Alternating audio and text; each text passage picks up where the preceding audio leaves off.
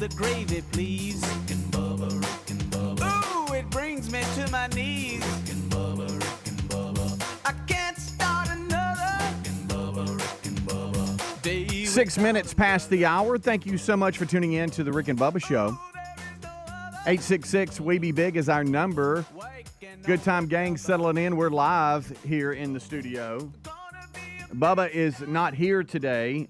He is taking a day to get some I think moving and all that. He sent out text, "Hey guys, I need today," and so we understand the saga of moving, and it's I know a tough task if you've ever had to move, and so they're in the middle of all that right now.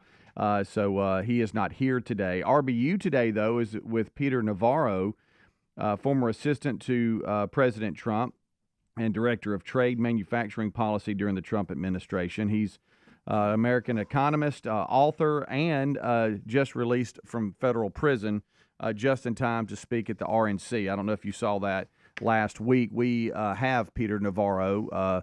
He's the author of the new MAGA deal, the unofficial deplorables guide to Donald Trump's 2024 policy platform, and we will have him on RBU today. So look forward to that. We got a lot to break down. Here we go. Over to my left, we got Mr. Greg Burgess, and over to my right, it is Michael Helms. What's up, boys? What up?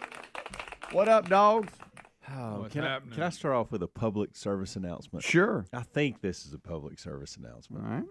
You can help me. Greg's definitely got to help me on this. Okay. I've got 1,000, possibly 1,200 tennis balls that I need to do something with. That many? Wow, that's a lot. You counted them? And so, yeah, I did actually. Just start at one nursing home, work your way around? Well, so that's what I wanted to ask. So, Don't ask him to drop anything. Well, I'm not. I want to be very strategic with this because I can't be driving all over the world with tennis balls. But if you're a nursing home, if you're a school teacher, and you live between, let's say, careful here. I know. What are you doing? Let's say between Pale City, I even go Leeds, between Leeds and Jacksonville, Alabama. That's east of Birmingham. The one I used to go to is right there on your way. Yeah, I was going to say, right well, you can't have anything what is more the convenient. process for that? Well, back then my You grandmother open the was door, there. you let the tennis balls go, and then you run back to your truck. I used to bring them in a big trash bag. Boy, you'd complain. Let me ask too. you this. Hey, I don't know nothing about boy, tennis he'd balls. complain. But no, but not. But so they just reach a point where they're Oh, they reach a point They're not even within. good for With the practice. women, it's not as bad, but with the men, it's they within a day or two they're done. dang.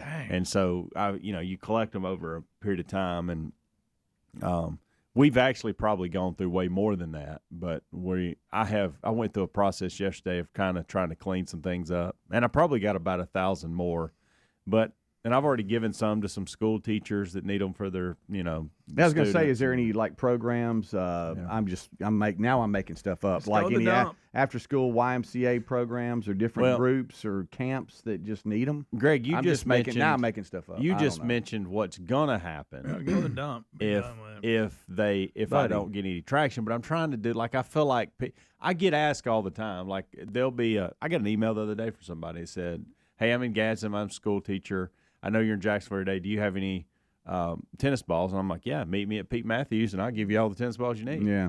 And so I have plenty, but to your point, Greg, I've got about a week where I'm gonna hold on to them, and then I'm going to take them to the dumpster. Now, an assisted living facility might need, 50 to 70 I don't to know. 100, I but used to take big bags full. 1,200? I don't know. No, I have no probably don't idea. need that many, but No, probably not. I've got Helmsy at 1, 2, 3, 4, rickandbubba.com. 5. Don't copy me. I've got 8 boxes in my car, $100 balls per box. So there's 800 in Why my did car. Jacksonville just zip off at Cook Springs and see Yeah. what they got? What about, here I go again, I don't know what I'm talking about.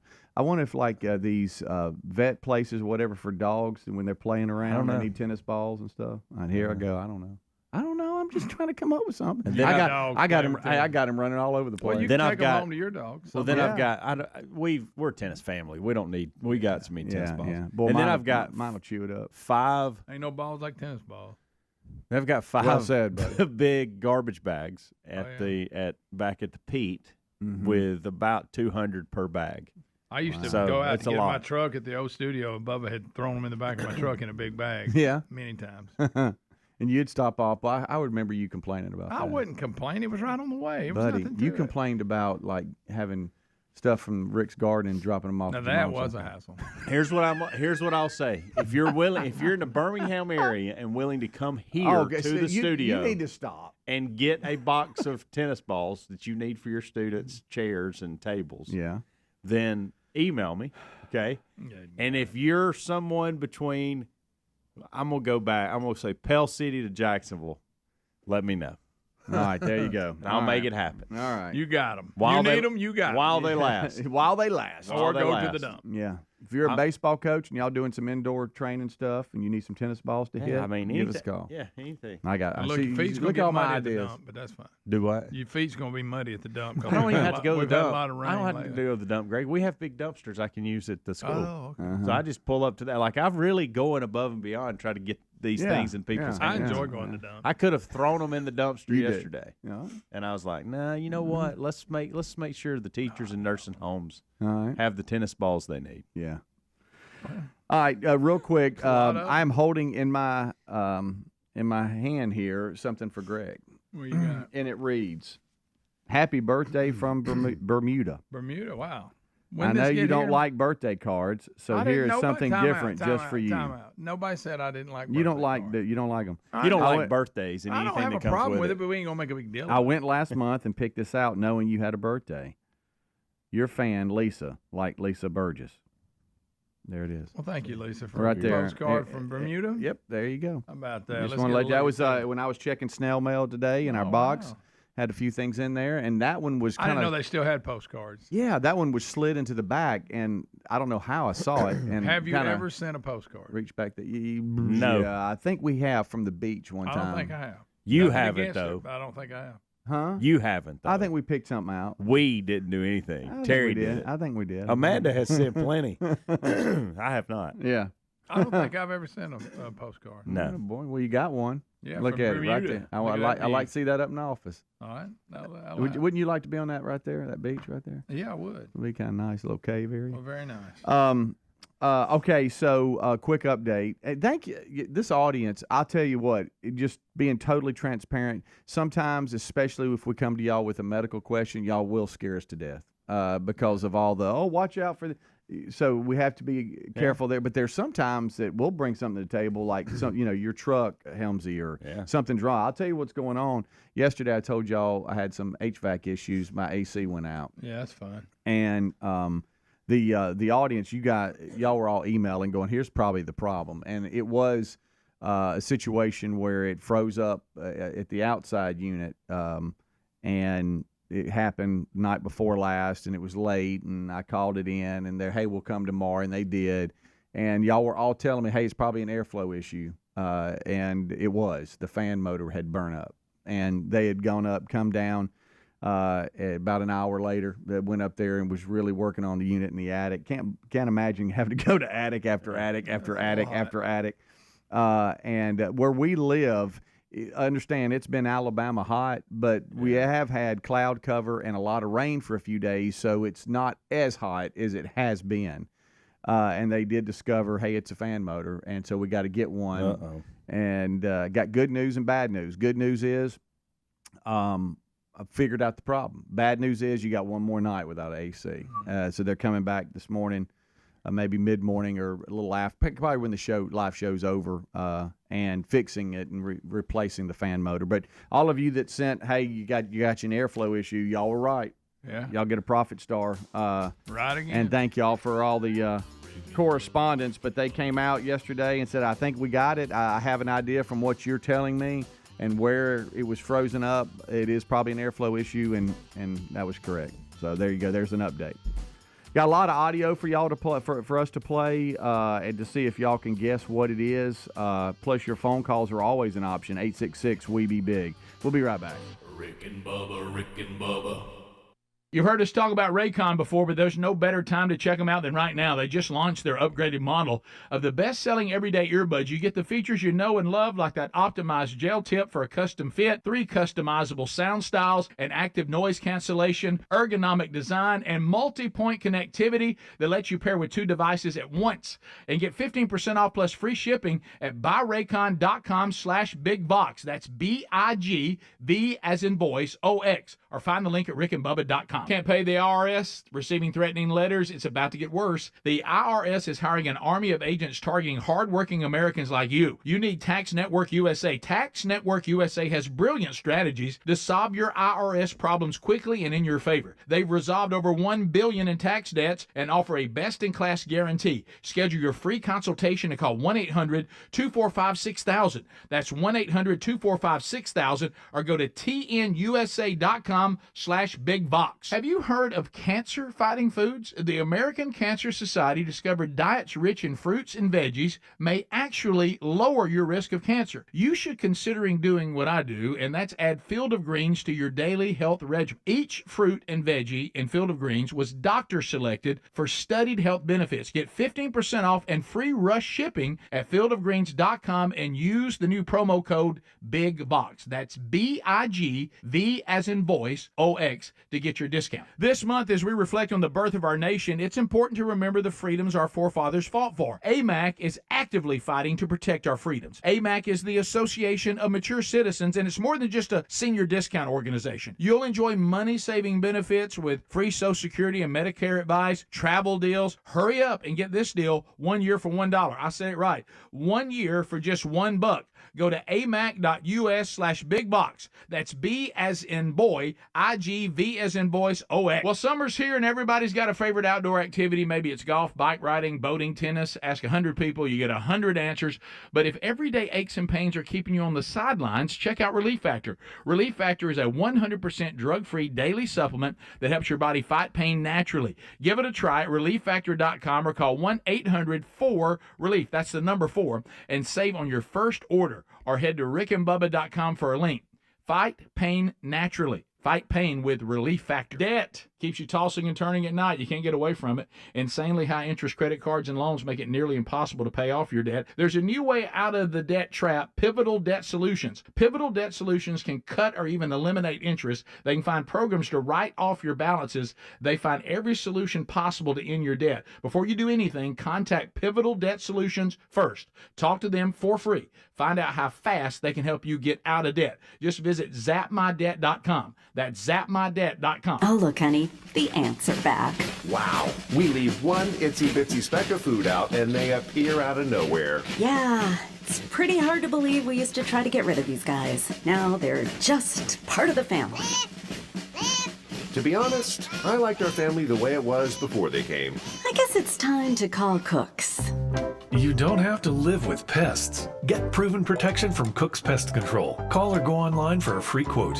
Cook's Pest Control. Helix Sleep mattresses are terrific, and the Helix lineup has 20 unique mattresses. To find the one right for you, take the Helix Sleep Quiz and find out in less than 2 minutes. Once you pick your mattress, Helix knows there's no better way to test it out than by sleeping on it. So they offer a 100-day free trial, and they've got over 12,000 five-star reviews. Head to helixsleep.com/bigbox. That's B-I-G and V as in voice, O-X. helixsleep.com/bigbox to save up to 30% off your mattress order. My O's Israel knows it's hard to understand what's really happening in Israel, and that's why IsraelNeedsMe.com shares reports and gives you a perspective from a ministry to learn what's really going on in the Holy Land. Over 100,000 Israelis have been displaced from their homes due to the war. Now, many from northern Israel have seen massive destruction to homes and businesses since the Iranian-backed terror group Hezbollah has increased its attacks there.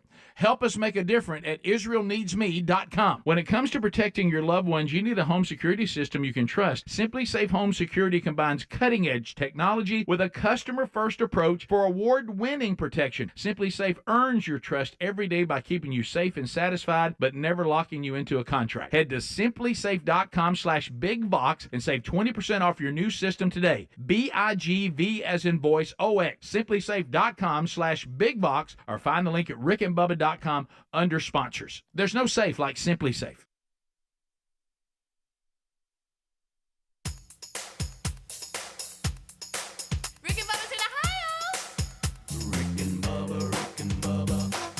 of gravy, please. Rick and Bubba, Rick and Bubba. Ooh, it brings me to my knees. Rick and Bubba, Rick and Bubba. I can't start another. Okay, 20 minutes, leaning on 21 minutes past the hour. It is the kickoff hour here on the Rick and Bubba Show.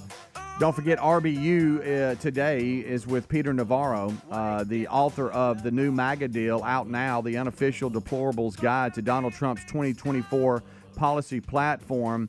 Literally a little over a week out of jail. He spent 4 months in a federal prison, and we will talk to him today on RBU, so be standing by for that. I'm sure you all remember Peter Navarro, but if you do not, he's got quite the story, guys. It's going to be a good conversation. He was the assistant to President Trump and director of trade and manufacturing policy during the Trump administration. Of course, he's an economist, an author, and you can go to peternavarro.com to learn more information about it. Book, you can go to 45books.com and check it out too. So we're going to have a great conversation with him tomorrow. All right, I've got a piece of what? I was going to ask you how you slept last night with no in the air conditioner. It was tough. It was tough. It was Sheet tough. stuck to you. So do was you tough. go when you are in that situation? Do you do like I feel like I have to have some type of cover, so I just go one sheet. Obviously, is that Yeah, what you that's do, what I or did. do you just not I had have any? to. Okay. And I talked to Terry about. You pull the sheet all the way up to your neck. You stop about right here. I stopped about underneath my armpits. Yeah. Yeah, just kind of give myself a little bit of freedom. Yeah. But as Terry was getting ready to go to the ball game / bed, I asked her. I really quizzed her yesterday. I said, let's talk about you, and because right now it's obviously not cold. No, it's not. And she said, I think some of it's just the weight of something on me, like the covers or something being on me. She said, I think there must be a little bit of that. I'm not sure. But also, you know what I tried to do? I tried to put in my mind. I was like, there's people that's got a lot worse than me. So my AC's out. I can't go to sleep tonight. You was already there. I had to. That's where my mind had to go. I agree. So you're going to complain about this when we got what's going on People in the sleeping world? in a box. Yeah, exactly. So I'm like, so you got it pretty good, buddy. And that's, Yeah, I had to kind of talk to myself. Yeah, a little talk to bit. yourself. I did. I said, how'd yourself take so I it? tell you what you're going to do, self. You're going to go to bed and you're going to stop complaining because you really ain't got it that bad. Yeah, what I say is not. This was not having it bad. Was it discomfort? Yes. Was it? Did self sweat? Was it a bip? Yes. But I mean, Are you done with it? Well, yes. all right. So that was me talking to myself. Yeah. So I'm giving myself a speech again. Yeah. There's I people laying would, out in the street right now. Here's what I would say is at least you don't have to sleep on these beds that the Olympic athletes are sleeping Oh, on. I know. I saw you that. talking Have y'all about seen Yeah, these? you talking about the no sex beds? Yes. Yeah. So you Is just that said really it. what they're? Yeah. Yeah, absolutely. we had that earlier in the week, and you laughed at it. I got news for them. They'll find a way to get around. Sure they will. Yeah, no, I think that was your comment. Well, they will. Yeah, they're trying to anything they can to. They said they are And the they, most uncomfortable deal and ever. Have you seen them too? They're really made out of cardboard. They really are. And these athlete villages and all that, they're trying. The whatever greatest they can. athletes that we have on our planet, they're having to sleep on these beds. Cardboard. Yeah. Hmm. Yeah, so you're right. I mean, at least I had You a had- nice bed to lay in. And it was a little absolutely. hot, but Yeah. so what I did is, these I don't even know the brand of them, but sometimes you might be walking through Home Depot or something, and they're the big orange fans. That's what I call them, big orange fans. Big orange fans, yeah. Because they're orange. Talking about the BOF? Yeah, and I had a couple of years ago bought a real big one for the garage. And matter of fact, I'll tell you when it was. It was right around the pandemic. That's how long ago it was, because you remember they shut down the gyms. You remember you couldn't go anywhere. You couldn't go to a gym. The gyms were closed. Everything was closed. Couldn't get a haircut. Right. Remember that? Yes. Well, that didn't Yes. affect you. No, the rest buddy, of us you don't dealt have with to it. say that every It time. really did. Wow. Yeah. I mean, man, it got bad. And that's when we worked out a lot in the garage. No, got and my shirt off, showing the neighbors. Check me out. And it wasn't just me. Check out these abs. I'm sorry. You have trouble getting through this one. Don Day brought peanuts. He's been off some Sure. peanuts. He's on a peanut good. high. I don't Good. know if that's a thing, but if Thank you, so, Don. you're drunk on peanuts. I can tell you that. Yeah, I You've like eaten so peanuts. many of them. You don't know. But now it wasn't just me; it was the boys too, because nobody could do anything. You remember? Did you ever Hey, you walk remember through when that? neighbors would tattle on you? Oh, yeah. I see cars outside. They're gathering. What more are you than, doing? More than immediate family. Hey, boys, if you got friends coming over, park down the street Yeah, and just like- have them walk down. You know, it was the weirdest thing. It was bizarre, y'all. So I got one of those Did you big ever fans. walk to the end of the driveway shirtless and kind of just spin around, then Yeah, go back a so little everybody bit. check Yeah. you out? Yeah, you remember how at OTM we used to have to like do circuits and we Oh, would yeah. have to work out and then go run. Yeah, it was Yeah, terrible. that's what I do. I'd work out a little bit, do a set, and then Shirtless. run down the street shirtless. No, I'm kidding. I did. But I got one of those BA fans to sit in the corner of the garage just for circulation because Yeah. the garage get hot. Brought it in last night. Fired that baby up. And you know, when you see old Big Orange in the house, Well, it's you loud. know you got you a problem. Was it Oh, it loud? sounds like a jet's in the house.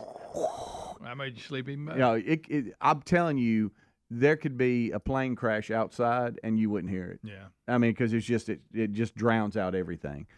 So JC is home from college, and so I bet he wishes he was back. second at night in a college. row he slept on the couch, and then I had a little green, not a little green. I have it's a green fan, but it sits over You to got the some side. colorful fans. and I gotta give you that. And it's just a little shade of green. And I have a little orange one that we put on the back deck area, and I brought it in and actually set it up on a dresser so it was pointing down on You're the glad two of to us. have all them fans. Yeah. Triple breaker probably. Yeah. So anyway, there's fans right now. If you were to walk in the house, but what you do if you live in a 2-story house or whatever, you just give up and go upstairs is just off. it's too I mean, hot. we're just closing off upstairs off. Sorry, JC came in late yesterday, and I said I'm gonna tell you right now because he had grabbed something to eat, like he was gonna go upstairs. I said like you can head on up, but you probably coming right back down. And sure enough, he came Heat down. rises. 30 seconds later, goes I'm out. Yeah. All right, so but yeah, Helmsy, thanks for asking, buddy. He didn't sleep really good That's at a tough all, one. and it wasn't because it was You just had to peel the so sheet off awful. of you this morning? Yeah, it was just like this weird thing about I don't know. I couldn't get comfortable because I just wasn't in my natural thing. Rusty Rose. But then You're I all would wake sweaty. up and I would again dog myself, buddy. You okay? I mean, Yeah. so you're going to complain worse about this? I did get. I want to thank the You audience. could I have had been in a shanty town. the audience yesterday had also sent me some emails about. Remember we talked about getting out of the shower and you're sweating like crazy. Yeah. They said, hey, for the last minute of your shower, turn it on, not all the way on cold, but almost cold for about 30 seconds It's to hard to be 40 under that seconds. cold water. But it's not like you're stepping into a cold shower right out of the gate. You just kind of Just back it off a gradually. little. yeah, and it'll cool your body temperature It down a little will. bit, and then when you step out, you're not sweating. And actually, it worked this Yeah, morning. it does. You walk around like, whoo. Yeah, And then all of a sudden that heat came back. then it hit And me. he'll sit in front of that Right, fan. and then I had to talk to myself again, buddy. Yeah. You just had a shower, nice shower. You had soap. It's true, you don't stink. No, you're fine. Okay. You're not pushing up. There's some audio I was wanting to get to, but thank you. Baloney. Right, but thanks for asking about that, Helmsy. But Don Day did bring peanuts yesterday. The Bible study was live in the studio with Rick. I know a lot of you Good get that peanuts, through streaming or off YouTube, but we have a live studio audience in here too of men, Bunch of them. and I'm talking about it is a room full of men. We pull chairs in from the building and just position them all around the room. Well, Don Day is one of those men, and he always brings peanuts for Greg and other men that are Oh, they here. make You're not such the good only peanuts, one, They've got orders. but they're left for you. So you normally show up on the next morning, and you've got a bag of peanuts. Yeah. And so we know that he was here yesterday because you've been tearing them up all morning. You got a problem with that for some reason. No, You no, I really just- hates on my peanuts. No, They it's don't just- bother him at all. Well, let me tell you, we know you got them. Well, jealous. Rick and Bubba, Rick and Bubba.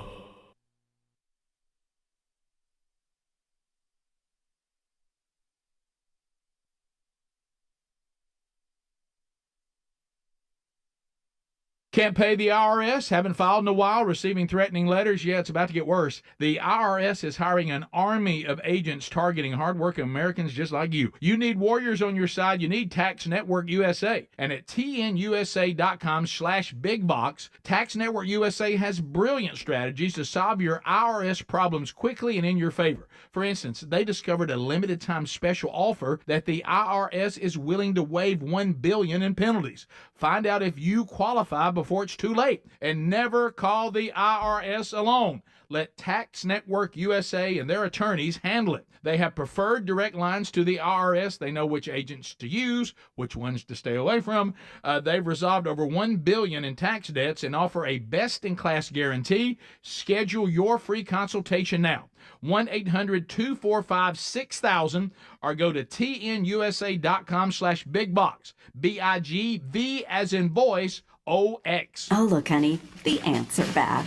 Wow. We leave one itsy bitsy speck of food out and they appear out of nowhere. Yeah, it's pretty hard to believe we used to try to get rid of these guys. Now they're just part of the family. To be honest, I liked our family the way it was before they came. I guess it's time to call Cooks. You don't have to live with pests. Get proven protection from Cook's Pest Control. Call or go online for a free quote. Cook's Pest Control. You asked, and the folks at MyPillow have listened. They're finally bringing you their most requested offer. Get the queen-size premium MyPillow for only $19.98. MyPillows are made with a patented adjustable feel that will work for your needs regardless of sleep position. They help keep your neck aligned. That's not all. Get their 6-piece kitchen towel set and famous MyPillow bed sheets for as low as $25. Go to MyPillow.com/bigbox. That's BIGV as in voice, OX. Use the code BIGBOX at rickandbubba.com.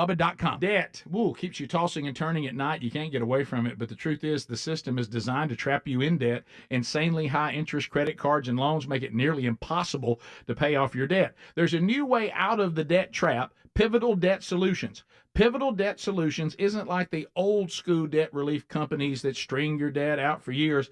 They have new aggressive strategies that can end your debt faster and easier than you thought possible. Pivotal Debt Solutions can cut or even eliminate interest.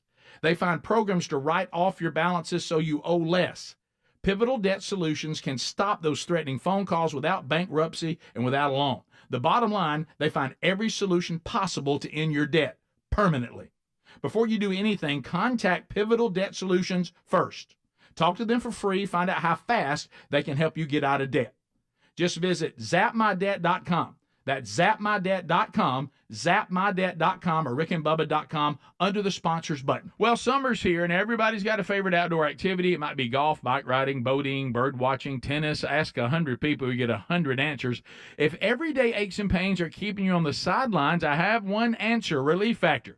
Relief Factor is a 100% drug-free daily supplement that helps your body fight pain naturally. Developed by doctors, Relief Factor uses a unique formula of natural ingredients. It doesn't just mask pain. It helps reduce or even eliminate it. Wherever you are, and if you're hurting in your back or your neck or your joints or your muscles, in 3 weeks or less, you'll start to feel the difference all day, every day. So whatever you do, whether it's swimming, pickleball, hanging out in the garden, Relief Factor can help you feel good again and let you enjoy all your favorite outdoor activities all summer long. Give it a try by going to relieffactor.com, or you can call 1-800-4RELIEF. That's the number 4, and save on your first order, or head to rickandbubba.com for a link. Fight pain naturally with Relief Factor. Do it today. Debt, keeps you tossing and turning at night. You can't get away from it, but the truth is the system is designed to trap you in debt. Insanely high interest credit cards and loans make it nearly impossible to pay off your debt. There's a new way out of the debt trap, Pivotal Debt Solutions. Pivotal Debt Solutions isn't like the old school debt relief companies that string your debt out for years. They have new aggressive strategies that can end your debt faster and easier than you thought possible. Pivotal Debt Solutions can cut or even eliminate interest. They find programs to write off your balances so you owe less. Pivotal Debt Solutions can stop those threatening phone calls without bankruptcy and without a loan. The bottom line, they find every solution possible to end your debt permanently. Before you do anything, contact Pivotal Debt Solutions first. Talk to them for free. Find out how fast they can help you get out of debt. Just visit zapmydebt.com. That's zapmydebt.com, zapmydebt.com, or rickandbubba.com under the sponsors button. Rick and Bubba's in Ohio. Rick and Bubba. Pass the gravy, please. Rick and Bubba. Ooh, it brings me to my knees. Rick and Bubba. I can't start another Rick and Bubba. Day without 'em, brother. Rick and Bubba.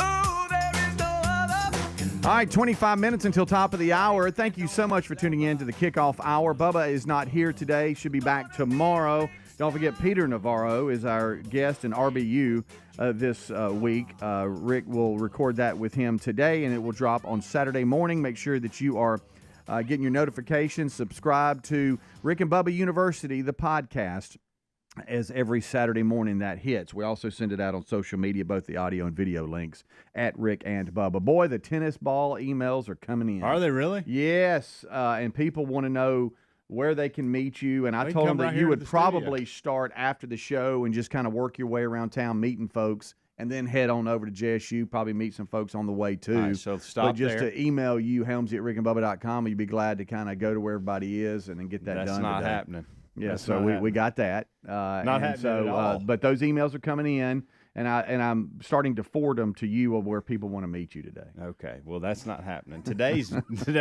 the way to get them today, okay, is to come to the Rick and Bubba studio between now and 10 a.m. All right. And not a minute after 10 a.m. Well, because you'll be gone. No doubt. At 9:59:40, I'll be headed out. So that's your option Are you going to today. be headed out to meet people? Is that it? No. Okay. And then Yeah, meeting no doubt there. At the Yeah, exit. that's what I heard. Is that what you heard? And then- That's what I I heard. know you were eating peanuts. You probably couldn't hear yourself over No. all the noise you make over there. and then You good? starting tomorrow from Pell City to Jacksonville, Yeah. I can meet you, not coming to your location, but I can meet you at a convenient place. Now, Greg's telling me just throw them away. No, Greg's mad you even brought it up. I know. But now I'm trying to me, do the right I'm thing. kind of proud of you for meeting folks and getting that I'm done. just trying to. I'm giving teachers and nursing homes an opportunity. That's all Okay. I'm doing. That's all I can do is give you an opportunity. Got some audio for y'all. I just want y'all to tell me if y'all think y'all know who this is. Okay? Hey, Biggin. I'm listening. Okay. Are y'all ready for this? Tell me who y'all think this is. Now, this does have bleeped sound effects in it because this person does use some language. Okay. But who do y'all think this is? If you Some had to- dirty mouth. It's 9:15, you idiot. It's not 9:15. I needed to leave 2 hours ago. No, you didn't. You can still leave and get there. I had to go when I was ready to go. You will not listen. I don't know who the you think you are. And this ain't about your bracket. This ain't about your surgery. This ain't about nothing. This is about you being a selfish. I don't think you're real smart. I'm going to go with our president or Nick Nolte. Oh. I'm going with RFK Hey, Jr. Nick, no. Hey, that's not bad. RFK Jr. Oh, you thought that sounded like him? No, the A voice sick Nick sounds Nolte. familiar to me, but I can't grasp who I think it is. Who's the guy that? Who's the got guy you- we interviewed yesterday? The comedian. Oh, David? Yeah. You thought that was him? Mm-hmm. Okay. Y'all are going to be, it was Billy Ray Cyrus. What? That was? That was. Billy Ray Cyrus is now What? 62, and that was him belittling and Oh, arguing with Fire his Rose. wife, Fire Rose, who's 37. Oh, Fire Rose. You know, they had a split. Yeah. Wait a They, minute. That was Billy Ray. Yeah. Can you believe Wow. Can you believe that? He didn't sound like an achy, breaky heart, did he? Sounded sick. That's what I was thinking. There's Yeah. something wrong with him. He's looking sharp these days. Have That's you seen leaked. that? Really? That's leaked audio. Yeah, he's of looking him really good. Him swearing and at Fire his- Rose didn't make it. I can't believe No, it. that was I was him. pulling for him. That gummit I was pulling for That him. was him swearing at his then wife, Fire Rose. And he also, slammed his daughter, Miley, 31, as She probably deserved it. as a devil, and I won't say what else, in a shocking new audio. So some of that's being released now. You got to ranting a little bit, huh? And what it is this audio strongly backs the claims from that Billy Ray's ex-wife, Fire Rose, has been subjected to months of extreme verbal, emotional abuse, and that's been some of her claim. And now the audio is coming out of him doing just what she's been accusing him of. Well, that was Billy Ray. people are texting. It's not me. It wasn't me. There were people texting that was me. First of all, I don't sound like that. But you? Yeah, they were texting on the thing over there. Oh no, that wasn't you. But It was Helms. right? It's Helms when he saw them tennis balls. Now this is you. But I'm gonna pan down after dark. That's not me either. But would y'all ever? How many guesses for this? It's not 9:15. I never. I needed to leave 2 hours ago. No, you didn't. You can still leave and get there. I had to go when I Now, for some reason, I can feel like I can Now hear you it. got him. That's it. My heart. It's an achy, breaky heart. I could have guessed 100. That hurts my voice. I could have guessed 100 people. I would not have guessed. I wouldn't Billy have Ray. either. Nick Nolte was a good guess. Well, there's another actor too, and I can't think of his name, and y'all will Watched be Blue mad at Chips me. the other night. That's what made me think. Did you really? That's a good one.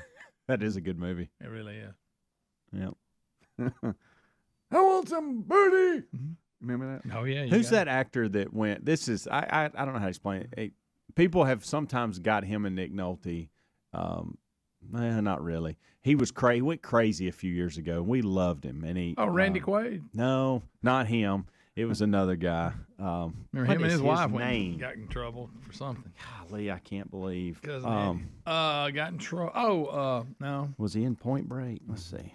Maybe. Oh, Gary Busey. Gary, yeah, yes. Very similar. That would have been close. That would have been one of my guesses too. Oh, Gary Busey. Gary Busey. Boy, he delivers every time. Doesn't he? Yes. Boy, does. You know he does them acronyms with everything. Yes. That's so good. Can't believe I couldn't think of Gary Busey. Wow. He's one I wish we had in the studio. Yeah. What do y'all think about this right here? The car started honking, went crazy honking. We were like, holy crap, look at this. What do y'all think's happening? This is a lady talking about something. Well, there's a car honking, obviously. Right. They were in a car. This is where they have to guess the audio and what's going on. That is a woman, of course, and I'll tell you, it was a New Jersey couple, and she's talking about something that happened to her car. What do y'all think? And the horn blew. Mm-hmm. On the windshield. Yeah, we're thinking somebody threw it at the car. Like, is somebody after us? Is it vandals? What do you think they're talking about? This would be my luck if I had a nice car like this, and it was a Tesla. Falling fish. Falling fish. From a New what? Jersey couple had a windshield of why their are they falling Tesla from? smashed by a falling fish. Now, you've heard this sometimes. It could be bird of prey or something maybe drops it, Yeah. I guess, or whatever. But apparently they think it was an eagle that lives in their yard that accidentally dropped it onto their car. This is a couple that was talking about what happened What if Billy when Ray suddenly the fish fell and hit their front windshield, smashing it to pieces. Must have been a nice little fish there. Yeah, that must have been a. That would be my luck. I would have something. What about like when that. you're in that situation and you get out and you first look and go, it's a fish? I bet your mind you're trying. How's a I know. fish? You scream at your wife. It's a fish. It's a fish. I'll tell you. See, really hurts you're my trying throat. to do your voice. You're getting in trouble. It over really it. hurts my throat. Is that not bizarre though? I thought Billy Ray Cyrus was in the car the way it sounded. Yeah. And as we run through the stories here, we had this one yesterday. A Tennessee store clerk stole a $1 million lottery ticket from a customer. And you go, well, now how did he do that? He was caught when he tried to cash it in at his. How did he get it away from the customer? The customer didn't know they won? I guess not, because, well, here's the lieutenant talking about how they busted him. Take a listen to this. If you scratch off the front barcode, it'll tell you if it's a winner or not, regardless of whether you scratch off everything showing how much you've won. He threw it on top of the trash. As that gentleman left, he took the trash outside. And if you follow him on the camera, you can see him grab the ticket, put it in his pocket. He went to the Tennessee Lottery Commission to claim the ticket as his own. And through their normal line of questioning, there were enough red flags for them to say, hey, you need to get all your affairs in order and come back to us, and we're going to hold on to the ticket. So he's been busted and now facing felony charges. But my question is, why did the customer throw it in the trash can? I don't know. No, he did. The clerk did. Threw it in the top of the trash can. But why didn't the I don't customer know. win? Right. But I don't know. I guess maybe the clerk saw that he might have won or something. I don't know. But it's $1 million lottery ticket that was stolen, returned back to the winner's hands now. Now the winner has it. And the clerk's been charged with stealing it. Somehow the winner didn't know he won, evidently. It was in Murfreesboro, Tennessee, and a customer bought a big winning ticket but walked away empty. Detectives say the clerk, and you heard this, tried to keep it for himself. We're talking about a $20 scratch-off ticket worth $1 million. The customer walked into the Murfreesboro Shell station, bought 2 tickets, and asked the clerk to check them. Okay, that's what happened. Oh, the clerk said, you didn't win. They say that the detectives say that a customer bought 2 $20 diamond and gold lottery tickets from the clerk, a 23-year-old. Sorry, pal, you lost. And some lottery players, to save time, and I don't this is just the story here. The customers just scratch off the front barcode and then ask, maybe the clerk or whatever to check to see if they're winners.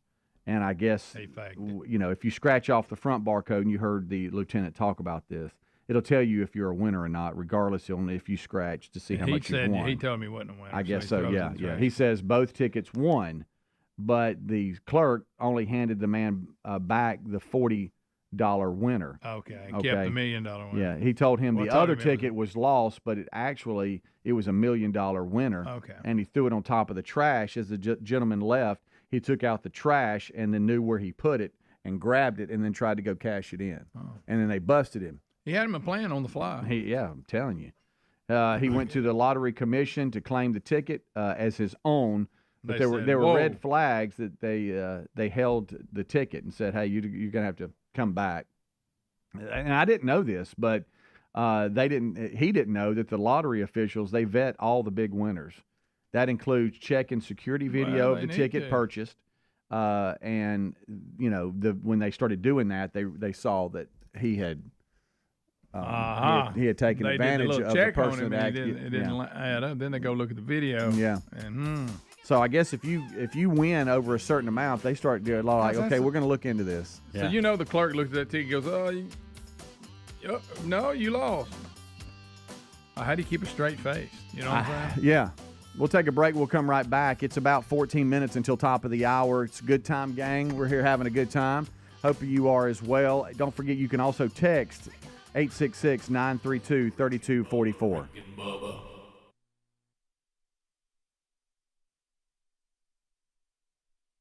Philo's got a world of entertainment for you to explore with just one subscription. Sign up today and start watching all the networks you love, like A&E, MTV, Discovery, Lifetime, Hallmark Channel, and so much more. Featuring current seasons of all the best drama, true crime, reality, and family-friendly shows you can't afford to miss. And with up to 3 streams at once, you'll never have to fight about what to watch. Get started today and unlock our library of over 75,000 movies and shows, and save all your favorites with the unlimited DVR so you can rewatch them anytime, anywhere for up to a year. Philo now includes access to AMC Plus. You can discover your next obsession from its collection of hit originals like Mad Men, The Walking Dead, Killing Eve, Orphan Black, and tons of blockbuster movies. There are no contracts, no commitments, and no hassles. For just $28 a month, Philo's a better way to watch TV. So what are you waiting for? Visit philo.tv and sign up today to start your 7-day free trial. That's philo.tv. I occasionally have nerve discomfort in my hands, so the things I love to do... Let's play something, Grandma. ...became difficult as I got older. If you have occasional stabbing and burning in your hands and feet, try Nervive Nerve Relief. Nervive's clinically studied dose of alpha-lipoic acid reduces occasional nerve discomfort in as little as 7 days with continued daily use. Say yes to healthy nerves with Nervive Nerve Relief. These statements have not been evaluated by the Food and Drug Administration. This product is not intended to diagnose, treat, cure, or prevent any disease. It's Lee Come Key. Welcome back to the Lee Come Key request line. Ready for something with a kick that's still smooth? Talk about a hot time at dinner time. Crisscross. This is America's #1 spicy mayo and non-GMO verified sriracha. It's the Sriracha Slide coming at you from Lee Come Key. Turn it out. Sriracha Slide on over to srirachalove.com to check it out. Sriracha real smooth.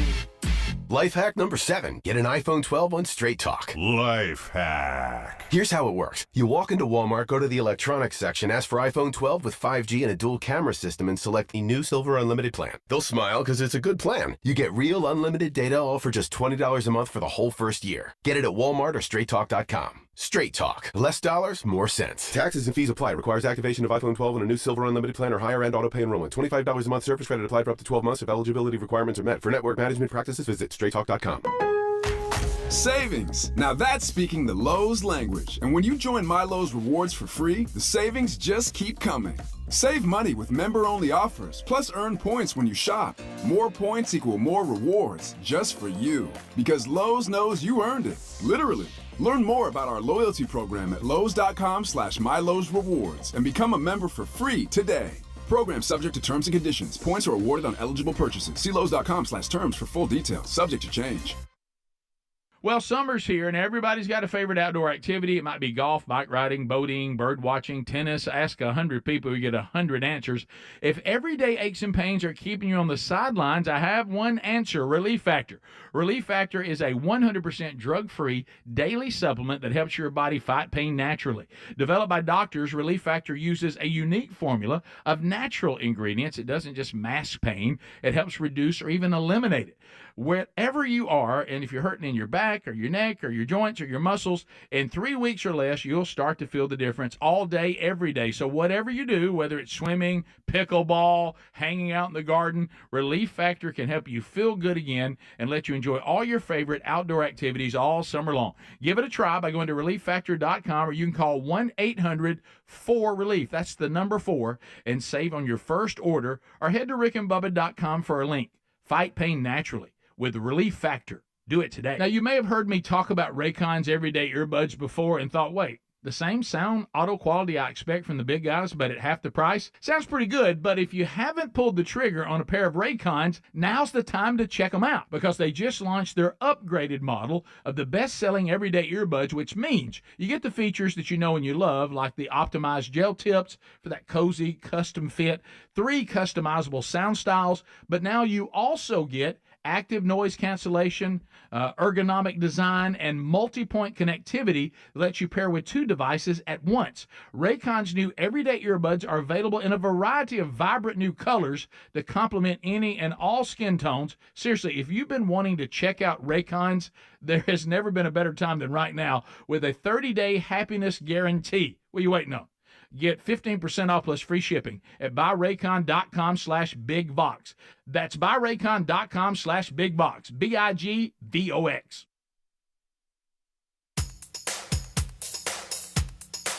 Rick and Bubba. Pass the gravy, please. Rick and Bubba. Ooh, it brings me to my knees. Rick and Bubba. I can't start another day without him, brother. Rick and Bubba. Ooh, there is no other. Rick and Bubba. Waking on their blubber. All right, we are rolling back now. 8 minutes until top of the hour. It's the Good Time Gang, and we thank you so much for tuning in to the Rick and Bubba Show. We've kind of set the table for the day. Bubba not here today. Should be back tomorrow. Peter Navarro is going to be our RBU guest this week. Make sure you're paying attention to that. We've updated a number of things. This portion of the show is brought to you by 24/7 burglar busting protection for your home or small business. I'm talking about simplysafe.com/bigvox. That's BIGV as in voice, OX.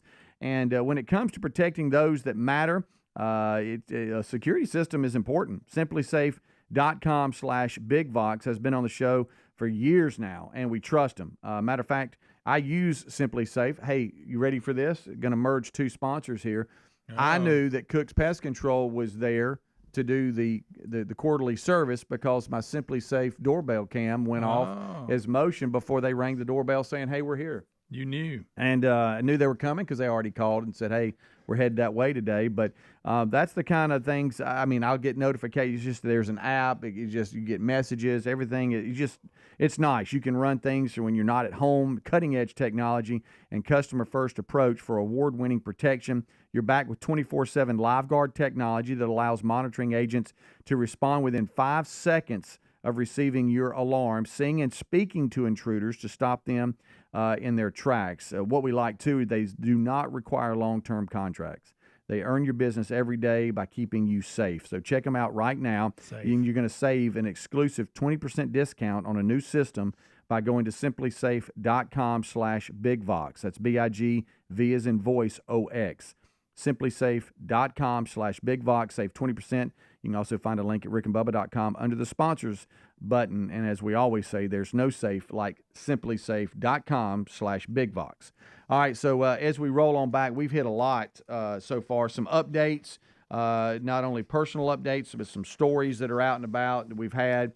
And we are aware, I know that some of you have been texting at our text line about what happened in D.C. We know we're waiting till the main show starts. We'll kind of break that down Netanyahu speaking, and then all the protests going on outside, and some of the things that were allowed. I don't understand if it's a certain party or a certain group, they just get passes. I don't know. I have no idea. But we're aware of all that. We'll give all those updates and talk about them at top of the hour. Speaking of America, I know, we all love this country that we live in. And I know this time of year, you, Speedy, really love it because of the Olympics. And you really get behind our American athletes, no matter what sport they play. I want USA to win normally. So what I want to know from you is, at 2 o'clock today, will you be watching our United States soccer team? No, they got beat. Didn't they get beat yesterday or in France, the opening match? They got beat. They play Zambia today. Is that who? I don't know. The women. I'm talking about the women. Yeah, okay. I'm talking about the women. Men got beat. Probably not. I don't know. Here's the thing. You want them to win. You're just not going to take time. Well, I mean, being an American, I always want America to win. Sure. I don't. Some people go, well, it's that sport. That's stupid. I hope we lose. That's not really. That's not really me. I'm not that excited if we win. That's not really me. I'm like, I might not really watch the sport, but I still want America to win. Okay. Yeah, and that's kind of me. I want to make sure we win all. We're the most gold medals and we perform well. But am I going to watch it? I don't know. It really depends. Now, I saw that on my provider, it has an Olympic channel where it's just, and I know that NBC and all their partners, they Peacock. They have it, but then there's also an Olympic channel that it's just 24/7 Olympic stuff. And with the time difference, everything's going to be off a little bit, where by the time we watch it, has it already happened? I don't know. We'll see. I won't watch it. That's for sure. Yeah. And to be honest, I'm not saying I wish they lose like you're talking about. Yeah. But I don't know. I've heard y'all. I honestly. Y'all don't rub me into that. But I'll go here. I really don't care if they win or lose. Yeah. It's not going to affect me. Yeah. I'm not going to be mad if they win. Right. Yeah, I'm not going to be disappointed. I'm not going to sit around and be upset and look at the ceiling and you might. And be cry. But I do want to win because I want America to always win. All right, let me paint it this way. Let me paint the picture. I don't care what we're this doing. way. I want to win. I want to be the best. If they start at 2 o'clock today, and at 3:15, you find yourself the air's back on in your house. And you're comfortable, and you got your little snack, and you got like an hour to do nothing. You're flipping channels, and you see that the women's soccer team is tied with Zambia, with 6 minutes left. Are you going to watch it? And when they score to beat Zambia, do you get off the couch and cheer? No, and no. Really? No, I don't know that I will go. You scream, I believe that we will win. Now, if you said, hey, breakdancing's on, will you watch it? That. Now, some of the stuff, I am because of the breakdancing. new competitions, whatever. I'm not going to say sport, but you know what I mean. Some of the new added Olympic deals, I will go check them out just to see what it's like. You think if breakdancing is available, I'm going to watch it. Can we put one of these TVs on the Olympics? Yeah, I don't care. I don't care what we do. Well, it's kind of like know what's going on out there. Like I think they're doing archery in like. Well, he's going to get mad. He's going to get mad because he doesn't like America. I just said, and again, I told you I like to watch swimming, but I don't like diving because I can't tell unless they do a belly flop, which they all never look good do. to me. They all look. I don't know how you score. You love the synchronized swimming. And it's amazing when they come really off is. that daggum 10-meter, whatever it is, the big top one. Yeah. Are y'all impressed with the synchronized swimming when it shows the underwater camera? Oh, they're doing they're no, it's unbelievable. It's unbelievable. As sport is, that is really impressive. It really is. And I know you like the gymnastics when they have the little string and they're swinging it around. I know you like gymnastics. Yeah. Well, you nice to take that. We're all having fun. Greg loves America. I'm just kidding, but he makes fun of some of the stuff. And like I said, I'm not gonna. It might not be. Buddy, you're all about I'm not you got going. Your shirt I out. thought you'd been there blowing your vuvuzela. That's pretty good. Whatever it is. No, I'm not. I just want America to win. I'm sorry. I just want to be the best. If love America's wrong, you don't care what we're right. doing. I don't care if it's ping pong. Let's be the best. Be right back. Rick and Bubba, Rick and Bubba.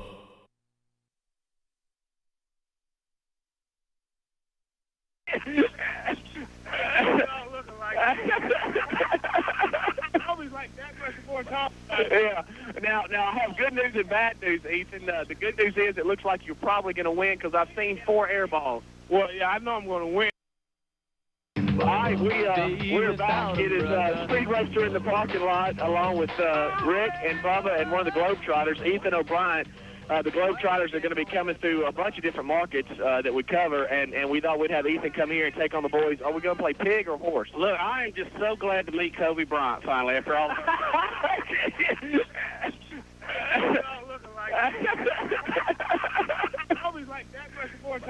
Yeah.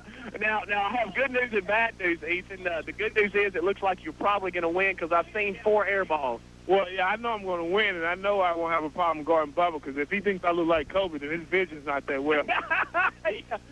Look at that air ball. Rick Burgess. Oh, Rick. These guys, you know you're supposed to put it in that round thing up there, right? Yeah, show that now. Rick wants to know where the camera is. It's right there, Rick. Just look up at it. It's not showing right now. No, it's showing. It really? Yeah. Who loves the Globetrotters? I love the Globetrotters, dadgummit. He's having a little trouble. All right, how are we going to start? Are we going to play cow? Yeah. Let's play cow, and Ethan said y'all were scared to play 21, so we can play cow. I'll follow you. All right, we're going to play cow, right? Now, so, Bubba, here we go. All right, Bubba's first. For those of you that don't know, he drained it! He drained it! Oh, my goodness. Now, he's out about, God's merciful, Ethan says. Ethan, Ethan! Ethan! Hey, the wind blew that off. So Ethan has C, and now Rick gets to go to where he wants. And see, Rick's going to go up for a layup. He does it, and he misses a layup. Rick, you missed a layup.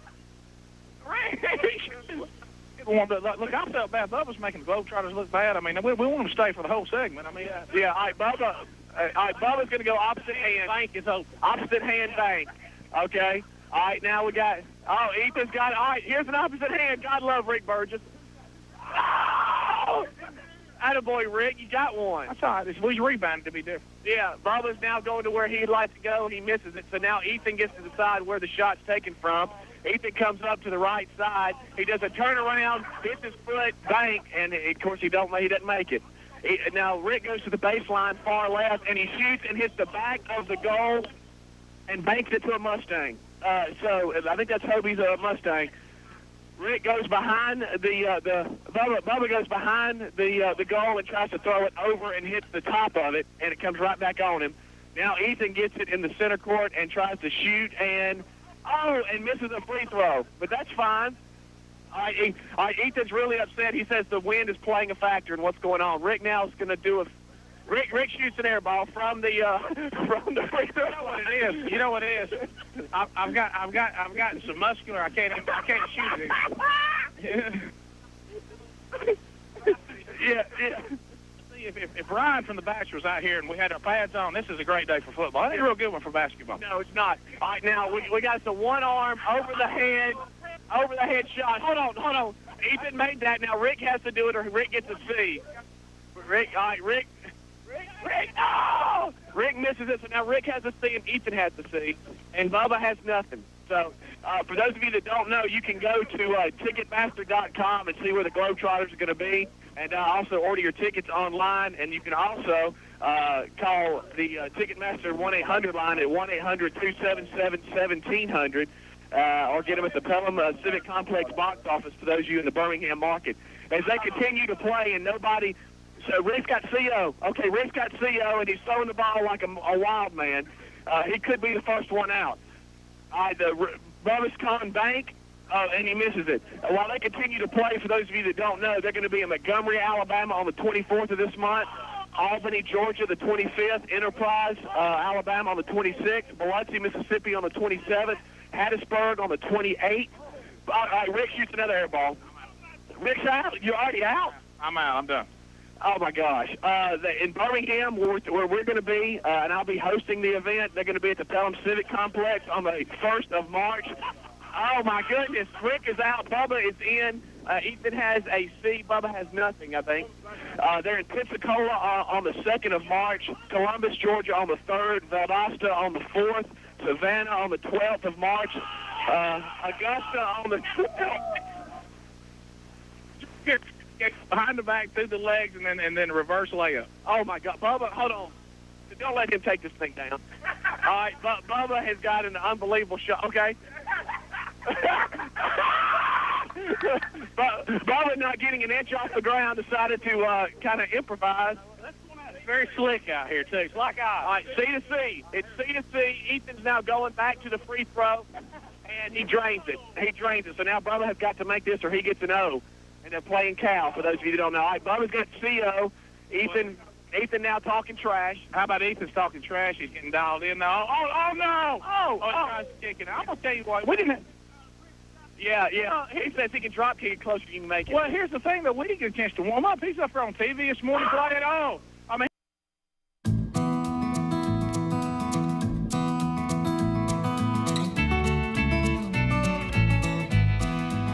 6 minutes past the hour. How about you? Thanks for being with us today. It's been 24 hours, so there's a lot to talk about on the state of things. Here's the national anthem getting us started.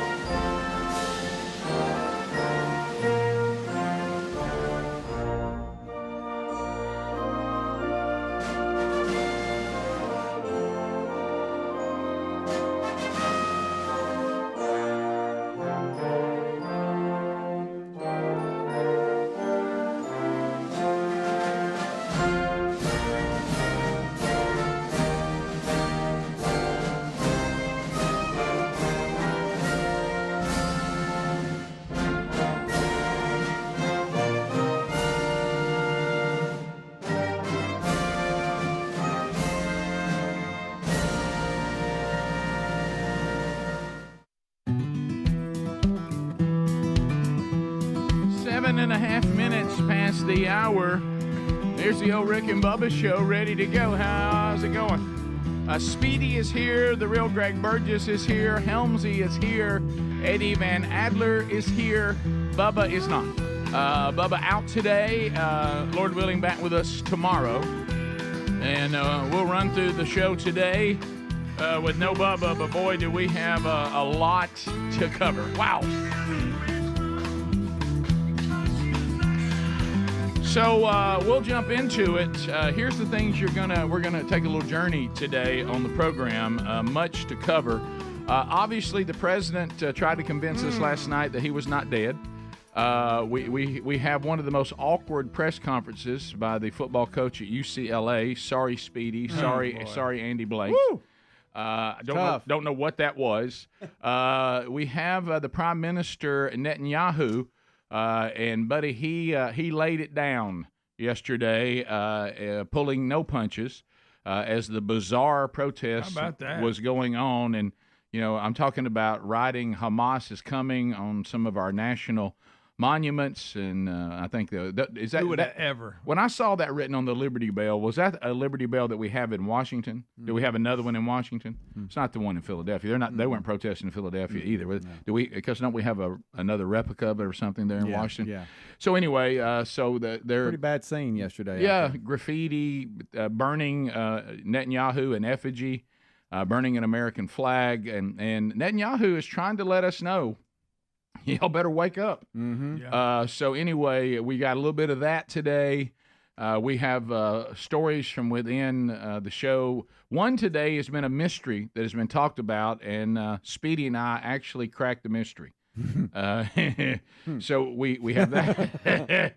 We have that coming up on the program today. Rick and Bubba University, the podcast. My goodness, look at us being all topical. Yeah. Peter Navarro, fresh out of federal prison. After the Biden administration put him there, he will be with us. He is scheduled to appear on Rick and Bubba University, the podcast today. We'll record it. It'll be out this weekend, so catch that wherever. He has a new book, the new MAGA deal, The Unofficial Deplorables Guide to Donald Trump's 2024 Policy Platform. A wordy title, But this is important because this election coming up, I really did. I'm sure I'm like y'all. I sat around yesterday because I hit a time where I did not watch the news at all because I just couldn't. It was just so much propaganda. So, and all I do now, because on these news stations, if you just watch the first show that you can get to, you get everything.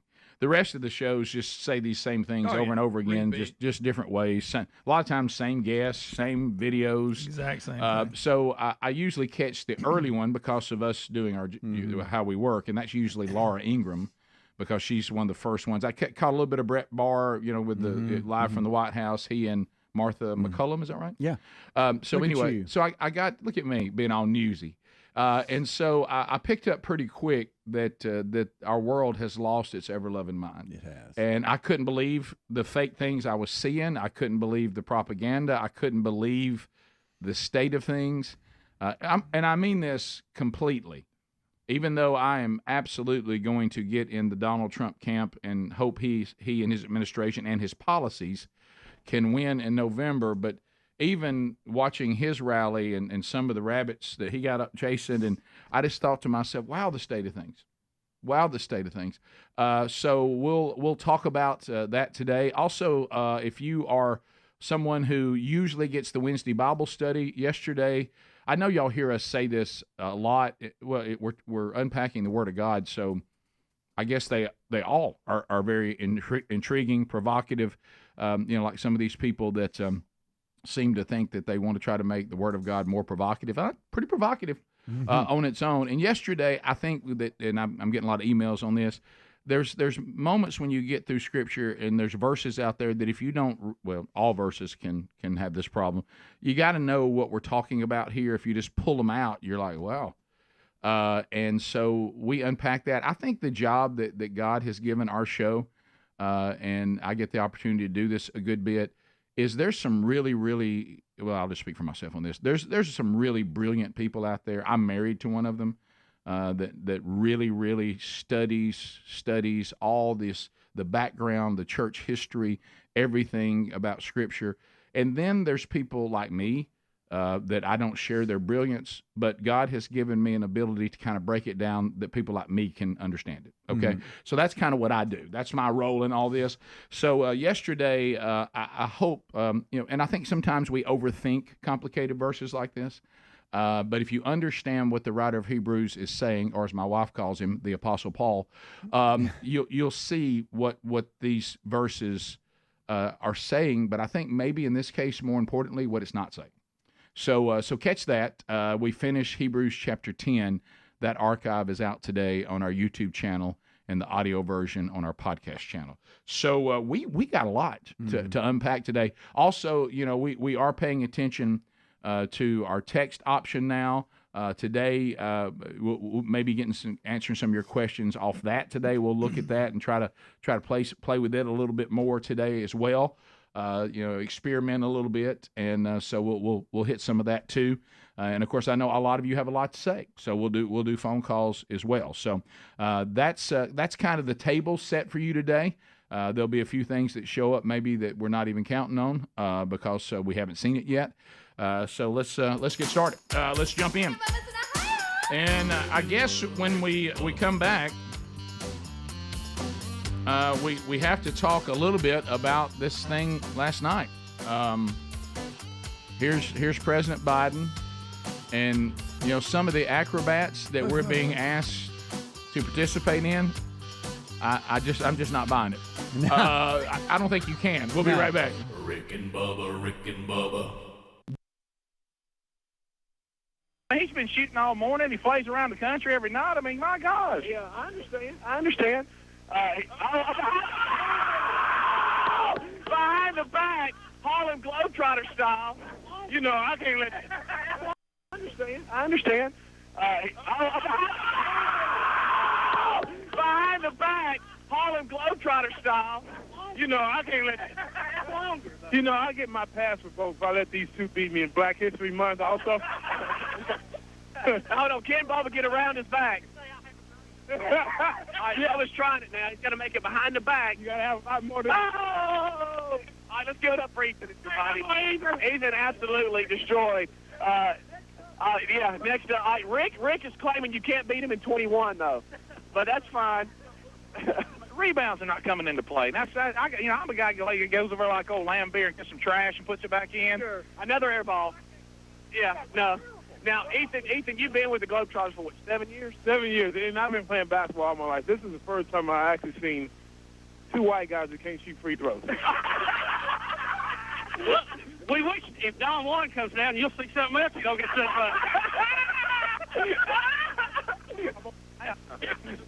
Don Juan, please let JT run the board, and you come down here. Hey, he don't want me to come down there and show him up now. Yeah, we want. Now, because we look at how many places they're playing in our viewing and listening on it. So have they got a website you can go to and follow them? Yeah, exactly. You can go to HarlemGlobetrotters.com and click on exactly where they're going to be. I was running down a lot of the places. Rome, Georgia, they'll be on the 21st of March. Atlanta, they're going to be there the 22nd. Huntsville, Alabama, they're going to be there the 26th of March. So you can go to HarlemGlobetrotters.com and find out exactly where they're going to be. For the third year in a row, I'll be hosting them when they come to Birmingham, the Pelham Civic Complex. This is going to be a lot of fun. Well, that's March 1st, right? And that you'll be a part of that. And I know a lot of folks that are around here are going to that. So, to me, growing up as a little guy, I never was a little guy. As a young guy, growing up, the Harlem Globetrotters were a thrill. They're still a thrill. And to be hanging out, today shooting with one of them is a childhood dream come true. So it is a big deal. Now, look, Ethan, I know that I don't want you to hurt yourself or anything, but do you have any other little tricks you can perform for us? I mean, you won't slip and fall in this asphalt? Yeah, I'll do something else. I got to see something. Turn around to the folks here. Look right there. Yeah, I mean, I want to see. They're right there. Say, oh, look, he's bouncing it on his back. Oh, almost. If he'd have made that, it'd have been amazing. Okay, the wind. Oh, almost. Oh, my goodness. All right, turn around so everybody can see you, Ethan. They're up there, Ethan. Ethan's now like the ball's just rolling all over him. Let me show you something. I got one more move. Watch this right there. Oh, Ethan. All right, Rick's claiming he's got one more move. Oh, Rick's trying to balance the ball on his hand, on his finger. And Rick, okay, Rick tried to spin it on his head, Rick. That's a good move. Bubba's now seeing if he can do it. It is a little chilly. It's actually a drizzle out here. Hopefully this isn't absolutely too confusing for our radio audience. Rick is actually spinning it on his finger now, and he's kicked it with his knee back up in the air, tried to spin it again, and now he has shot an air ball. All right, Rick, what you playing here? Well, I spun it on my finger, and then I kicked it off my knee. And if I'd still had some spin on it, I would have caught it there. So what you need to picture what would have happened if I could have done it. Right. Now, let me ask you a question. Ethan, if we all lined up, do you think you'd get in the paint on us? Oh, without that. Because Rick claims that there's nobody can take him in the paint. Could you get around Rick? Oh, yeah. Rick, please get around Rick. Rick, see if he can get in the paint on you. Yeah. Now, just like in neighborhood basketball, hold on, there's cars coming. Everybody's got to stop. The game off. Nothing counts. Come on through, ma'am. Game off. All right, Rick, we're going to see if Ethan can get into the paint and score on you, because you claim that nobody can get in the paint on you. Yeah. All right, hold on.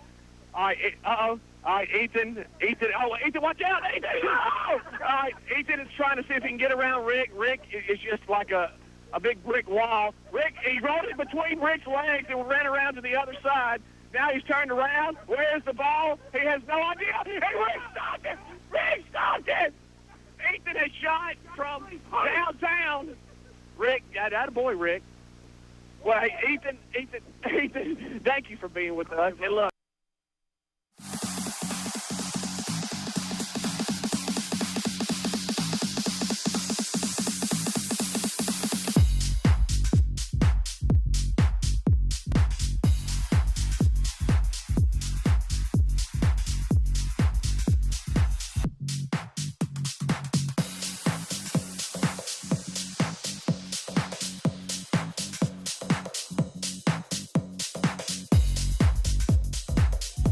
20 minutes past the hour. Rick and Bubba's show. Thanks for being with us.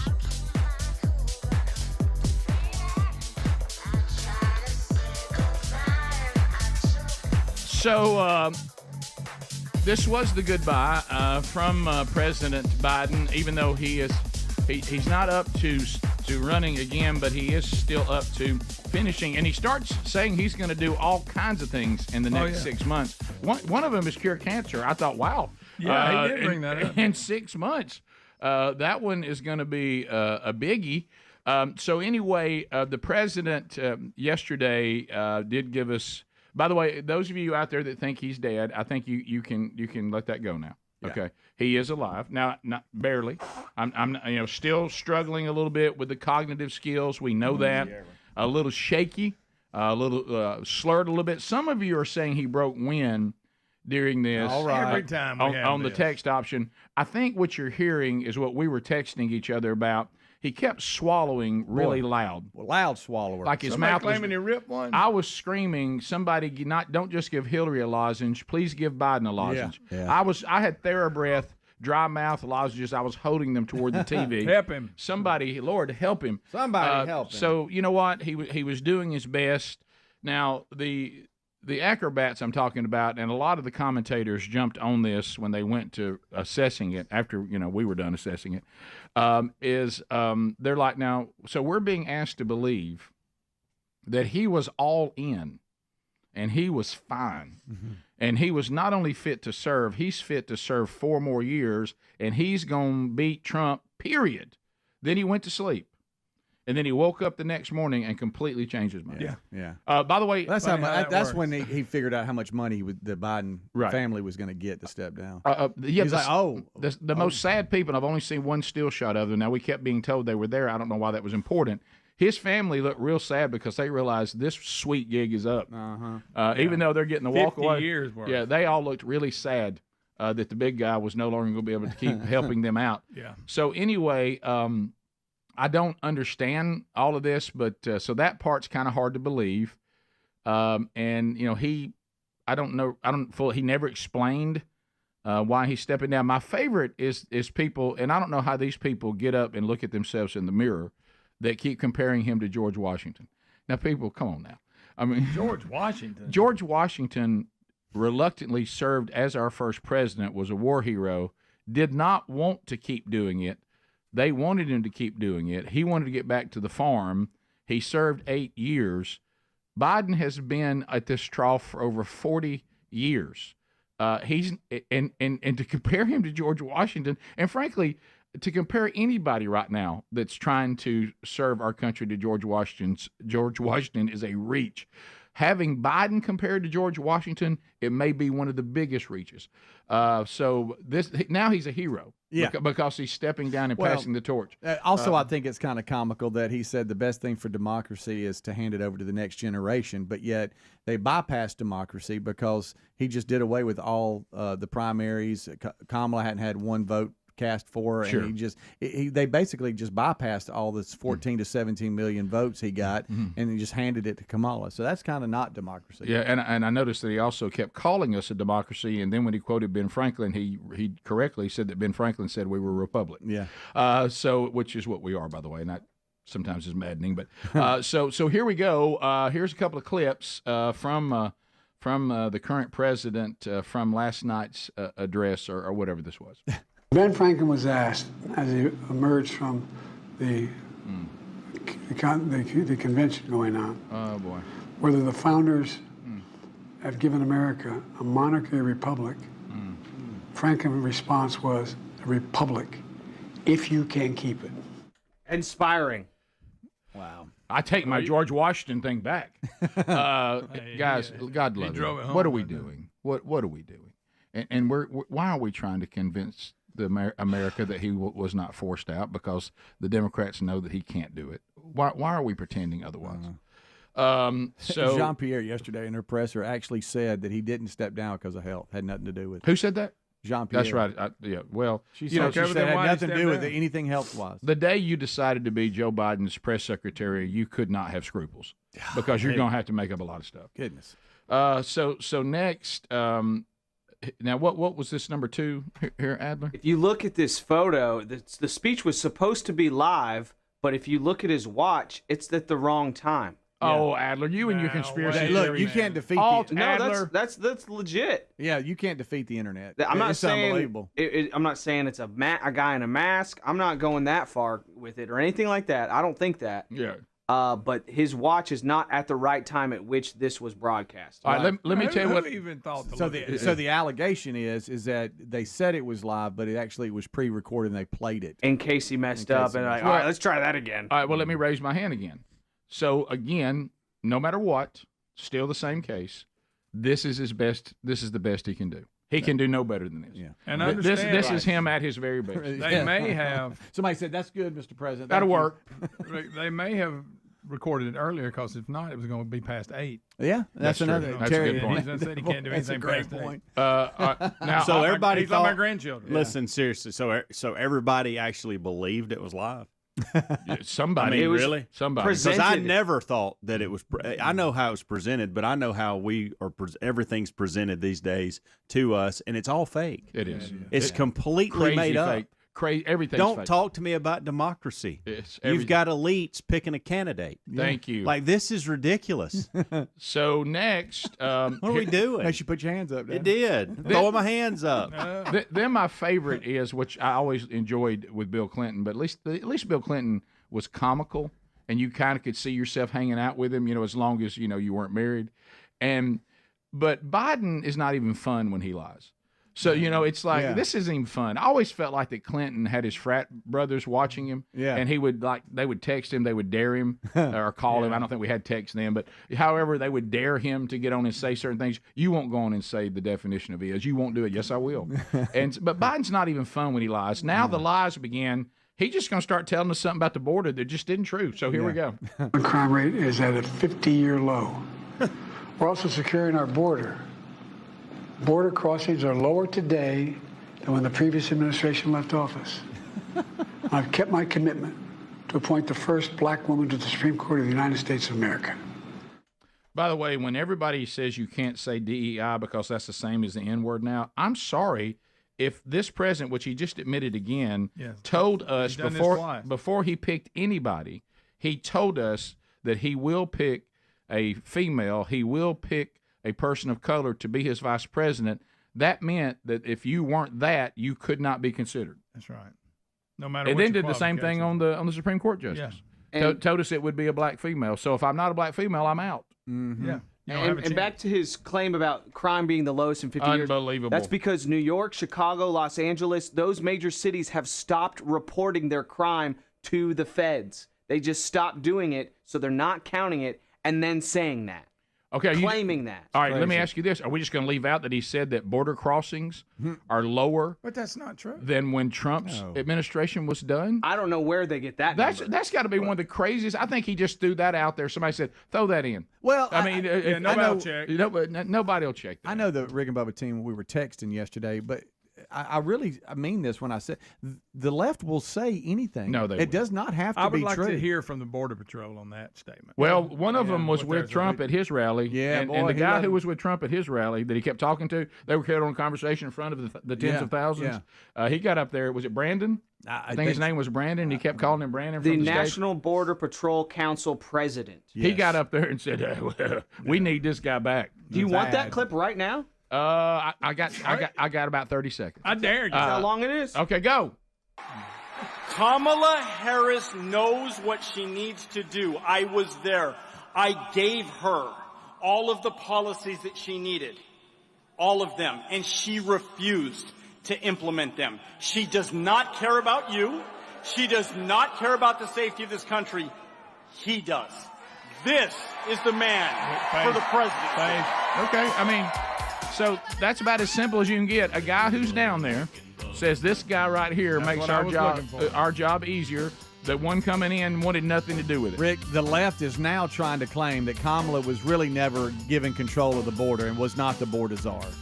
Unfortunately, we have video proof that she is. was a border czar. But the left is actually trying to push that narrative that, hey, she's not the border czar. Well, what? We have more of that coming up. Rick and Bubba, Rick and Bubba. Look, we're going to see you on the 1st of March. Right. We'll be owning it. We'll all be courtside, and I'll be hanging out on the microphone having a good time, so we can't wait to see you. And look, you're hitting about 15 or 20 of our markets. So everybody go ahead. If people yell "stay in it" to you, that means that that's kind of like our war call. Okay, everybody loves you if they yell "stay in it." You got it, Rick and Bubba. Oh my gosh! Who did it? The ball came off the rim and hit me in the head. Who did that? Who did that? Who did it? Did you do it? Did Bubba? Bubba? All right, we'll go to HarlemGlobetrotters.com and get all the tour information. You can go to Ticketmaster.com to purchase your tickets, or you can go to 800-277-1700 and get them today. So make sure you go by and see them, the Harlem Globetrotters. When we come back, we'll be in studio. Thanks, Ethan.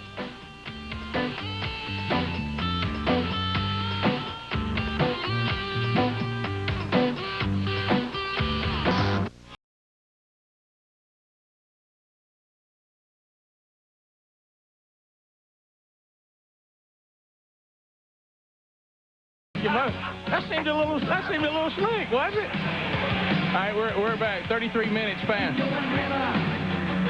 All right, we want to see now the replay. Christopher Columbus, Bobby Bowden. We don't have the replay of Speedy getting hit in the head. Well, how come? Because it wasn't done and then brought in. It was live. Is that why we don't have it? Okay. How bad did you want to see that? Oh, I know. Yeah. So those of you that saw it on TV, it was really something. And can we have that? No, Ethan's in the break room. I want a Harlem Globetrotter basketball. I want a Harlem Globetrotter basketball. We'll get you. Hey, how do I get a Harlem Globetrotter basketball? I'd like to get one. I'd like to get one. Can't we? They'll be on sale. Oh, Robbie says he'll get it. You take? Okay, good. Step out, Robbie. Yep. There's Brooke. Huh? That's who they was. That's good. You want a plain ball or autograph? Oh, well, of course. Autograph, of course. Robbie, you opened the can, son. Hey, Robbie, make it two. Hey, yeah, we got to have those. Yeah, we got to have two. Hey, Ethan stopped in for a minute. I know you're going to the radio. Ethan, thank you for being a good sport and hanging out with us and playing this morning. You got a nice fadeaway jump shot. Yeah, my fadeaway jump is good. If only it would go in. But you know, my big problem, Ethan, is my set shot and my jump shot have become the same shot. That is my biggest problem. I noticed that. I skied up for about 3 inches there one time. But,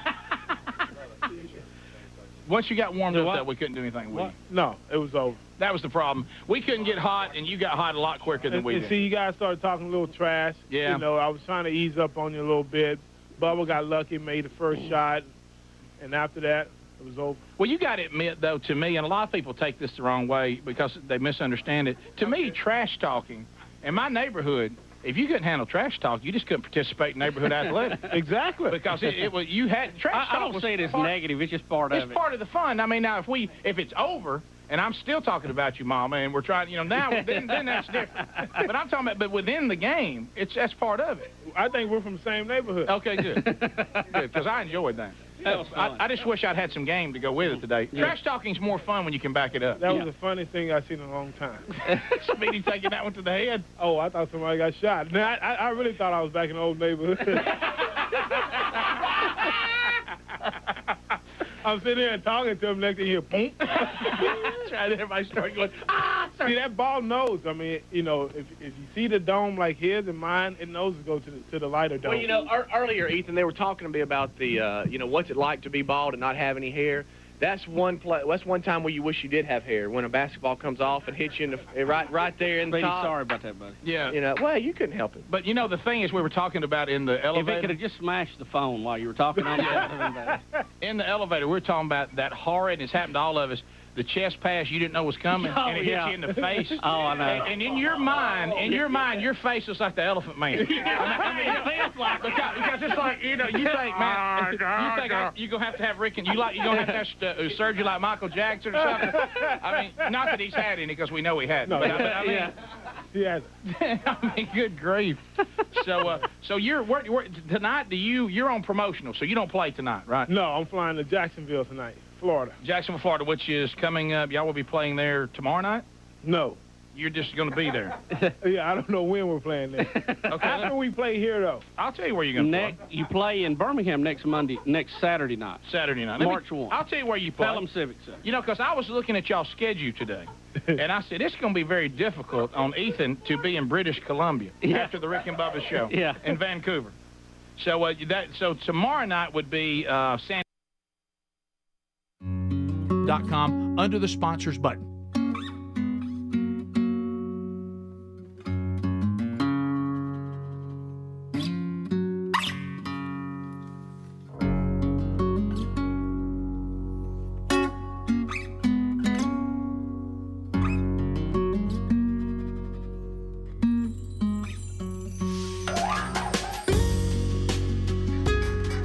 Well, thank you, Funketeer.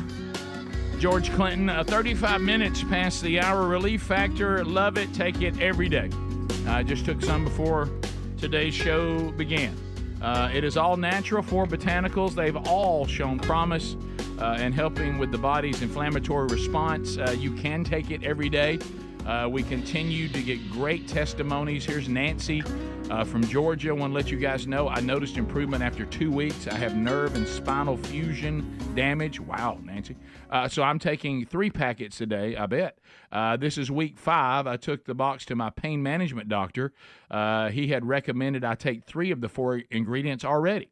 He had not heard of the product before and was glad that I gave him the information, and he's going to start recommending it to his other patients after he's seen my results.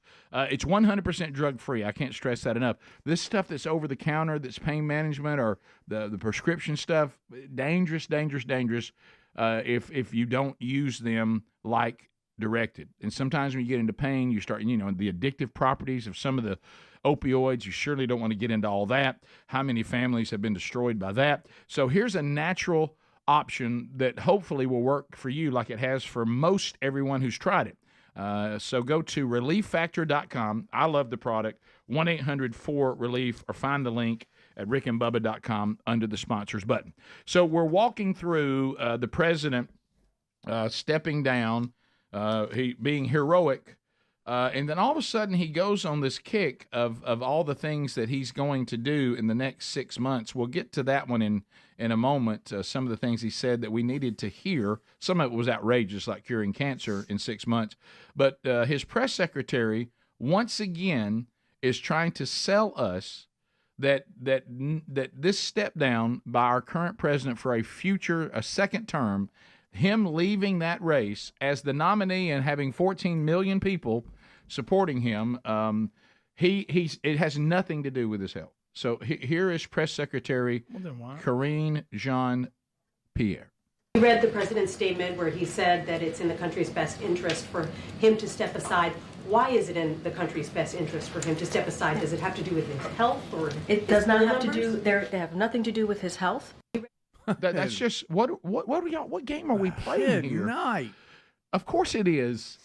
Think about the time he went. Look, let's do that one, Adler. Let's do 8.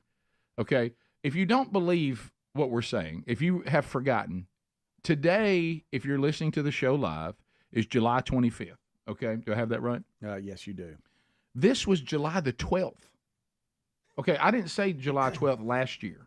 This was July 12th this month. Mm-hmm. This is the president this month on July the 12th. What's Joe Biden going to do? Is he going to stay in the race? Is he going to drop out? Here's my answer. I am running, and we're going to win.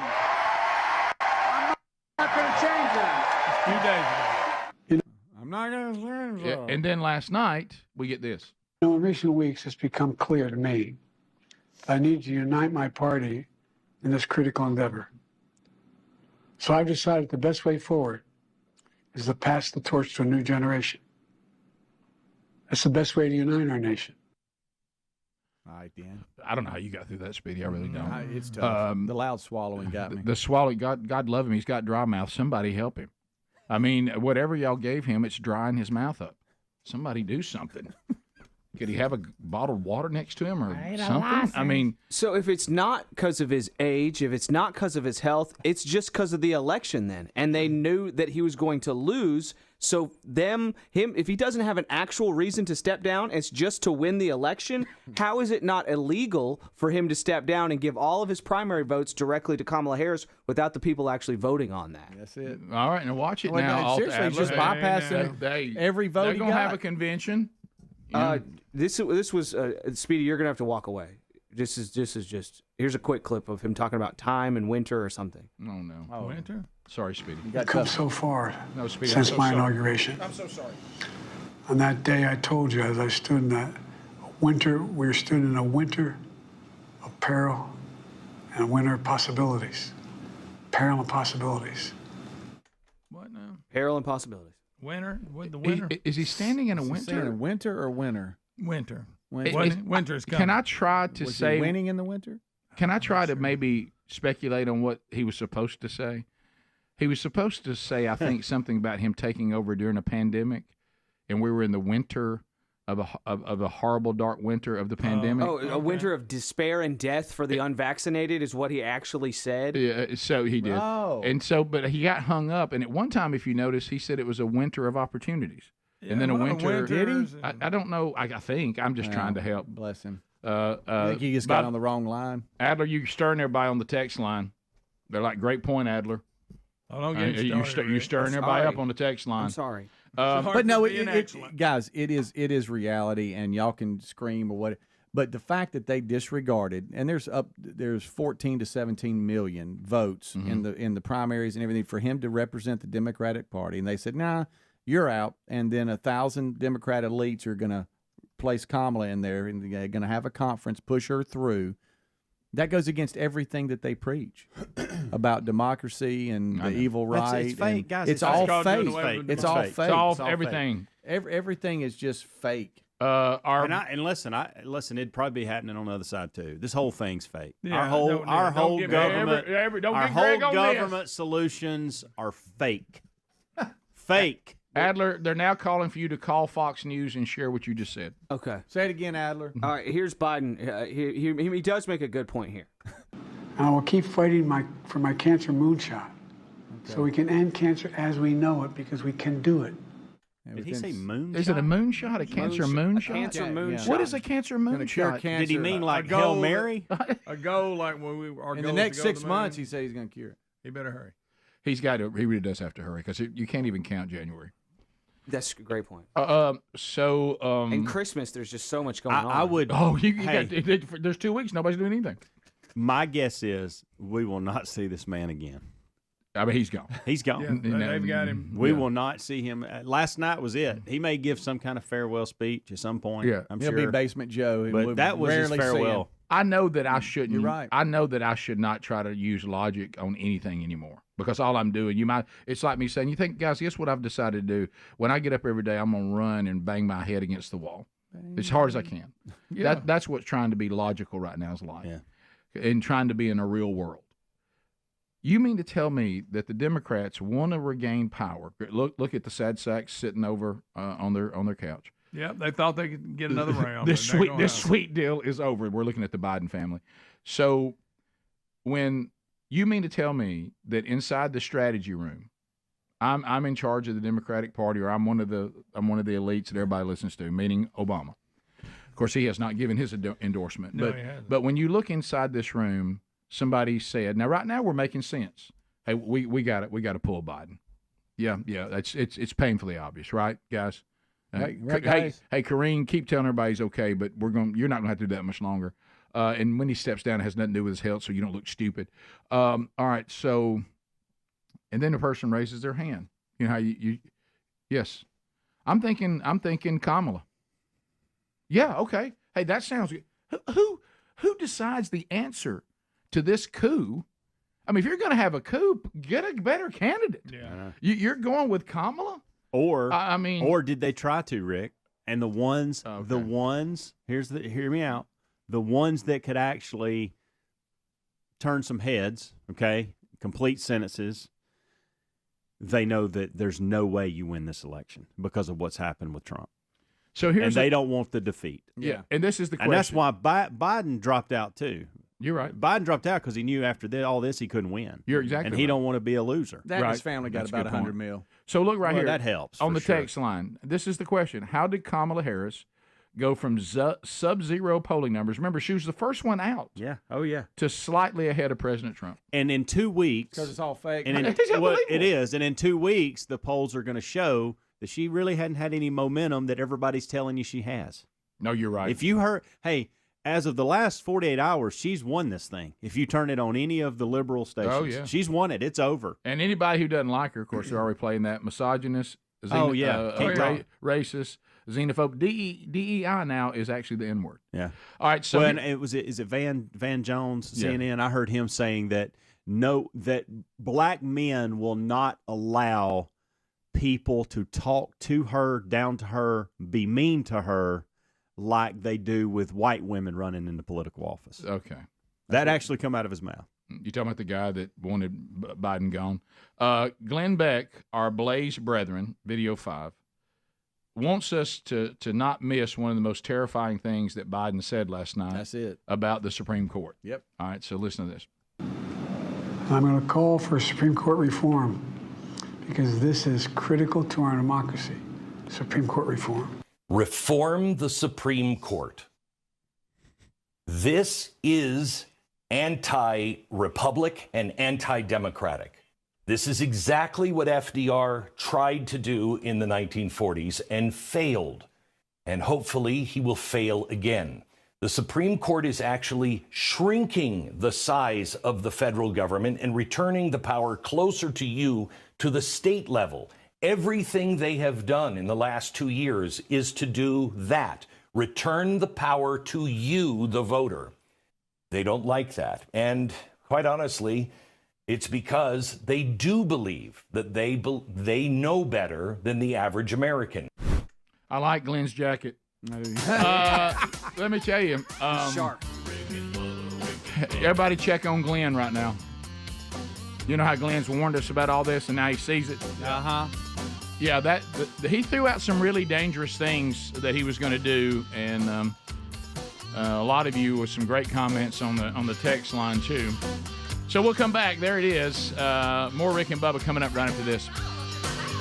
Rick and Bubba, Rick and Bubba. There you go. Or towns in Maryland. Well, You're not going to be at either one of those. Well, you know, I could be in two players. I mean, Bubba already said I look like Kobe Bryant. Oh, was that you? No, that was Bubba. Oh, so you can send any brother up to Vancouver, British Columbia, and say he's Ethan, and I could be out in towns in Maryland. That's true. Notice he didn't know the difference because we look alike. Right. We all look alike. My fault, brother.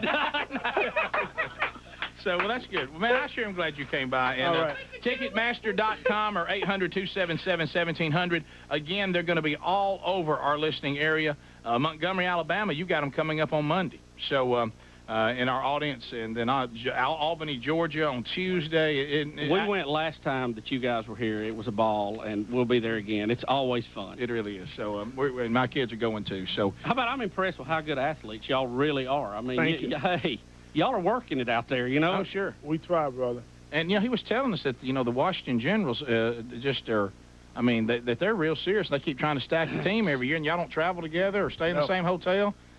No, I know there's certain bits y'all are going to do, and they understand that, but as far as when you're playing, they're trying to beat you. Oh, without a doubt. We don't start the show until after we got a lead, comfortable lead. Right. Have they ever beat you?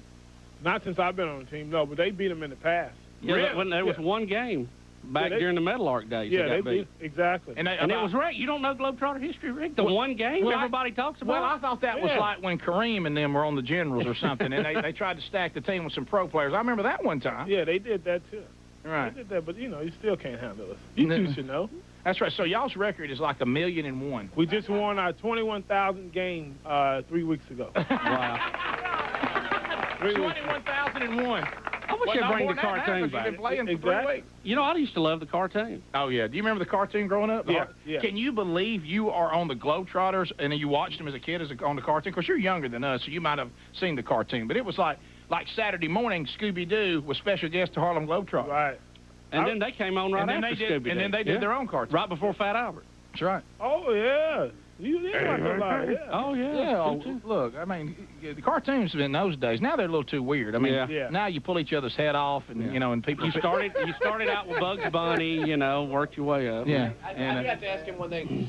Before you kind of was like a Globetrotter and everything, and you played over in the European League and all, what was it like to play over there? I mean, are people into basketball? Yeah, they are. I tell you what, if you lose over there in Europe, they'll throw batteries at you. You're kidding. They'll throw you shoes. kidding me. Oh, no. I mean, I remember losing one home game, and we won the championship when I was over there, but we lost one home game. I mean, you getting hit upside the head with Duracells and Energizers and whatever they can get their hand. They burning shirts and flags. Okay, so they that couldn't have been France. Oh, yeah. Yeah, because France would have been upset if you had won. They would have wanted you to give up. Right, and I don't think they would have been accurate enough to hit us with a batter. Ethan O'Brien, member of the Harlem Globetrotters. HarlemGlobetrotters.com. Find out when they're coming to your town, and they are going everywhere in our viewing and listening audience. How about I love Sweet Georgia Brown, too? Oh, yeah. Dun, dun, dun. Where's our Dun, dun, dun, CD of that? dun, dun, dun. Dun, dun. Look at it. Look. It's easier when you get inside. It's warm. Yeah. You want some right That's a Meadowlark Lemon. That's right. That's right. All right, we'll be right back. Rick and Bubba, Rick and Bubba. David had in his office. It wasn't open.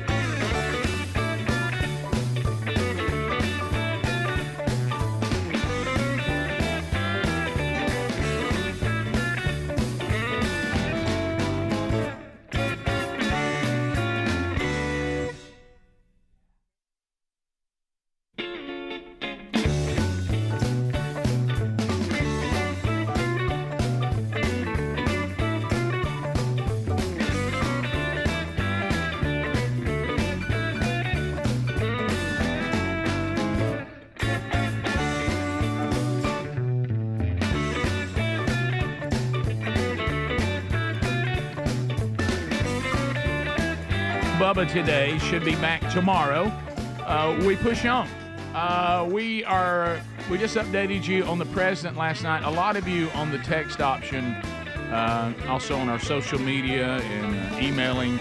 Yeah, I agree. Greg and I have been through this. Bubba went through it with his mom. If you've ever had a loved one that is going through dementia, Alzheimer's, Parkinson's, any of this, watching the president last night, the dry mouth, the hands, stiff. It even looks like he might have, some are noticing, maybe even had a fall. Looks like he had a little bit of maybe a bruise. They were covering it with makeup. He real stiff. And did you notice, too, like when he would kind of feel like he had his rhythm, he'd raise his body up, like he'd push himself up out of the chair. Did y'all pick on that? Mm-hmm. I mean, like he'd go, like we think he had something going on, and he'd just kind of come up like this, and then he'd get confused and lock in, and then rise himself up again.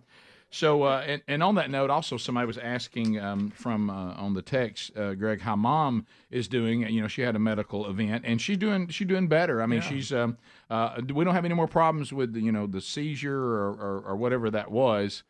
She's been fine with that. Still trying to get her energy back where it was, but she's a lot better. She's improving, and as we mentioned on the show yesterday, she's actually now moving out of the retirement community to her own cottage. So that move's coming up next week. So she's doing great. Thanks for asking about that. Just keep praying for her to get all of her energy back completely, because she certainly loves her family, and we're taking care of her, and she wants to be part of everything and have the energy to do it. So on that note, as we're all talking about, this is the year Bubba's already turned 60. Lord willing, I'll turn 60 in October. Greg just turned 58, right? I think it's 53. You're not 53. 58. Speedy, will you? I'm double nickel. 55. Helmsy? 46. 46. Young Adler? I'm 38. 38. Golly, you little baby. I feel 1,000 years old. Yeah, so... It's because you have kids. Yeah. You're trying to kill me. Yeah, right. Yeah. I will tell you this. It is so weird being an empty nester. I had forgotten about, and Greg, I guess you see it every now and then when your grandkids are around. I forgot about little kid exhaustion. Oh. Where you're just completely exhausted. You spend your whole time joyful, but completely exhausted. Yeah. Completely. And it does feel kind of, it is kind of cool to realize, this is how I really am. Yeah. And so, made a commitment. I was trying to do a little bit better, and then got down from like 305 into the 260s, and then I'd get back up by 270, and of course then about over a year and a half ago now, I guess a year and maybe 8 months, I decided, okay, I'm going to go all in now, and really try to take it to a level, because I wanted to, like Mom's talking about. Of course, she's 82. If God allows me to live longer, I want to feel good. I want to be able to do things, and all of that. And like I said, I'm not doing this to live longer, because I don't think I have much say on that when I read Scripture. But I am doing this to live better and to be more effective, and to be able to do the things that God has called me to do. Because if you're sick and don't have any energy and can't do it, you can get the call all day long, but you can't respond. And so I've loved it. I feel better now than I did when I was 40. But there's a lot of comedy that goes with this, because this is not my thing. This doesn't come natural to me. It's a struggle for me, and so, as I'm sure it is for most of us. But this thing that I keep updating y'all on from time to time, I know I love my wife so much, and we are best friends, and we have a great time together, and we are equal, but we are beautifully distinct, and we're not the same. And her personality and mine is just a little bit different, and I'm glad I have her, because she really fills in areas where I struggle to make me kind of a better person. Okay, and but she's honest, and very honest. And there's nothing wrong with being honest. We should be honest, but it's not always necessary. You don't have to lie, but you don't have to be honest. Just kind of be seated and silent. And my thing is, don't offer information that we have not been asked about. If we're asked about it, of course we have to be truthful, but don't just say it. And so, we have high accountability on this, which is my only hope. I can't survive spiritually or physically without incredible accountability. Yeah. And I've got it all around me. Did not really want any physical health accountability, because I didn't like that. But now I've done it, so I'm stuck with it. And so Sherry and I were, enjoying the weekend, and it was after church on Sunday, and we went by and started helping Mom, and our sister is there, and Greg and Lisa had been there the day before. Now our sister and her two of her kids, and Sherry and I were helping Mom box up stuff and all that, and so we were kind of leaving, and it's a cruel thing if you're someone who struggles with your weight, that there's an ice cream place that is less than a mile from our house, and we pass it all the time. Oh yeah. And so Sherry said, "Are you kind of in the mood for some ice cream?" And I said, "Well, I'm always in the mood for ice cream. I just don't get it, because it's not going to help us." Right. And she said, "Well, what's it going to hurt for one? I mean, come on." Every now and then. And I said, so I went, and I got me a little ice cream, and kind of like the president, and had a little Rick Love. Yeah, and I enjoyed it. I got a little butter pecan, just only one scoop on a sugar cone, and Sherry went and got her little chocolate chip mint, and so, then the next day, Monday, it was one of our scheduled weekly workouts when Sean the trainer comes over, and I ain't gonna say anything. You know what I mean? And we're supposed to do food journals, and I fill out most of it. Most of it. I fill out most of it, but if he asks about it, then fine. But if he don't ask about it, she comes bouncing out of the house, and we're out there. And she goes, "Well, I don't know if Rick's told you yet that we had ice cream yesterday." And I just went, "Sherry, Oompa Loompa. What are we doing?" He didn't even ask about it. He goes, "Y'all had ice cream?" And I said, and then I felt like Adam. Well, this woman, she ate ice cream and then gave me some. Yeah. And he's like, of course, I went along with it. And then Sean said the thing that he said that's terrifying, and I hate it. He goes, "Why you want to do that to yourself?" And I said, "Well, because it tastes good and it was fun." Fine. He goes, "Do you realize now, though, with your body, it'll take 3 to 4 days to work that back out." Oh. And he said, "So you've just backed up." Now, he can't just throw that number around. He can't do that. I think he wanted to really, and he was like, "Well, so." It was just a scoop. And you know what he did next? Started looking down to adjusting the workout. I saw it. Oh, he made us pay for that. Did you look over at Sherry? I did. I said, "Is it worth it? Extra ice cream rip. Is it worth it?" I said, he didn't even ask us about it. That reminds me, there's some here. He never asked me about it.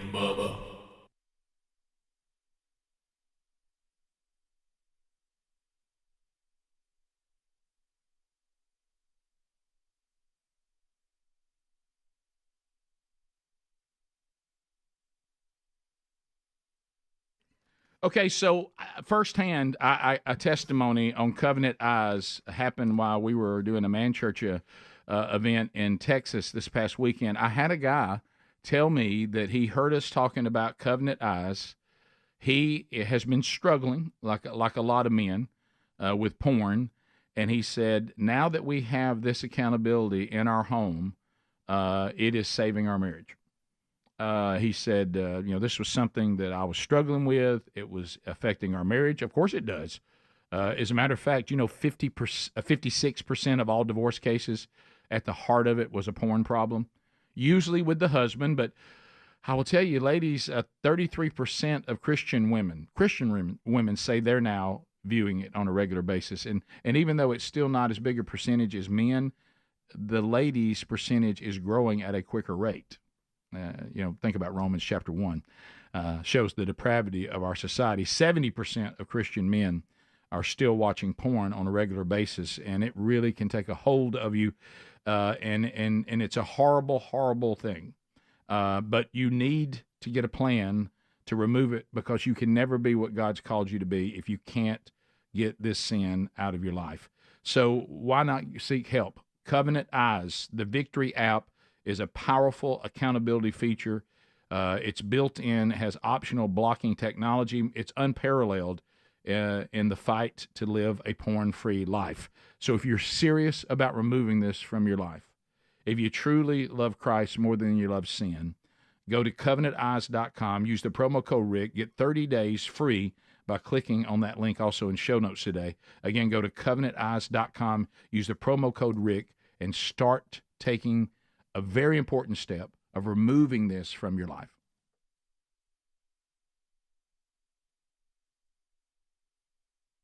On my websites, I need to do that. Oh, really? Well, that's good. Did I?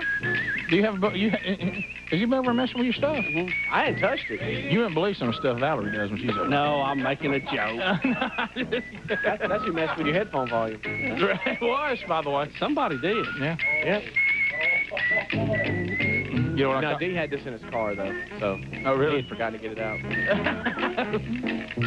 But there it is. We're back. All right, we're going to the phones. He likes to listen to this just when he's driving down the street. All right, we have done a lot, right, since we first brought up the Bachelorette. Would you agree? Yes, we've done a lot, and we haven't talked about Get Me Out of Here, I'm a Celebrity yet either, really, in the detail that it needs. Let's go ahead. Let's do phone troll here and kind of catch up. How about this? I'm lost. What segment is this? Segment 4 this hour? Yes. This is it for TV, then, isn't it? Yeah, do you want troll on TV? Yeah, well, I think we should, because there's a lot out here. I thought we were in the 9 o'clock hour. I had no idea. Look, hold on, wait a minute. That's not just it, Rick. We've had somebody, look at 57, 81, 67. Okay, go ahead and pick. Let's go here ahead we go. This is a troll. You got 30 seconds. You want to do a severe troll? 10 This is troll. All right, here we trolling. Keep them bones a trolling. Here we come, trolling. Ho, ho! Christy, Aniana, you're on. You got 30 seconds. Go ahead. Hey, Mookie Grass. Glad you called. Thank you so much for your patience. This is what I had to say just real quick. When Trista was on the air the other day, and she was talking, and she was saying, I think she was trying to let y'all know that, hey, I've been there, I've done that, now I'm doing something different. Charlie is the same thing. Charlie's, the whole mall thing that she was telling you. Yes. She was getting frustrated with her words. You could tell. She was trying to say, I've done Charlie, I've done that part of the mall. Whoa. Hey. Well, literally. Everybody knows that. Well, she is right. Yes. Leanne, Marietta, Georgia. 30 seconds. Go ahead, Leanne. I saw Ryan's younger brother on Good Morning America. Looks just like Ryan. He seemed real excited about going out with Brooke, and Brooke sounded pretty enthusiastic as well. Yeah, they got Brooke on the phone and have actually officially trying to send them out on a date. Yeah, Ryan's brother. Think about this. If they don't get together, if Helene and Ryan's younger brother get together, you won't be able to hear either one of them. Well, that's true. Good point. Good point. Thank you for hanging on. It was worth it. That was a great delivery. Let's go to Sherry in Bessemer. You've got 30 seconds, Sherry. Go ahead. Good morning, guys. Hey. I just want to send out a call to the Rick and Bubba Army. Us ladies don't want to shave our heads for Prater. How about we cut a lock of hair, braid it, and wear it as a ribbon, like the AIDS ribbon or the cancer ribbon? Yeah, that's a good idea. A little lock of your hair, braid it. Even you guys with long hair, Ryan, are you going to shave your head? Right, we can get you to do that. Prater's, all right, good. Ryan's going to say he'll shave his. And I have a prayer request. For Mark Prater would. I have a prayer request instead of a shout-out. Okay, go ahead. My cousin is on life support in Illinois, and everybody out there, if you get your churches and everyone you can, he's 28 years old. He was hit in the head with a pipe. If you would, please, just everybody pray. What's his first name? Christopher. Okay, we will. Thank you very much. Thank you so much. Goodbye. Thank you, Sherry. Let's go to Tom in Greensboro. Tom, you got 30 seconds. Go ahead. Yes, I'm Pastor Tom Strickland. Wanted to just make a shout out to Speedy and Prater and Don One. Just a good saying for each one of you is God don't put no marble tops on cheap furniture. I love it. That is great. Right, you want to shave yours Monday during the show? I don't know. Ryan, that's awful nice of you. It really is. Monday it is then. Monday. We'll promote it all week. A lot of people want to know how to email Prater. It's on our website, right? Yeah, you can email Prater. Just go to email everybody or contact. You hit contact. Yeah. Contact substantial, yeah. Okay. You think it'll there? go back? No, it's in links. He's in links. Will it grow back before Fat Fest, you think?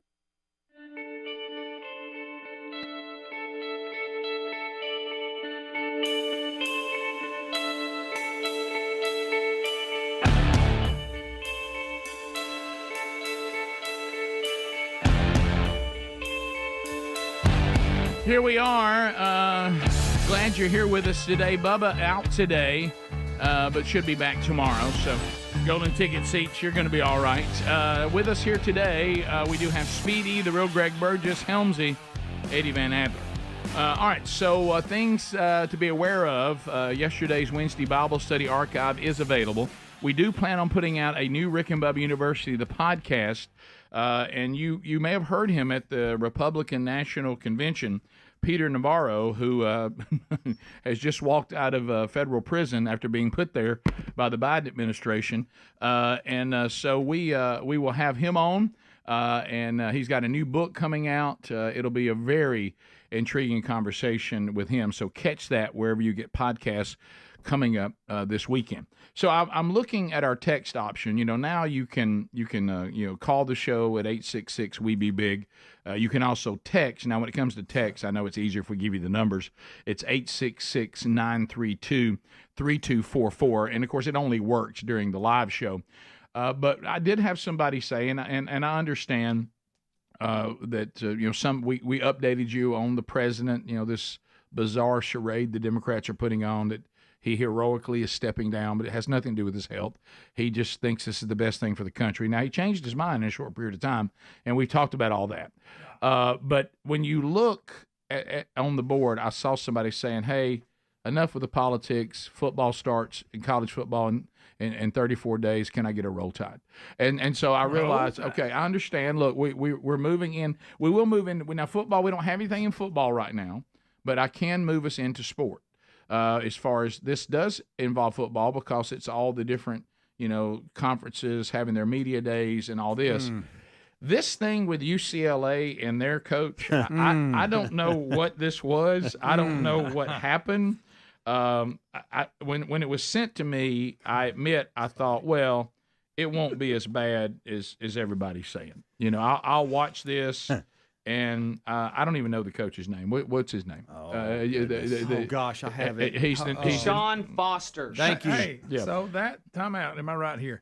Is he not the running back that used to play there that time? Remember, Bama went and UCLA ran all over him, and I think it was him. I think he's a running back, former UCLA running back. I may be wrong. Okay. Maybe I do not know that Greg. That may be one of your. Looking it up. It looks like he played for the Panthers too. Oh yeah, now I do remember that. I do. I do. I think that it was UCLA. That Foster. Yeah, I think that's who it is. I do remember. Don't you remember in the Tide Open season? It's Deshaun Foster, isn't it? Yeah. Yes, it is. Deshaun Foster. Is he now the coach at UCLA? You're right, Greg. That's him, yeah. Go ahead and say right again, Greg. Right again. I mean, I was pretty confident. We didn't have his name right, but we sure didn't know where he played college and where he played professional. And I do remember him with the Panthers. And he was a running back, outstanding running back. Yep. He was from 98 to 2001. He was with UCLA. 2002, 2007 with the Panthers. And 2008, he was with the 49ers. Right. And then I think he stepped aside. Then I Googled him, and the first thing that popped up was he caught the Internet's attention with his awkward opening speech at Big Ten Media Days. Well, if it's awkward, let's take a look. No, Greg, it is not sort of awkward. It's crazy awkward. I don't know what he's doing. At one point, He's explaining to the Big Ten where UCLA is located. I don't get it, and I don't understand what my friends are trying to do to me too. He was and trying to help them. And I would say you're my friends as well, so y'all will be added to this list. It's like y'all have something that tastes terrible, and you go, "Hey man, take a bite of this. This is awful." Or you have something really bad to drink, and you're like, "Take a sip of this. It's awful. Oh my gosh!" Right. When y'all see stuff like this, I immediately thought it's of you. awful. You don't have to send it to me. Immediately thought of you. I don't want to. to. It's like, hey, this is awful. Watch this. We have to cover it. We have to. It's the news. The first thing I do when I get things like this is I send it to you. It's so awkward. And I love it. And I send it. And I also send it to Andy Blanks. Yeah, I didn't know Deshaun Foster was a coach. Yeah, I didn't. Well, he is now. So here we go. He probably needs to just write down some notes before he goes out. Yeah, well, no. I mean, not a full speech, just some bullet points. Maybe. Yeah. So if you ever get hung up trying to make a point and you can't get out of it, and you're going all over the road, you know what I'm saying? Yeah. You probably started off well. Greg, I actually see that all the time now. A matter of fact, when I saw, like yesterday, Speaker Mike Johnson actually communicate in a clear way, that is so abnormal now. Yeah. And by the way, and Greg, you mentioned this. I know this is a sidebar, but it's back. Why does the president keep trying to convince us that he was a kid with a stutter? I don't think President Biden, what he does, I do on the show every day. Yeah, I don't have a stutter. Hung up at, you get hung up. You did that. I don't think he has overcome stuttering. It doesn't look like stuttering. I don't know why they keep telling us this. And look, why can't y'all just tell us that he's got health problems? He's getting old. He's got dementia. He's got Alzheimer's, Parkinson, whatever, and just call it. I don't know why we keep. And I love how everybody acts like that. Ever since the debate, we've suddenly realized all this. I know. It's been never mind. No, we've been out there over that. Deshaun Foster. Here he is. His debut to the Big Ten at their media days. Here we go. And this is not edited. He's walking out. This is the first minute. It's not like he went through his material after 5 minutes. This is the first he walks out. big thing. Is this his first year? Coach Foster, welcome to the Big Ten. We'll begin with your opening statement. Guys. How you guys doing? I'm happy to be here. Glad to be a part of this great conference. Finally putting two great emblems together, UCLA and the Big Ten. We're a school that's won, 123 championships, so this fits us being right in this conference. Football-wise, we're just excited. I'm sure you guys don't know too much about UCLA, but our football program, but we're in LA. Hence, LA at the end of it. It's us and USC. I guess. We, oh my goodness. Who's he looking at? Greg? What happened? What is he doing? I'm just basically excited, really. That's it. Any questions? Well, that's motivating. In a second. Tell you what he is. He's a communicator. Woo! Does he have stage fright? I think something, yeah. Did they not know that he struggles in this environment? This may not Did be he a just thing. like his And I wife? get it. Did his wife like text him, "Hey, we're getting a divorce"? Like what happened right before this? Right. Yeah. What in the world? It does seem like he's got some kind of. And I'm going to go ahead and raise my hand here. I believe everyone, even though you're going in a new conference, everyone knows where UCLA is, considering it's in the name. It was almost like it's almost like he noticed something in the crowd or someone in the crowd You're about right. a sentence or two in, and it completely threw him off. Knocked him. That's exactly because he came out of the gate. You thought, okay. He also started giggling like, "Hey, I know I'm messing up." It's hard to believe he's that bad of a communicator. That's why I hate speaking in front of people. Because I think like that's something gonna happened. I know. I want to run and go help him somehow. Just when we thought him telling us where UCLA was located wasn't enough, he decided to inform us on USC as well. They're also there. I mean, that's the part that got it. No, I don't think there's anybody here who doesn't know that. No. Even though it's a different conference, we still know. Trust me, we've heard. My of 11-year-old girl knows that. Just because you move to a conference, the people in the conference aren't shut off from the rest of the world. Good. The rest of they're unaware of other teams. Yes, they are. Especially UCLA. Yeah, and this USA. is not some obscure. I mean, just right. Take a look. It ain't like when Coastal Carolina moved up. No, everybody knows. Maybe we're missing something. Let's hear it again. We're in LA. He notices something. Yeah. It's us and USC. And now he looks. I think he's trying to find what to say. He just smiles. Yeah, it's like he's waiting on He something. knows he's messing up here. He's like, oh gosh.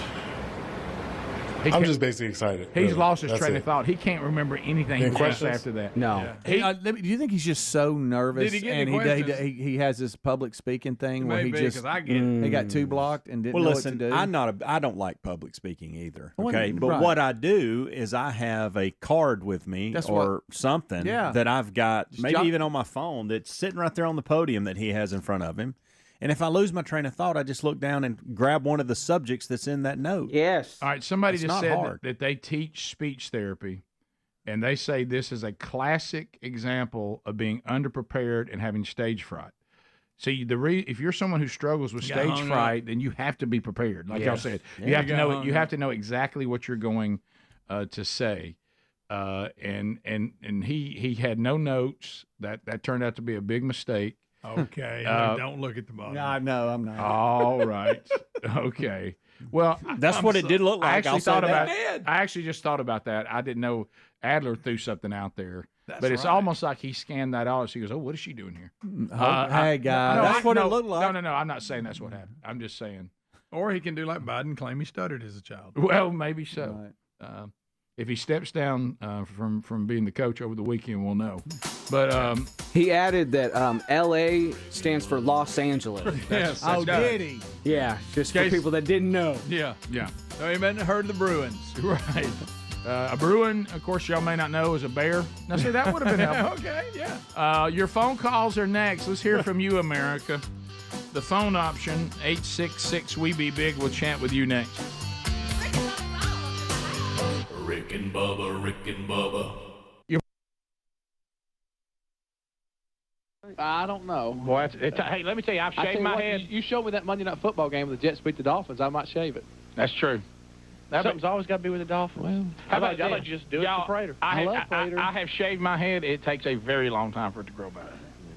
So I'd be bald for Fat Fest. No, you wouldn't be bald. No, you, no, it'd matter of be fact, it'd be at bad. that uncomfortable stage where it just stands up. Sure. And That's why really, it'll be for him Monday. I didn't say Monday. I did not say Monday. yes, you did. Over there, you said No, I'll I do didn't. it Monday. You did I say said it. I might. I said for You Prater I might. You could email Prater off links on the website because this website is a link. You can go to Mark's page there on ABC 3340, and then it's got his. And listen Monday for Ryan to shave. And if Speedy wants me to put it somewhere else, I'll put it there. Okay. All right. 30 seconds. I'll be under contact actually. You got 30 seconds. Go ahead. Hey, I'm telling you what, I've got a little takeoff on the road ceremony from last night by a commercial that's been on here recently. Yeah. Krista looks at Charlie and she says, Charlie, I'm sorry, I can't give you a rose. My heart goes another direction. But I got you a corn dog. Can we still be friends? That's good. How about I'd like that? Me too. I'd rather have a corn dog than a rose. Hey, Rick and Bubba Show, 30 seconds. Go ahead. Good morning, gentlemen. Hey. Jay and Law, how are y'all today? By the way, your delivery with Ryan, perfect. Hello. Hey, go ahead. You got 30 seconds. My question is about Fence Fest. Have y'all set a date yet? August 23rd at Oak Mountain Amphitheater. That's great. You asked yesterday about the comics. Is it kind of understood Mickey Dean will be there? Yeah, Mickey's always part of it, and then we're looking always we're going to try to have another comic this year because we've done that every year except last year. And just trying to get an idea, do we want to repeat some of the great ones of the past, or are we looking for somebody we haven't seen? Just kind of get some feedback from you. Never laughed any harder than I did at James Gregory. Which Tim Wilson was great too, but I'd love to see James Gregory come back. Okay. All right, well, I appreciate that. Thank you very much. Hi, Rick and Bubba Show. You got 30 seconds. Go ahead. Hello? Hi, Rick and Bubba Show. You got 30 seconds. Go ahead. Hey, this is Roger from Frisco City, Alabama. Hey, man, thanks for listening. Hey, I'm a volunteer firefighter down here in Frisco City, been for 5 or 6 years. Yes. And if Ryan's not out rescuing cats out of trees, and he must be there cooking while everybody else is out fighting fires. Oh, no! I keep getting confused when people say Ryan. I think everybody's talking about you. Well, Petey doesn't need any encouragement. Thank you. Hi, Rick and Bubba Show. You got 30 seconds. Go ahead. Good morning. How you doing? I'm fine. I was just wanting to make a comment about the show coming on tonight, the Aaron and Helene Tell-All show. Yeah. Tonight, Aaron's going to dump Helene right on television. I can't wait. You know, I may be a little bitter, but it makes every time I see her crying, it makes me want to think of the Batman where Jim Carrey's doing the little on his eyes. Yes. Yeah, look, I'm going to tell you, the fact that we predicted this so solidly, it's one of our better predictions. I mean, we've had some dandies. We told y'all this was going to happen. Yeah. Hi, Rick and Bubba Show. 30 seconds. Go ahead. Yeah, I was wanting you guys to give us an update on the Bachelor and how Valentine's Day went. Went very good. We got a couple updates the other day. You probably just didn't hear them because he was only here for a few minutes. They had 2 dates over that weekend, and it went very well, and they seem to be getting along very nicely.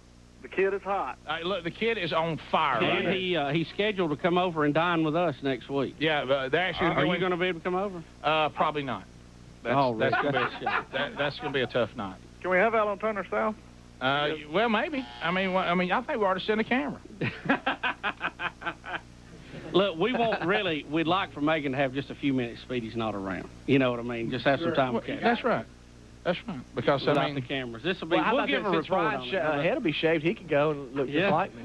Sure, that's a good point. Because by then it'll be bald. I think Ryan said. By the way, bobbleheads up to $26 a piece on eBay. Okay, I reckon Bubba Show. It makes you look tough if you're up there jamming. It does. There's a lot of bald guitar players. That's the thing now. Yeah. Hey, 30 seconds. Go ahead. Yeah, I just wanted to tell y'all about. I saw Trista on Good Morning America, and she admitted that they slept together in San Diego. Well, she said that last night. She told Charlie that straight up. She's never really hid that fact. Because she don't want there to be double standards. Right. We thank you for being with us on TV today. That'll do it. We'll talk to all of you that view on Turner South again tomorrow. Radio people, if you carry the next hour of the show live, we'll talk to you some more in a minute. So thanks for being with us. We will be right back. See you. Rick and Bubba, Rick and Bubba.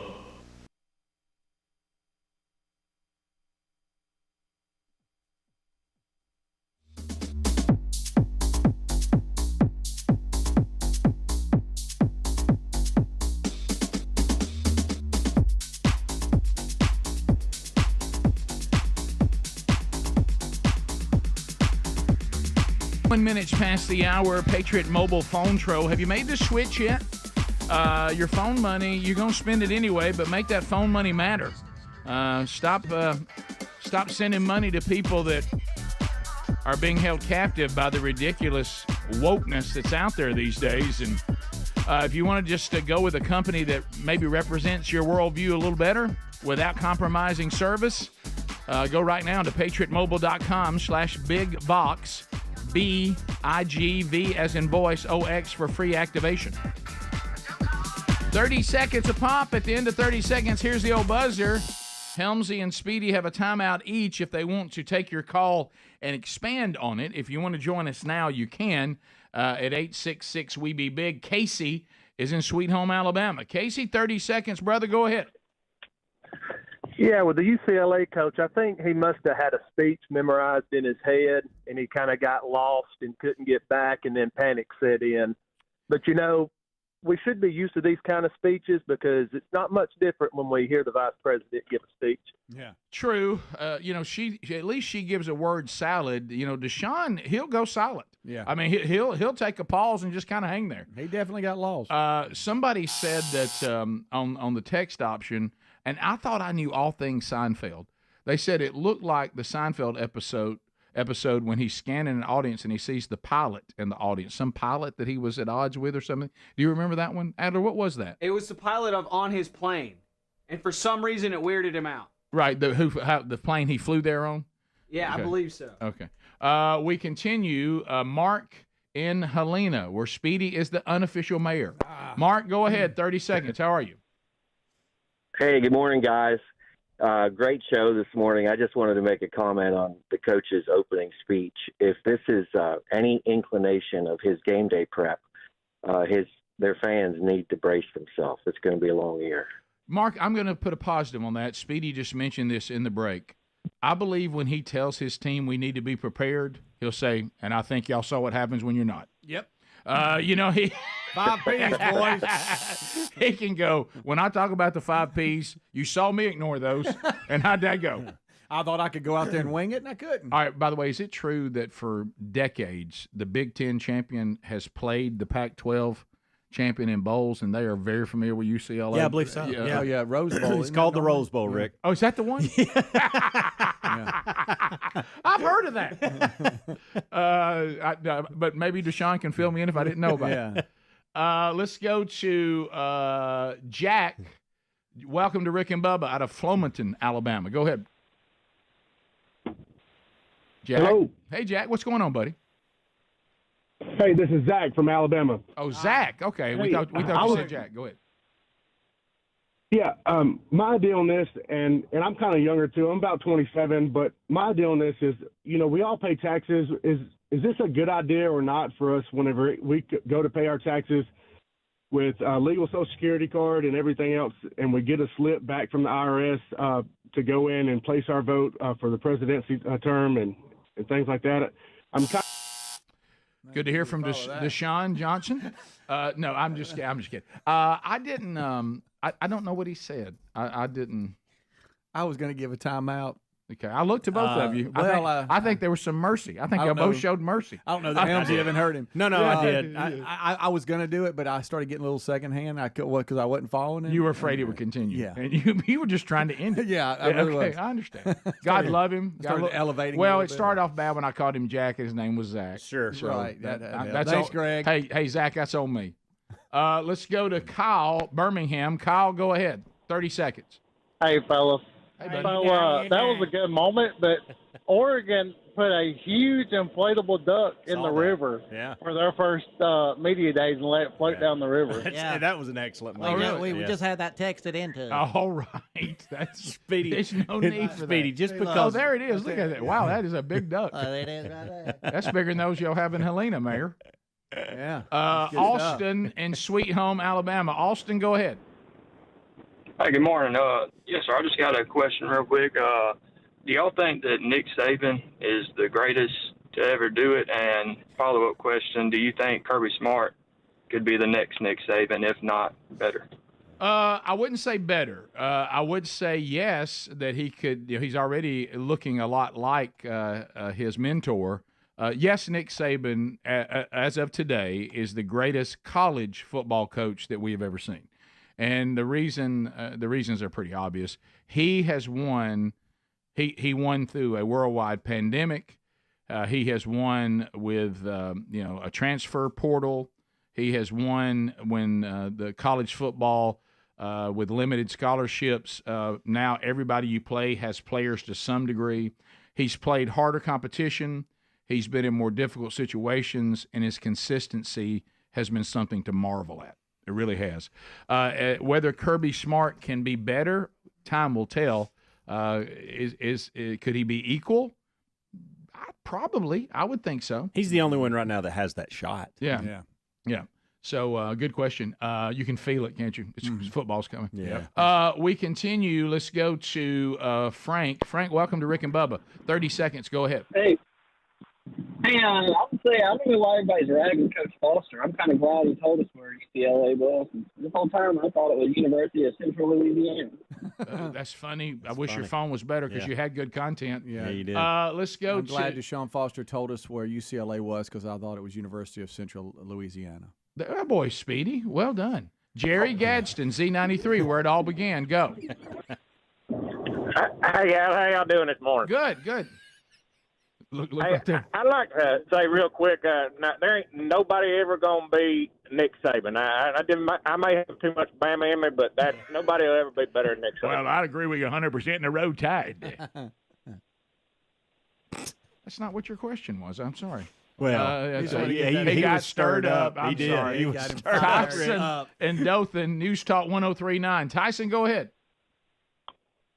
Good morning, guys. Hey, I just want to thank you guys for all of your all of the years. I picked up on you guys on your old Turner South show when my son was an infant, and he wouldn't sleep at night, and so I had to start watching something early in the morning, and Turner South played episodes of In the Heat of the Night, which is my favorite show, and then when they played us, and he watched it. Well, I knew we were up against it. Oh, you knew we were against the heartbreak. Hey, thanks for the call, Tyson. And that's awesome. So thankful for all of you that's been around that long. A couple of questions that come up on the text option. We'll try to answer some of those when we come back. And if you've got some, you can throw them up there too at 866-932-3244. Benjamin Netanyahu addressed us as well. We'll get some of that coming up. Rick and Bubba, Rick and Bubba.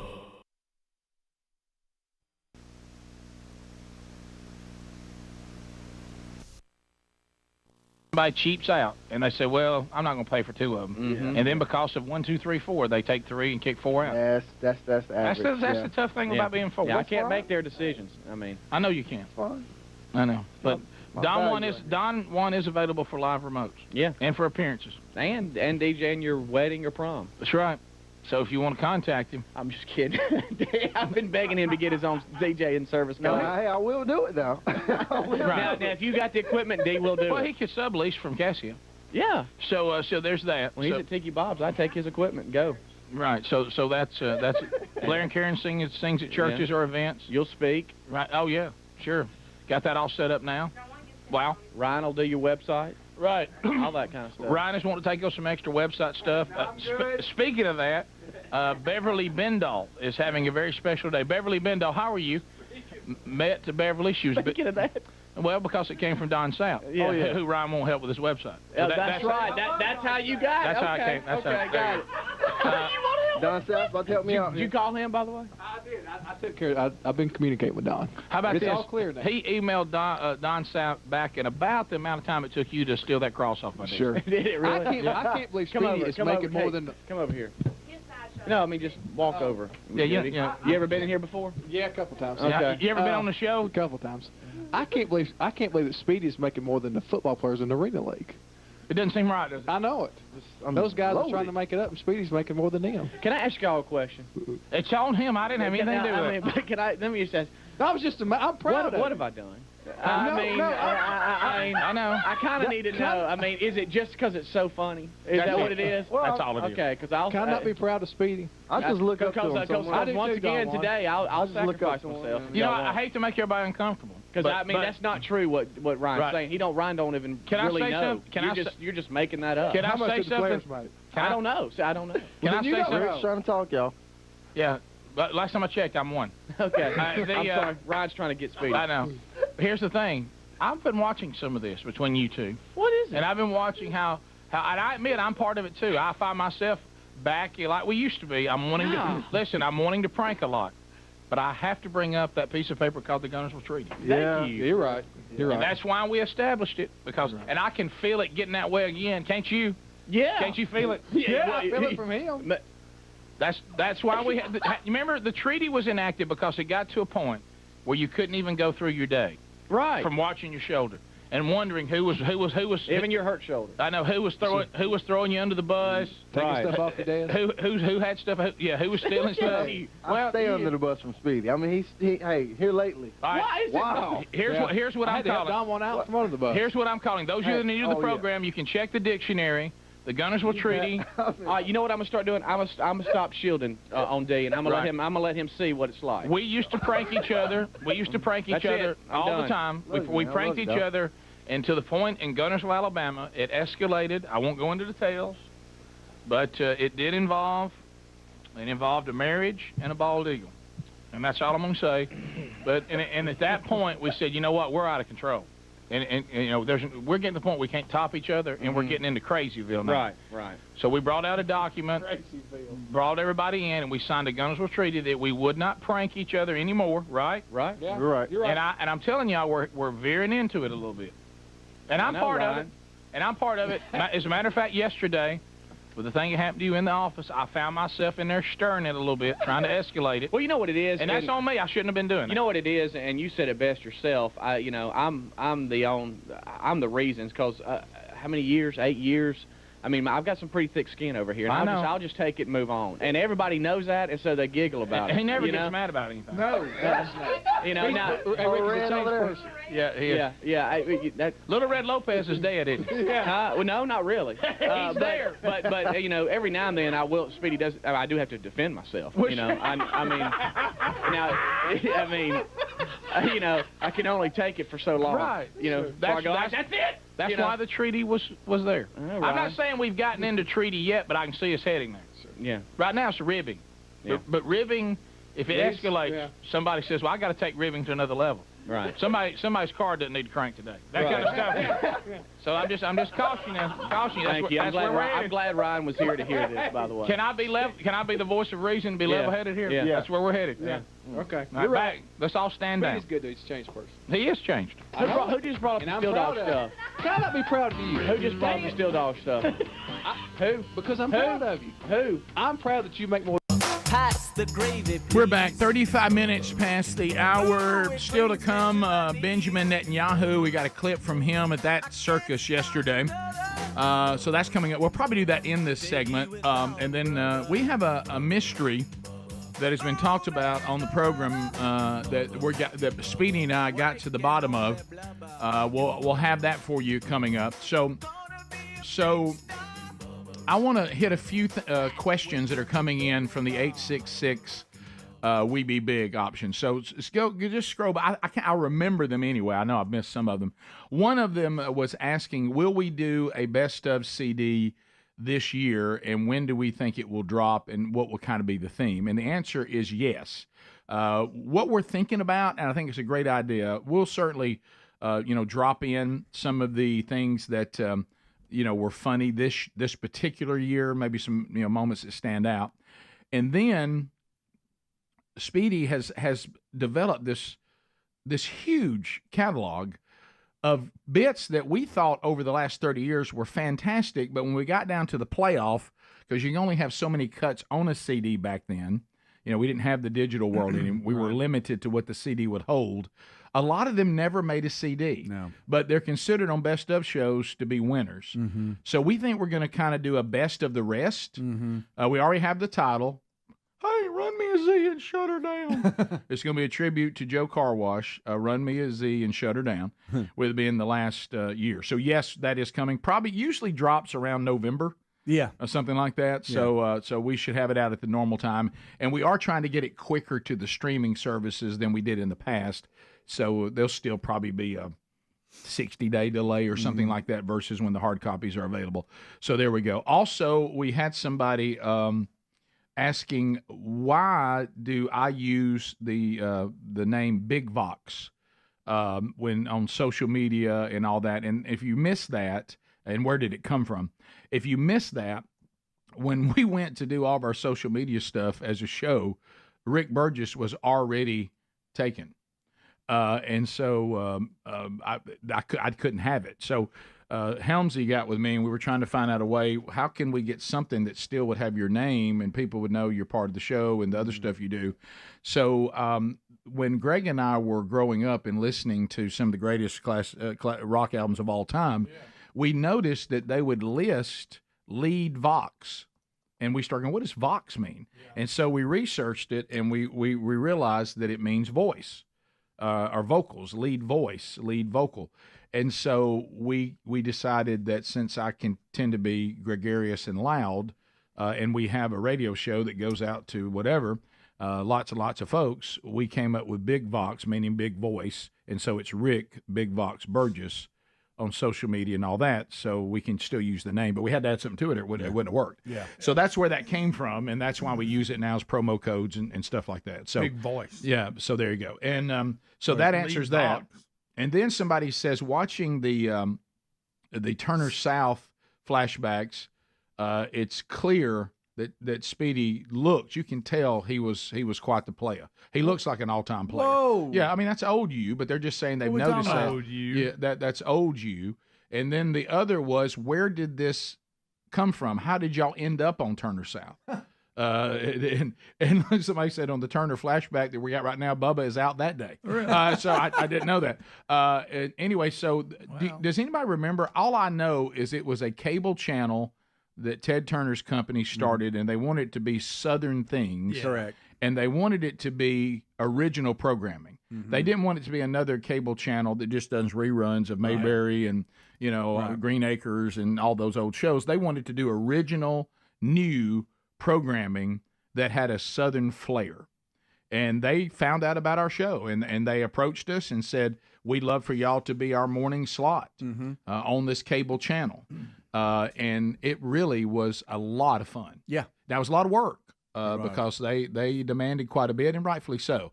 But when you look at their production value for the time and the way they shot the show, and it's funny because we started out in the studio that I don't know how they pulled that little mauve pink studio. I mean, and so when we made the move to a different floor of that same building, then they built out like we did this one. They built out, and we did back on the Broadcast Plaza.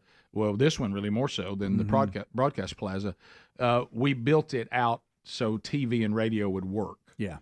So there you go. It was funny, and their hub is of course out of Atlanta, Yeah. part of the Turner networks, and so all the main folks were in Atlanta, but Christopher Columbus and others, they were here. So every morning we would hook up, and both studios would communicate, and they would do a lot of the directing and stuff like that from there. But it was quite the I guess the broadcast every day on all the pieces that had to kind of get put together, but they did a really good job. Yeah. All right, I did not know this. Somebody said, Rick, you're actually right. Vox is Latin for voice. Okay. There you go, Rick. So that's where that came Look from. at you. I just knew it meant that. I didn't know where it came from. I know that shocked y'all. I'm But the a Turner little South smart. thing was interesting because it took us to a place that we had never been. And it was a thing that Hannity had actually told Bubba. He said, when you're on the radio, you'll make a connection. You can make you popular. But if you get on TV, it gives you a feeling to people that somehow you've taken another step, that you're now become more of a star or something like that. And somebody said, weren't we on TNN, the Nashville network? I think we were for a brief time, and then it was then it Heartland. changed to Heartland. That's right. And then, once and so many people, I see people now texting, and you heard the caller a minute ago. A lot of people found this show because our radio network in those days was growing, but it wasn't as large as it is now. And what Turner South did is it took us to markets that we really couldn't access. And so people found us, and then that kind of, they started now. And now we're in a time, we decided, we did these cable channel deals like TNN and Heartland, and they kept canceling, and they changed, and Turner South sold to Sports South, Fox Sports South. Fox Sports South, so they took us off because it went sports programming. So what's beautiful about the YouTube channel, and we tried, Extreme Club, we tried that. Extreme Club was great. It was a good money maker, but it limited the number of people that could see the show.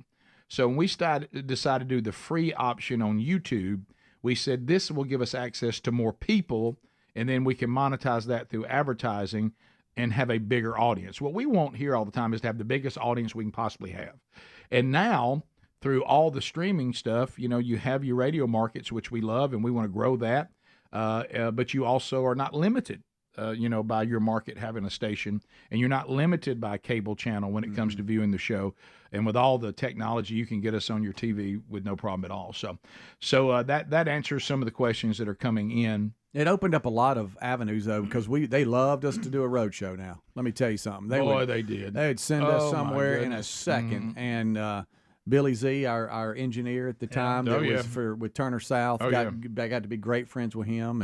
And, and that's how we met Zach Brown. It was a live broadcast, and they said, look, I promise you, you're going to like him. Right. And we're like, what? Yeah, we heard Chicken Fried about 5 years before the rest of you did. Yeah.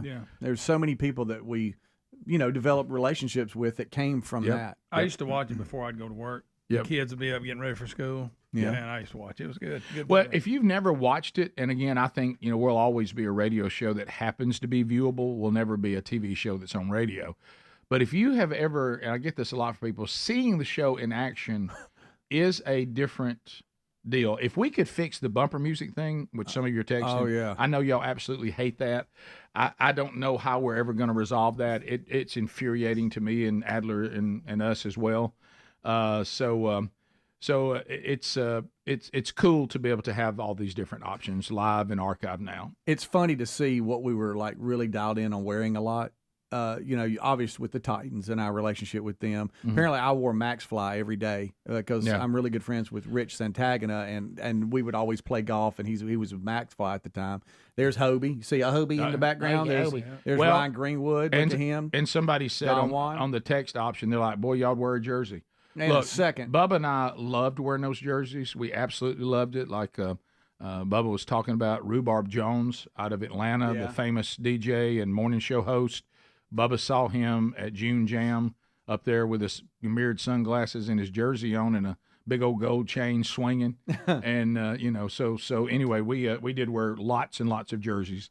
I wish I had waited till I actually should have been wearing them, but apparently I went ahead and wore them when I probably shouldn't have. Yeah. So anyway, so that's some of those pictures are still in the hall. Yeah, that are in the studio right now. Right, and so I think that's kind of, if that's the history that I remember.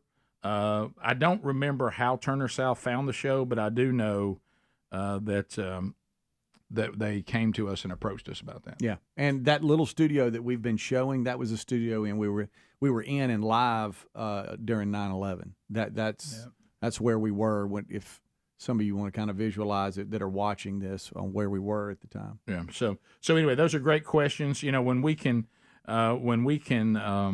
set those up for you and see those and answer them, we will during the show. And then sometimes I think, going forward, we may just stop and say, let's look at the text option and answer some of your questions, because some of you, it seems like you'd rather do this than call in. And when I see how we react to callers, I understand. How funny. There's a little Bubba for you. That's right, Bubs. Yeah, so I'm trying, and Bubba, do I have all that right on the Turner South? That's right, Rick. Okay, so there you go. We'll come back. Benjamin Netanyahu addressed the nation, our nation. We got 40 seconds of it, and it's about all you need because he didn't pull any punches. We'll talk about that. Also, still to come, a solved mystery. Speedy and I do an investigative report for you coming up next hour on the show as well. We'll be right back. Rick and Bubba, Rick and Bubba.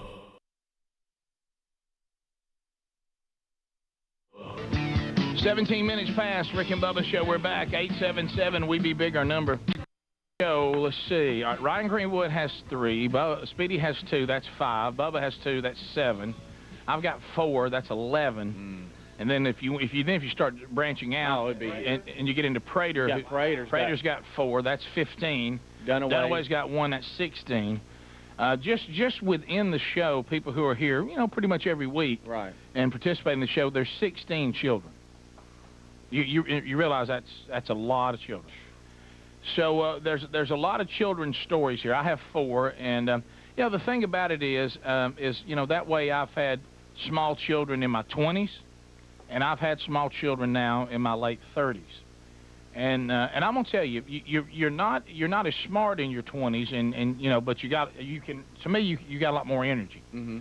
I'm about to be 40, and having little bitty ones it's kind of a handle. I'm better at it. I can as far as keeping everything organized. But the thing is, in all my kids, and I don't know what it is. See, there's a certain part you have to deal with. The big argument has always gone: what affects children the most about who they are? Is it environment? Or is it genetics? Of course, it's probably a little bit of both, I believe. But see, the genetic part, you can't do anything about. There's certain things that your children have in them that make them either a handful or a very, even kill child. Now, y'all may be surprised. My children have a tendency when they're small to be loud, to be rowdy, and to need, to need a little corralling. Right. I've never had a kid where they go, that child is so sweet and quiet, and so now I'm down to, and as dads, we always find out with our children, whether you want to admit it or not, if you're a sports enthusiast like all of us are, you start looking for athletic ability in your children when they're like 1. Yeah. You know what I mean? You do. Or even like 6 months, you go, hey, did you see that crawl? Did you see him crawling? And you like to exaggerate. That kid right there, gonna be an athlete. He's crawling when he's, 8 weeks old. And you realize, you see how he threw that little car? You exaggerate. It starts out to where your child, which is true, started crawling at 5-6 months. Yeah. But before long, you're talking about 6 weeks. Once they get older and that kind of stuff. Yeah, matter of fact, crawled right out of his mama. That kind of stuff.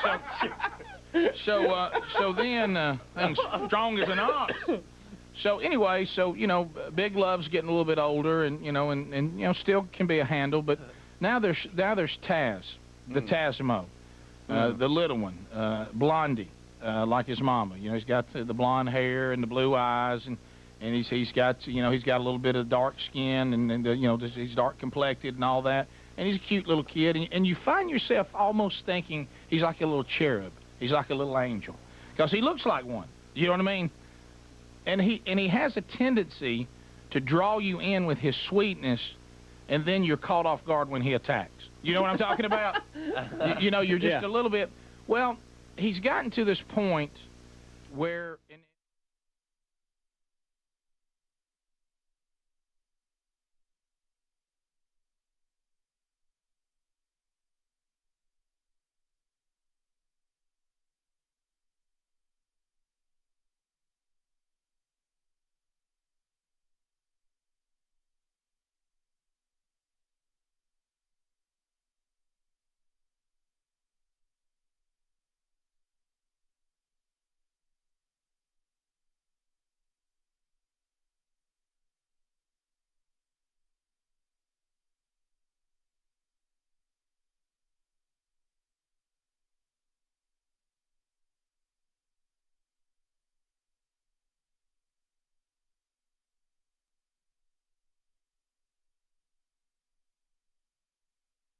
Show, no Bubba today, though. Bubba's still down with the flu. As we promote, visiting with us back. Of course, you hadn't been here since TV, though. I haven't been here in a long time, but I'm back with you right now. I'm applying for the job. Bubba, I know you don't feel well, but I'm gonna try to do my best today. I kept thinking, what if we just had George in and been Rick and George all morning? Yeah, I mean, come on. George Wallace back with us again today at the Comedy Club Stardome. You're visiting Birmingham again. I love Birmingham because this is one of the funniest cities in America. Anytime you come here, you can just start laughing. Getting off the plane here, when you see the sign say the Birmingham International Airport, international is the key word there. I told y'all the only thing international around here is the House of Pancakes. Let's get that straight right now, okay? But you can have some fun when you come to Birmingham. No doubt about it. And speaking of, but the actual club is, everybody comes through here, and I think the last time you were here, you were talking about it too. We're back 9 minutes to the top of the hour. Thanks for being with us today. Bubba out, but should be here tomorrow. A couple of things I want to point you to. Are you listening right now on Raycon Everyday Earbuds? Doesn't it sound good? And I'll tell you what you love about it. If you're a speedy out there, or you're just somebody who likes to be a good steward, why pay more for something when you don't have to? Now, of course, you'll pay more if the quality is going to be better, but with Raycon's Everyday Earbuds, you're getting the same quality, and in many cases better than the premium brands at about half the price. And because you're listening to this show, we get you free shipping and another 15% off. We love these. I mean, even Greg likes them. And Greg doesn't like anything. You like them, don't you? I do. I've had them for a while. I use them about every day. So when you're out there running, and of course your crazy dog is running in circles and chasing you, trying to bite you, do they ever fall out? No, once I've dialed in on the right size, which they have options, once you get figured out, they're pretty solid. Yeah, I like the noise cancellation. Sometimes I just need to say, okay, I'm out. I want to be listening to this because, especially if you're listening to something that's audio, like I'm trying to listen to a podcast, I'm trying to listen to, a Bible study, I'm trying to listen to some sort of, whatever the podcast may be. You kind of sometimes want to take all the noise out. Maybe you're listening to us, you want to take it out. Also, they've got the ergonomic design, multi-point connectivity now, lets you pair two devices at once. So you got it just like you like it. And the sound profiles are great. So go to buyraycon.com/bigvox today. We just talked about that. 15% off and free shipping. That's buyraycon.com/bigbox. Also, you'll find the link at rickandbubba.com under the sponsors.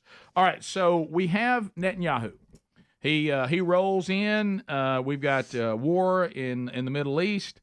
And then we all can't believe what we're seeing, that we, in our country, we have not just I want there to be peace in the Middle East. Okay, I could get on board with that.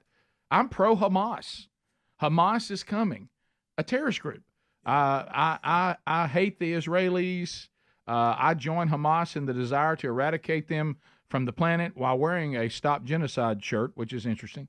I'm going to burn Netanyahu in effigy. I'm going to burn the American flag. I'm going to put graffiti all over the monuments with Hamas is coming and things like that.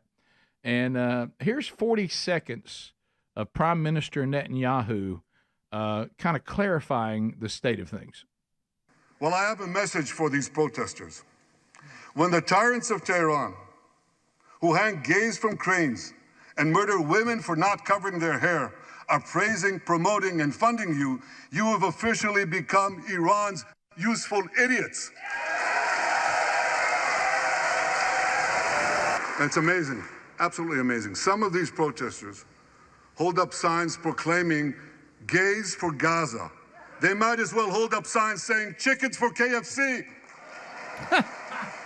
Fact.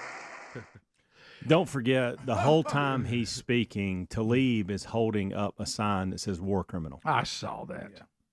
War criminal? Yes. Genocide, war criminal, all this. Has she just forgotten October 7th? I know. Yeah, what started the whole I thing. mean, and I think he really did a great job of making sure everybody understands really what they're doing is they're fighting Iran, is what they're doing. Of course. That's what these terrorist organizations are. That's who they're funded by. Rick. Yeah. Please look. And she would wait when everybody was clapping at him. She was just waving it around. I'm out to slap her. Yeah, it's awful convenient. Embarrassing. It's awful convenient when you get to live in the freedoms that we have, and support something that would place you under Sharia law. And let me tell you something, little miss, your world would change drastically and not for the better. You wouldn't be working in government representing anybody. I can tell you that. Oh, if I was a dictator and I could just make any decision I wanted, one of my first things would take that squad and I'd go move them into one of these countries right in the middle of the chaos. Yep. And just say, call me in a couple weeks if you decide you want to come back. Yeah. To see how well y'all enjoy it. I don't understand. Then you got a bunch of, pale white liberals that get on board with this kind of stuff. Yeah, they got no idea what they're talking about. They have no idea what they're talking about. It's just the thing to do if you have They're grossly uninformed. There's a bus with them all unloading. Yeah, they're busting them in from somewhere. I mean, it's just so. You know what? Netanyahu laid it out yesterday. He also, now listen, America, this is really, really important. Okay, let's just stop for a minute. Take all the lack of reality and all the propaganda and all the stuff that's going on. Now, this is really important. The person who now says they want to be the next president protested Netanyahu and would not meet with him and would not even go to this gathering. She's supposed to be sitting right next to Mike Johnson, and she did not go. She did not greet him, and she is not for Israel. Mm-mm.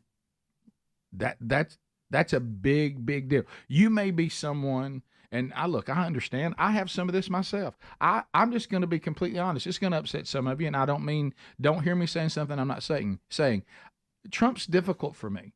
Yeah. Okay. At times he makes me so uncomfortable, so nauseous, and I wish he would be coachable. Okay. However, there is so much at stake in November, and things like this, our relationship with Israel, our economy, our border, our standing around the world outside of it, not even just the Middle East, everywhere. Our situation with China, which we're going to talk to Peter Navarro about that in the podcast. He's an expert on this.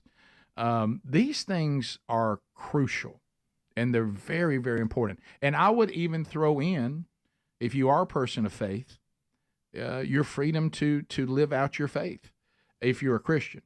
I don't think, just like Franklin Graham, I don't think he was trying to coach Trump a little bit spiritually. Do I think he's a great representation of the church? No. Do I think he's an enemy of the church, though? I do not. Now he's more on the populist deal. He's not going to say a lot about some of the things that morally that we may hold dear, but he's not an enemy of it. Yeah. And that's important. There's some very important things we cannot, as the United States of America, hear me loud and clear. Okay, this is that big boy stuff, about and big girl stuff. We cannot allow the current state of the Democratic Party to regain power in 2025. We can't. We must remove them in November of this year. Mm-hmm. We absolutely must. There's so much at stake when it comes to our quality of life, our nation, and our standing in the world. Right. And your ability to, things as simple as afford your groceries. Okay. This is a big one coming up, and we can't mess it up. Top of the hour. If you're leaving us, Don't forget you can get the whole show on our YouTube channel or our podcast channel on your own time. If you're still with us, Speedy and I have finally gotten to the bottom of something that has kind of been hanging over the show, and we'll update you on that when we come back. Rick and Bubba, Rick and Bubba.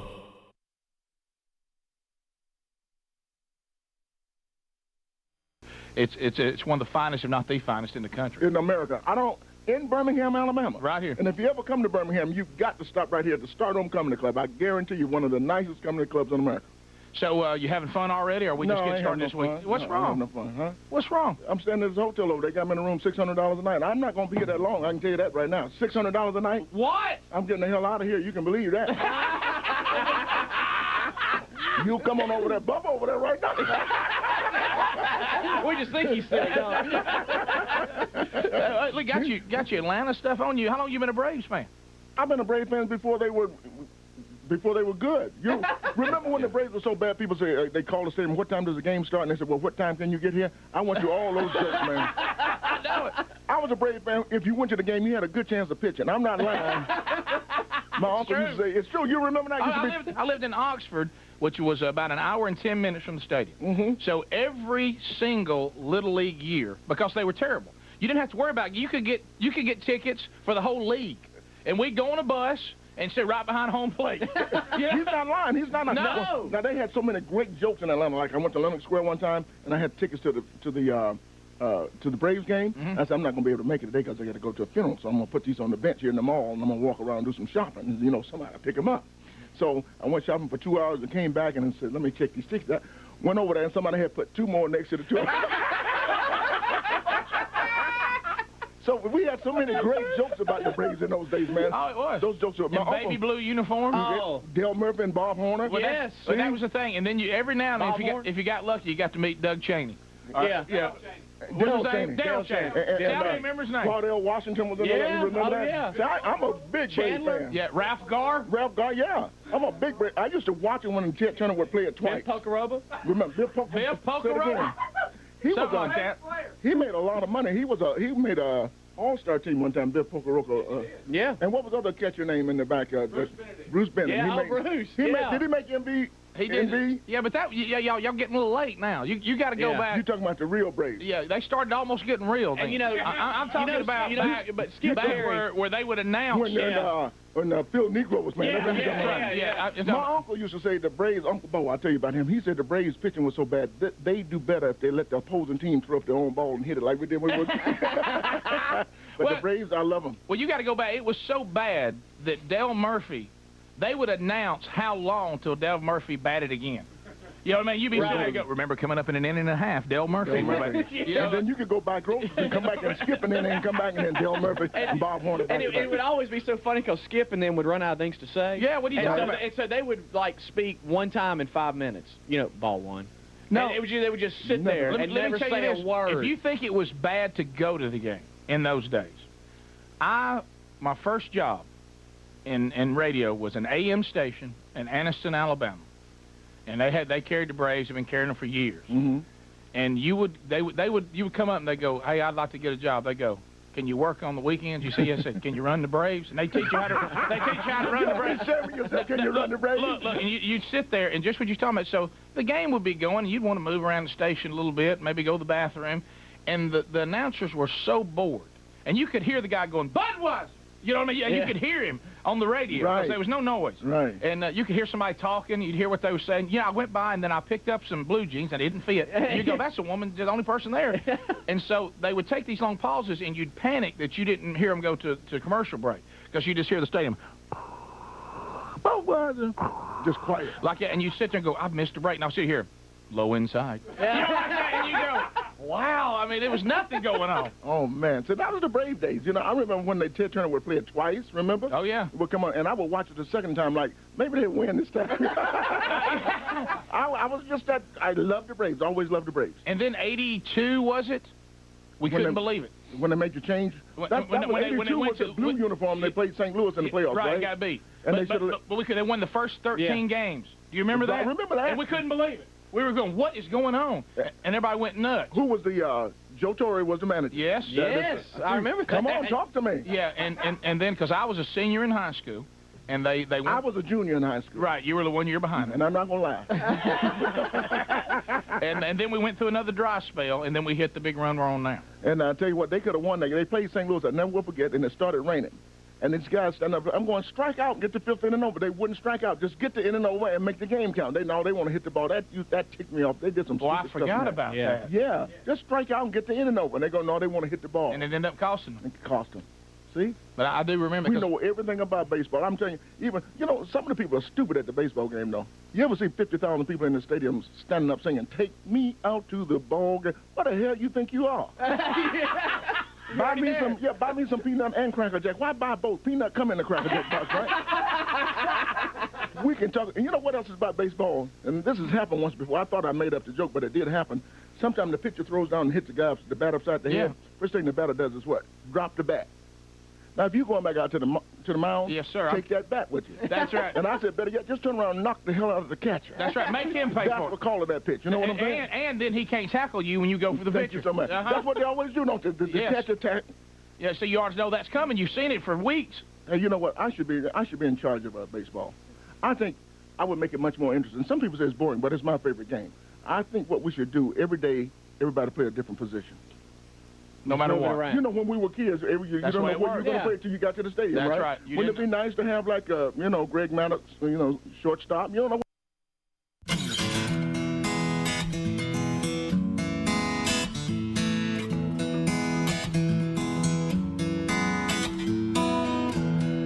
Yeah, there's a lot out there, Ken Osborne, you're right. Brand new hour from the Big Boy Studio. Thank you for being with us today. Bubba out today, the rest of the gang here. So we've already unpacked quite a few news stories. We've dropped in some other things. We've answered questions from the text option that is brand new. As we can see some of you asking questions as the show progresses, and we try to work with that best we can. And thank you for the information that you give us quicker. It's been a great add to the other ways to communicate. So this has been a mystery. I almost wanted... I probably should have talked about this when Helmsy wasn't here, because I think this bothers him that I've done this, and I'm sorry, Helms, in advance. I just want to apologize to you, okay? All good. Because All good. I know this is that side of me that you certainly deal with it. You've had to work with it, and you being a coach, you'd like to correct it. And I understand that I can be not coachable sometimes. And so what happened was... Our grandmother, one of the most powerful matriarchs a family has ever had. No nonsense. Margaret Burgess was no nonsense. And it was Margaret's way or the highway. Oh, yeah. There was no negotiation. Yeah, and so she went on in to glory. And so my dad has a sister, and she ended up with some of my grandmother's stuff. Okay, and she put it in a storage building in somewhere in Decatur, Alabama. Okay, so God love her. She got to where her husband passed away, and she got to where she was on fixed income, and she just approached me one day, my aunt, and said, "I can no longer pay for this storage building. There may be stuff in there that you and Sherry or your kids." Our family, your kids, great, whatever. Y'all talk about it, but I'm backing out, and they're going to get rid of it unless you start paying the rent on it. And I said, talk to my wife. She said, oh, yeah, don't let that stuff go. I mean, you need to pay for that, and we need to get there and look at it, and then we'll decide. Oh, that makes sense right there. Everybody still okay now? Yeah.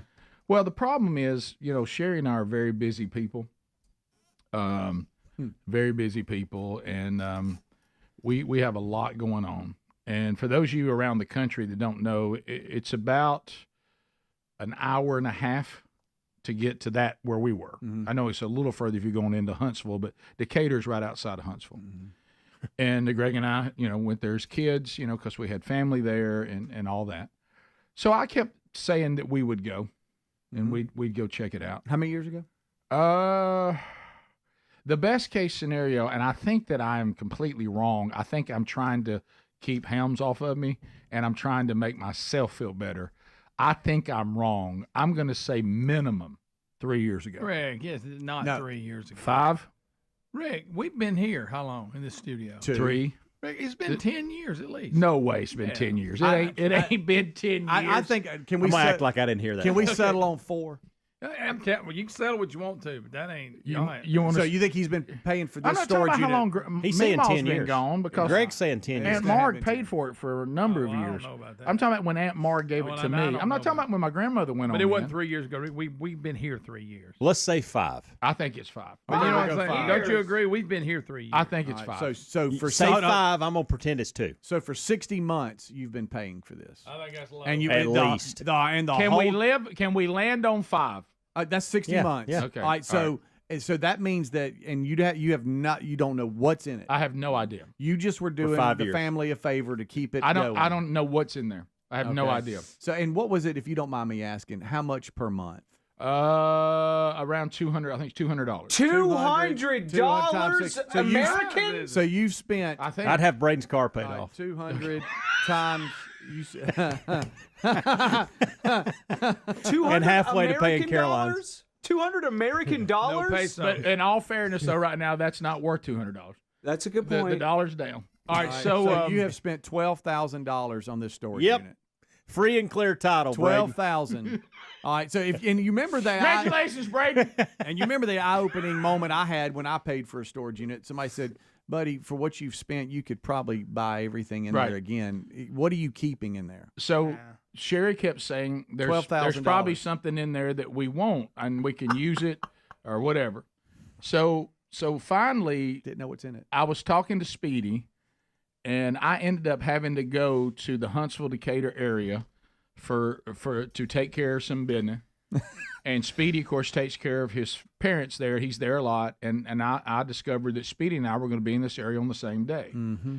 And I said, hey, if the day ends anywhere near this, where I think that I don't even know where the storage building is. I mean, I've been on the phone with the storage company trying to figure out where it is. Right. I don't know where it is. Now that my aunt she's starting to have some struggles, so she don't know where the key is. I don't know what's going on, but I said today's the day I'm getting to the bottom of it. Oh. If it all works out, and then my schedule started getting away when I was there, and I'm like, I'm not going to do it. Right. And if they had not told me that they were open longer than I thought, I was out. Right. I was going home. Yeah. Because the day had gotten long, and I didn't feel like fooling with it. But I ended up. It ended up that Speedy and I ended up at I told him where I would be.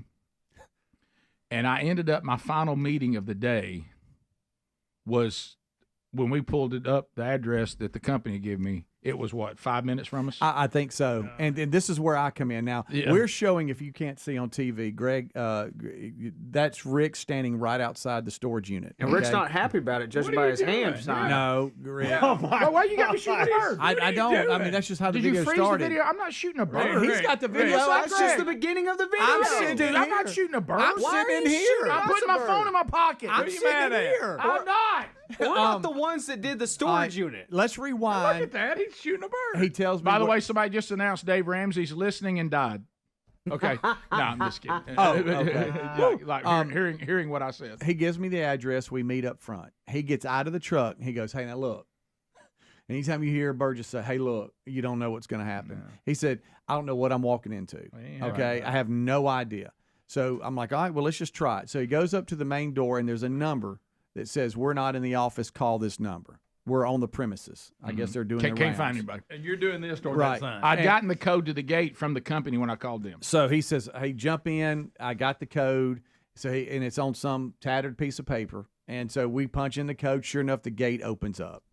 So we're like, okay. And he's got the number of the unit, but we don't know where it is. And this is a large storage facility. I had a hard time finding the actual storage place. Yeah. It's back in a weird place. It goes for a minute. Greg, Adler, he's continuing.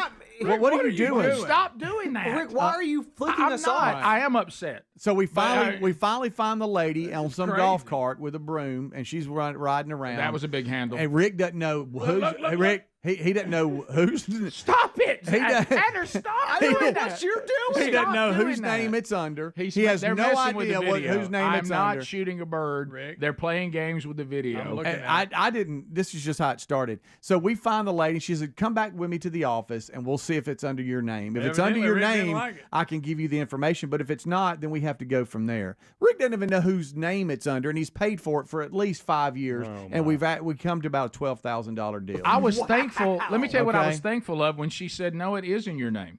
I thought, really? So I didn't remember doing that. So then we go, okay, how do we get in? Rick says, "I don't have a key," and she says, "Well, I can." She said, "I can cut the lock, but it's going to cost you.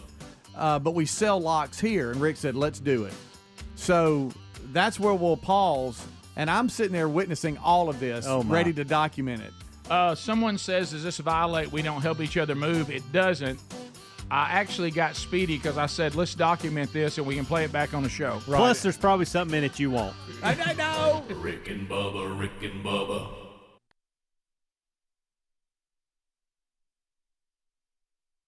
Well, it'll be exciting. You know, maybe more errors, but it'll be exciting. Well, it was funny because we just started on the Turner South 8, so we kind of end with the Braves now. Mm-hmm.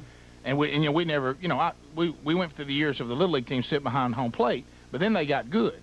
And then I'm back up in the upper deck. Back up upstairs, right? Yeah. So I had never sat in really good seats, except Coca-Cola every now and then, because and you're enjoying the bottle of Coke. You couldn't believe it. Somebody, I can't believe it. The green bottle too. And we got to go sit in their suite one time, which is really good. Really nice. Yeah. So then Turner South said, we want to bring you to a game and let you go on the air and do an inning, which like us growing up Braves fans, that was incredible. Right. So we're sitting there, and our one of our producers, Don Juan DeMarco Williams.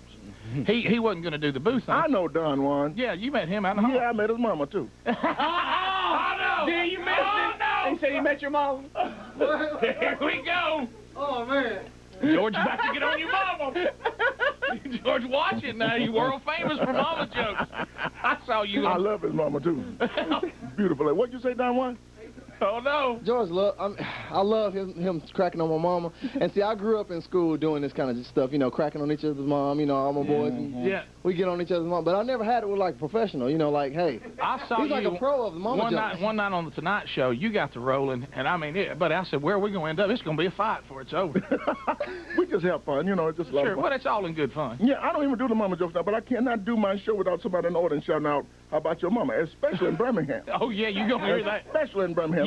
One dude told me my mama the other day, he said my mama had a glass leg, and when you fill it up with chocolate milk, when you want to call her, you just go, yoo-hoo, yoo-hoo, yoo-hoo.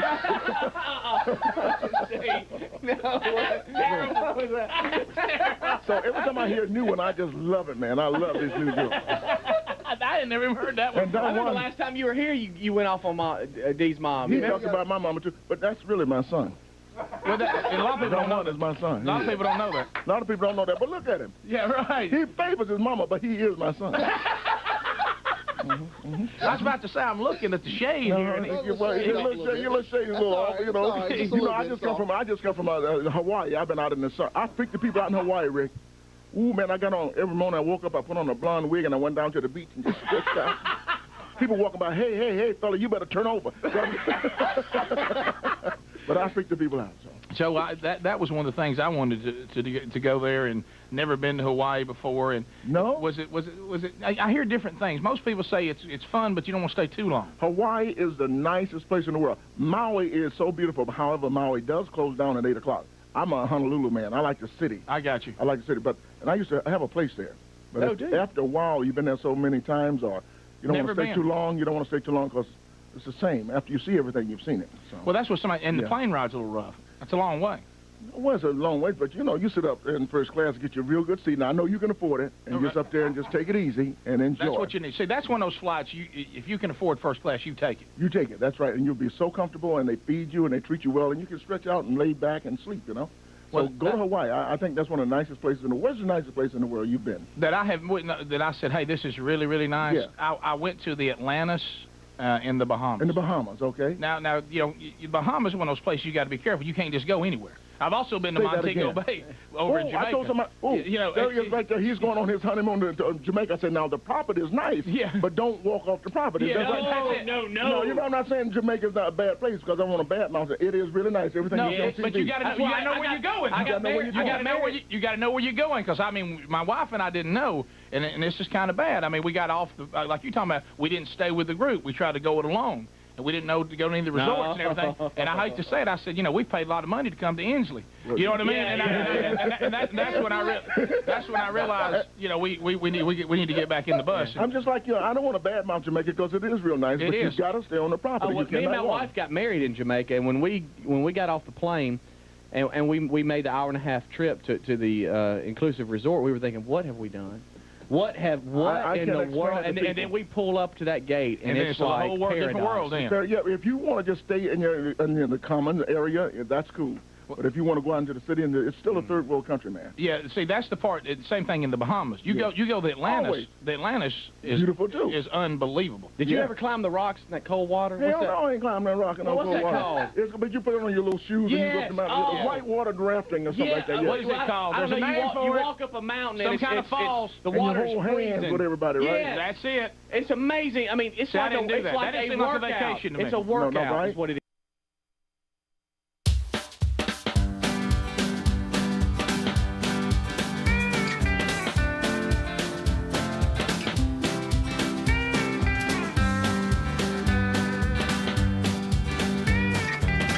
20 minutes pass, getting to the bottom of a mystery that's been hanging over me. Greg thanks for I'm doing 50. numbers. Greg, you're wrong. Greg, I've been with the show going on 16 years. So I'm going to say you started paying that 10 years ago. You think I started paying it after you'd only been here 6 years? Greg, that's not true. Does that make it 24,000? So our aunt was paying for this until not that long ago when she said she couldn't do it anymore. Asked if I would do it. We've been here 3 years. It was way before we came here, wasn't it? Not way before. All right, so here's what I got a question. Think pandemic. Mm-hmm. We go into COVID. How long had you been paying for that since then? I'm sorry, the people texting. No, that's great. So anyway, I don't know how long it's been. I'm asking you. Let's go back to the pandemic. I'm on compromise to 8. All right. No, it's not 8. It has been about 5. The reason why Sherry mentioned to me, one of the reasons that we wanted to hang on to it a little bit longer is when we started thinking we were going to move to the farm and build a new house, she said there may be something in there we can use for the house. Yeah. Well, that's only been 2 years ago. Right. What's that mean? So I don't mean where you started paying. Well, but it seems like that's why I would have kept, say, well, let's do this then. I think it's been 3 years. You're thinking you didn't start paying on it until then? Greg thinks 8. And so I'm gonna stop at 5. Wait a minute, you're saying that you hadn't been paying on it until you mentioned it when y'all were going to build another house. I don't think I've been paying on it very long. Oh, you're wrong. Because why am I making a case about it? I had more hair when this started. Let me ask you something. You better back down a little bit. I'm just telling you. You got to be all ill about it. Well, I know you're trying to make yourself feel better. I don't realize you spent that much. It's seriously 7 to 10. I tell you who didn't help pay for it. You. No. I sold it. If we land, if we land on 7, if he's saying 10, you're saying 5. Let's say we land on 7. That's 16.8 that you've paid. Okay. For the storage. But the biggest thing for me is you don't even know what's in it. We've been in here 2 years and 7 months, right? Yes. Okay. So it was about 2 years before that. So there you go. How about that? So we'll say we'll go back to 5 then. $12,000 you paid for this unit. Meet me on the logo. It's 7. Hey, meet me on the logo when we're on the break. You're being so ill about So that picture. I'm not shooting a bird. I don't know why y'all keep saying I'm shooting a bird. I think you're holding a lock. You know why he's shooting that bird? He just realized he'd been paying for 10 years. I'm holding a lock in my hand. Yes, it's just the way it comes through. You know why I have a lock? Because I don't have a key to the one that's on there. They said that they'll cut the lock off for me and we can start again. Yes. So that's kind of where the video picks up. It is, and we've discovered we did not know. We rode around the place trying to find the number. We thought it was an outside unit. It was climate control. It was inside the hall. Okay, we're outside the door. We're about to go in there and figure out what he's been paying Only for. the best for my grandmother. Here we go.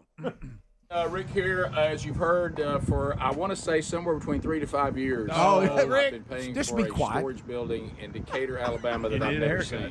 Yeah. Today's the day. I had some things I needed to do up here in Decatur, and so my wife said while I was here to find out what is in this storage unit.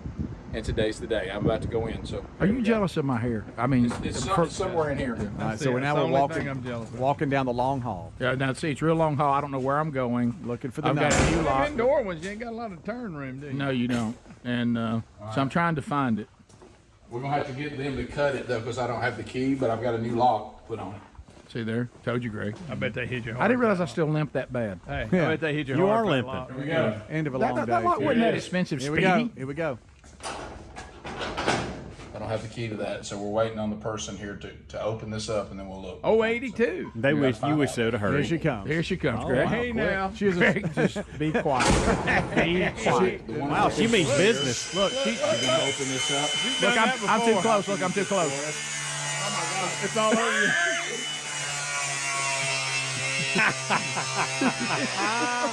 Wow, a lot of sparks. Just get a good pair of bolt cutters. Yeah. I don't know, Greg. That's what I was expecting. That's why I nearly caught on fire. I mean, burning the side of the building. Yeah. Here we go. Yeah, I might get old pair of bolt cutters. All right, listen right here. Here we go. Is that it? Sweet lady. She was very All kind. right, thank you so much. Be careful, it's gonna be Thank you. hot. All right, it's going to be hot. Consider, that I'm so glad my hair gels wore off by this time of day, because if not, that would have set my head on fire. That would have been funny. So, all right. Here we go. I'm scared of it. All right. Oh, wow, hot. Consider that hot. All right, so, Greg. Oh, here we go. The unveiling. This is it. Here we go. This is it. We're going to open up somebody was living in it. Whoa! Whoa! What? Oh my I'm gosh! out. What the, who Are you rents- kidding me right now? Grandmother's. First of all, that doesn't have to be in climate control, first of all. All right, pause. Yes, please stop All right, this all right, madness. pause. Explain to everybody what's in it, because those on the That's radio it. are going, what the heck? I think that the storage building's going to open. It's going to be packed. I do too. It's It's going to be packed. There's a a lot dining of- room table and some chairs, a china cabinet, and then I don't know what that It looks is. like an end table. I It's don't a know. dining room set. Some kind of end table. That's all that's in there. That's it. It don't even take up more than a quarter. Hey, y'all. He's paid $12,000. At least. Let me tell you this: whoever the salesperson was, they got Margaret in. I'll tell you. Yeah, She that's- didn't need that room. Guys. You can go back now a little bit if you want to. It doesn't matter, but we can't Listen believe to, it. Listen to Speedy. Speedy can barely hold Come it back together. a little bit. that's- Come back that's if you don't mind. unbelievable. Go back about 10 or 12 seconds. I want to actually hear their reaction. Okay, again. all right. Yeah, I listen, can't Speedy believe loses. it. Speedy loses. I can't believe it. I can't believe It's it. so empty. That's all that's in here. That's it. I've been paying. It's basically my grandmother's dining room. That's all it is. Rick, you can put that in one of your rooms at your house. Listen, Speedy. So I expected there to be more. Well, yeah, you could put a bass boat in there. Rick, y'all load up and pick up and take it home. All right. So Rick, what you need to do is start renting space, that I'll extra get my phone space to back, somebody take a else. few pictures. Send this home to Sherry, and got a new lock for it. So when we come back to get this, I'll have my own lock. All right, so here we go. Here's a good look, Hams. It looks to me it was a 10 by 12 is what it looked like to me. All right, There's so 3 pieces of furniture in there. Good we Yeah. went with the smaller size. I mean, I don't know, Greg. I wasn't involved in this. I've never been here. guys, Did we think at some point more stuff was going to go in there when we purchased it? I never asked a whole lot of questions. I was expecting to open Rick, it that's up. obvious. Rick, I'm gonna go ahead and say you're paying for a lot that you're not using. I'll just go ahead and Yeah, say I never especially since it's been 9 years. Now, I mean, I know antique furniture could be expensive, Oh, but my. I don't know if it's that expensive. That you're looking at a $3,000 table, about a $4,000 end table, and that cabinet's about $10,000. Yeah. Well, and of course, I send the pictures home expecting Sherry to say, just find somebody there who wants it. And she said, oh, I love this. I think we can use that. So now you got to go back and get it. She sees the end table like being a desk and the office and things like that. I don't know what else. What about them pattern on This the was chair? truly a let's just open the door and see what's in there. That's hilarious. That was hilarious. not All I saw expecting was that. wide open space. This is what you got to know about me, and y'all do. It was probably some obscure Tuesday. I probably was in the middle of what my life is, which I'm on the go. My aunt called. She was in a bind. She asked me if I would take care of it. I said, sure, no problem, just so I could get through the moment, get it off my plate, and get it done. Then 9 years later. And then completely forgot about it. I would think about it every now and then. And then I'd go, I can't fool with that today.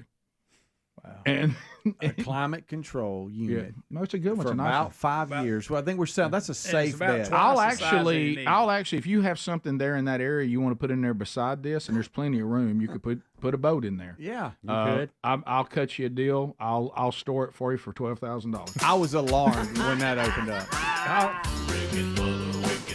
That's funny. Only you could do this. Yep, there it is. How many years have you been talking about, man, I need to get up there? At least 5. If it's maybe. Greg, take a look again. Huh? You got a lot of room in there, I can tell you that. Right. I tell you what, I may put you in there. Bottom of the hour. Rick and Bubba, Rick and Bubba. It is. That didn't seem like a vacation to me. So, but you do consider Atlantis one of the nicest places you've been? Well, I would say yes. That and the Cayman Islands were very nice. The nicest island in the Caribbean would be Aruba. See, I've never been there. You go to Aruba, really nice. Hotels are lined up really nice. Can I tell you why I don't like Aruba? Why? That stupid Beach Boys song. Aruba. If I hear that, every time I hear that song, I want to fight. I hate that song. Well, they do play that when you get out. Do they really? Is that what I hear when I get on? No. Which one but you that's like one of better the songs then? like, and you're stuck in your head. They had that on CNN yesterday, a song that is stuck in your head. So Aruba to you is the nicest of anywhere you've been. But I tell you what, there's a property in Puerto Rico, San Juan, Puerto Rico, called the El Conquistador. Half the hotel's on top of the mountain, half's on the bottom of the mountain. Golf course, everything's right there. Got about 9 restaurants, got a casino, everything. If you ever want to go to the nicest property one of the nicest in the world, that would be the place. And I've been all over the world. Yeah, but see, George, you know, I've been all over the world. Sounds like you have children. That's what they tell me. Right, but they all would be teenagers or above. Yeah. They would be able to handle themselves. See, I got 4 kids. Well, you need to go. You know, I started to say Las Vegas. You've been to Las Vegas? Yes, been there. Yeah, that was nice. That was good for kids. Where can kids go? Well, the Atlantis Disney wasn't too World? bad because now some people get upset when but the Atlantis was good because when you're there, there's pools, there's water slides, there's the beach. It's all there. You ain't got to go anywhere. Right. So, but now if you get over in like the $20,000 night suites, they don't really care to see your kids. But you got to be careful where you stay. This is true. You know, which I don't think. You know, I try to let my kids every now and then run down that hall just to kind of bring them back to reality. You know, some of us cottage folks out here like to go up and see y'all for a minute. Well, that's what the place is I'm telling you about, the El Conquistador. But it's really nice. We'll come back. George Wallace is with us, 877 We Be Big. George Wallace, the Comedy Club Stardome this weekend. Go to stardome.com or call 205-444-0008. Some tickets still available if you want to see George Wallace live on the stage at the Stardome. We'll be right back. This is George Wallace. That's right, crazy George Wallace. I'm here with Rick and Bubba, and I tell you, Don Juan Mama is so ugly, when she go into the woods, the trees pee on her. Terrible. Yeah, I said it. She walked by the toilet, the bathroom just flushed by itself. You know? Terrible. He's such a nice man, isn't he? He is. He's a good kid. I'm jotting all of them down because I'm going to use them from somebody else later on today. Well, you can do that. And bring me some new ones. I'll give you credit, though. I got this from George. You know. Well, you're my son. You can have anything I got. So who's on TV today you were talking about? George, I've been discussing this on the show for months. On Regis and Kathy Lee this morning, we're getting calls, and I got an email last night, Patti LaBelle. I know. I was with her Friday night. Really? I like Patti, but let me ask you this, okay? I got it. Go ahead. I'm thinking this Coca-Cola, you know, is still strong in the bottle. I know. She can sing very well, and if you don't believe that, just be around her for any amount of time. Okay. Okay? But we would agree, okay, and I'm going to handle this with kid gloves here, that Patti is not exactly on the radio every day like she used to be. No, she's not. Not really kicking out the hits. Right, but she's a legend. But how does she end up on everything? Well, they couldn't get Diana Ross because she had a little problem. You know, she was Diana Ross. This is what happened. That's why Patti is on all these shows. See, they wanted Diana Ross, but she had a little problem drinking and driving. Yes, she did. And so they put the song on, I don't want to get over. That's called Love Hangover. So they couldn't get her. That's right. Yeah, well, she went to jail for smoking. That's right. So, because I'm on this track with you on there, because I'm trying to marry these ladies and I can't find them. Queen Latifah, she went to jail for having a gun in the car. So that's right. So what I'm gonna do, since you're talking about Patti LaBelle, I'm gonna marry her. Maybe I'll marry Aretha Franklin. At least I know I'll eat. Boy, did you see Aretha on the Grammys? Did you see her? You know what I said, George? You're going to like this. I'm going to come over and meet you. I said, you know, because there's got to be a family member somewhere. I know everybody's scared. I know somebody's scared of Aretha, but not your family. Right. You know, your family go, Aretha, That dress, you look like a gift bag. I'm telling you. I mean, she walked, all those gift bags It's a has all big the stuff. Christmas present right with the wrappers. She came out and I said, no, somebody has lied to Rick. Well, you know, she's not just kind of big. Well, she's not kind of big. She's big. She's really big, right? Well, I love her because I want to marry her because I'm going to eat. I know I'm going to. You going to eat and eat well. I was going to marry Oprah, but Oprah will feed you for 6 months and starve you for 6 months. And I can't put up with that, you know. I can't put up with that, you know. You never know where she's going to come from. You never know where, you know, next week you're eating cheese, next week she got some yogurt and stuff. I know, you go, O's on her health care. You're right. I'm walking and she got some wheatgrass and stuff like that, you know, yogurt, wheatgrass. Hey, speaking of Oprah, did you see this? Did you see this now? She's about to be the first woman to ever have be worth $1 billion. Let's see here, the billion. You got to marry her. Who cares about the eating? Billionaire list. You can eat on your own. You can sneak off. I go to Windows late night window with that, right? You know what you can say? Well, I'm back going to Honolulu again. Got to work. Look, she made this year. It says the media empire that she has grew $1 billion. Her net worth is $1 billion. $1 billion, George. Get her on the phone right now, Rick. Get Oprah on the phone right now. Let's call her right now. Because I'm gonna tell you something. You're a lot better looking at Stedman. I don't care how good I look. I'll do anything she needs to be done.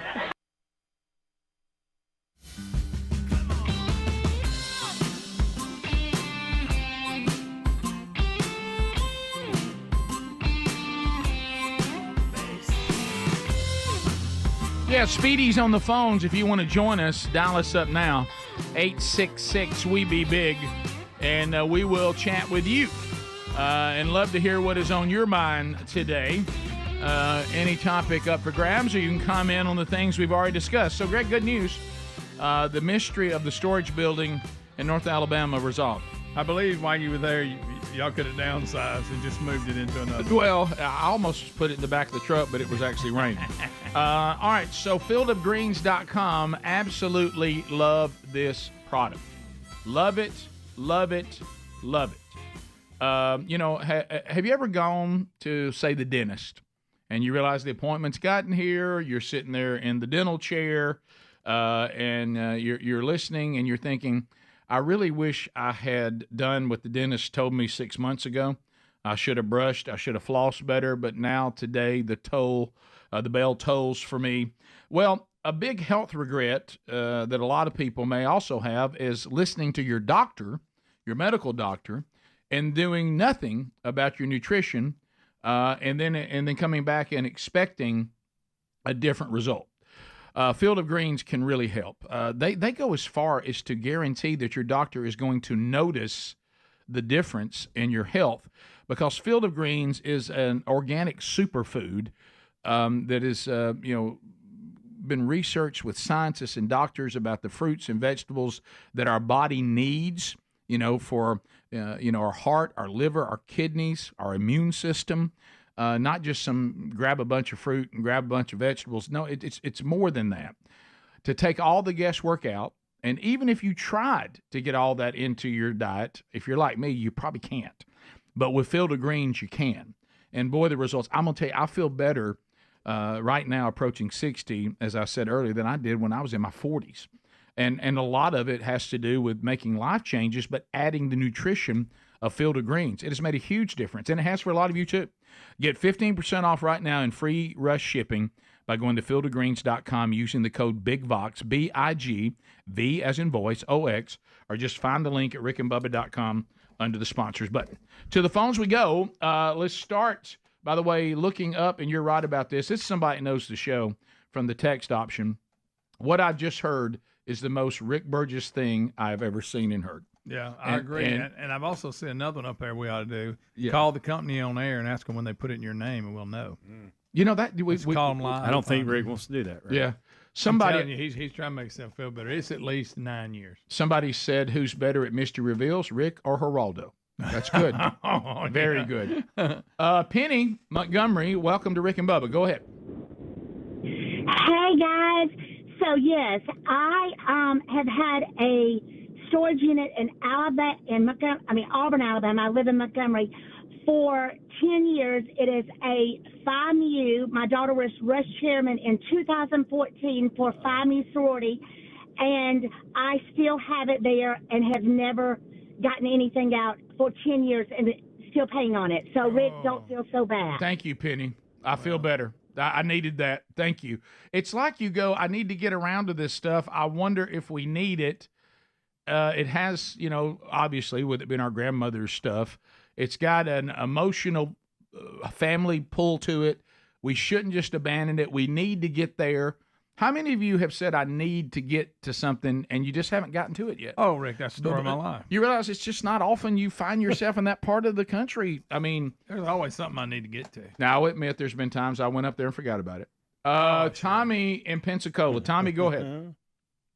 Hey, Biggins, how about y'all this morning? You doing all right? Yeah, we're great. Good. Hey, is there any truth to the rumor that it was actually Bones that gave the Secret Service Director Cheadle the thumbs up on that building? Oh, I see. Yeah, that's right. When Bones, that's good. Okay, that is good. Dang, guys. That's all good. right. That's good. That was going to be better, guys. No, a little more distance. It's almost like the Bones story with mobile assault broadcast vehicles. So much time had passed, but it's still we didn't give you enough on that. That's actually funny, and sorry we didn't get it immediately. Yeah, that's on us. I think we actually heard that earlier in last week. Well, you're probably right. Also, don't forget that. Good, but. I've got an update. You remember when I told you that we got information from somebody that is actually in the Secret Service, that there were pieces of the puzzle that have not been made public yet, and they told us what had not been made public? That actually all started coming out yesterday. We'll get to that in a minute. Let's go to Brian in Muscle Shoals, WLAY. If you want to join us, lines are open at 866-WE-BE-BIG. Brian, go ahead. Hey, Rick, how are you this morning? I'm great. I hope you're okay. Well, you just brought up something today that really made me think about my financial decisions. Yes. People store this stuff that they don't want and pay people to store it for them. Yes. And I have a mini storage unit that I've probably been to twice in 10 years. Yes.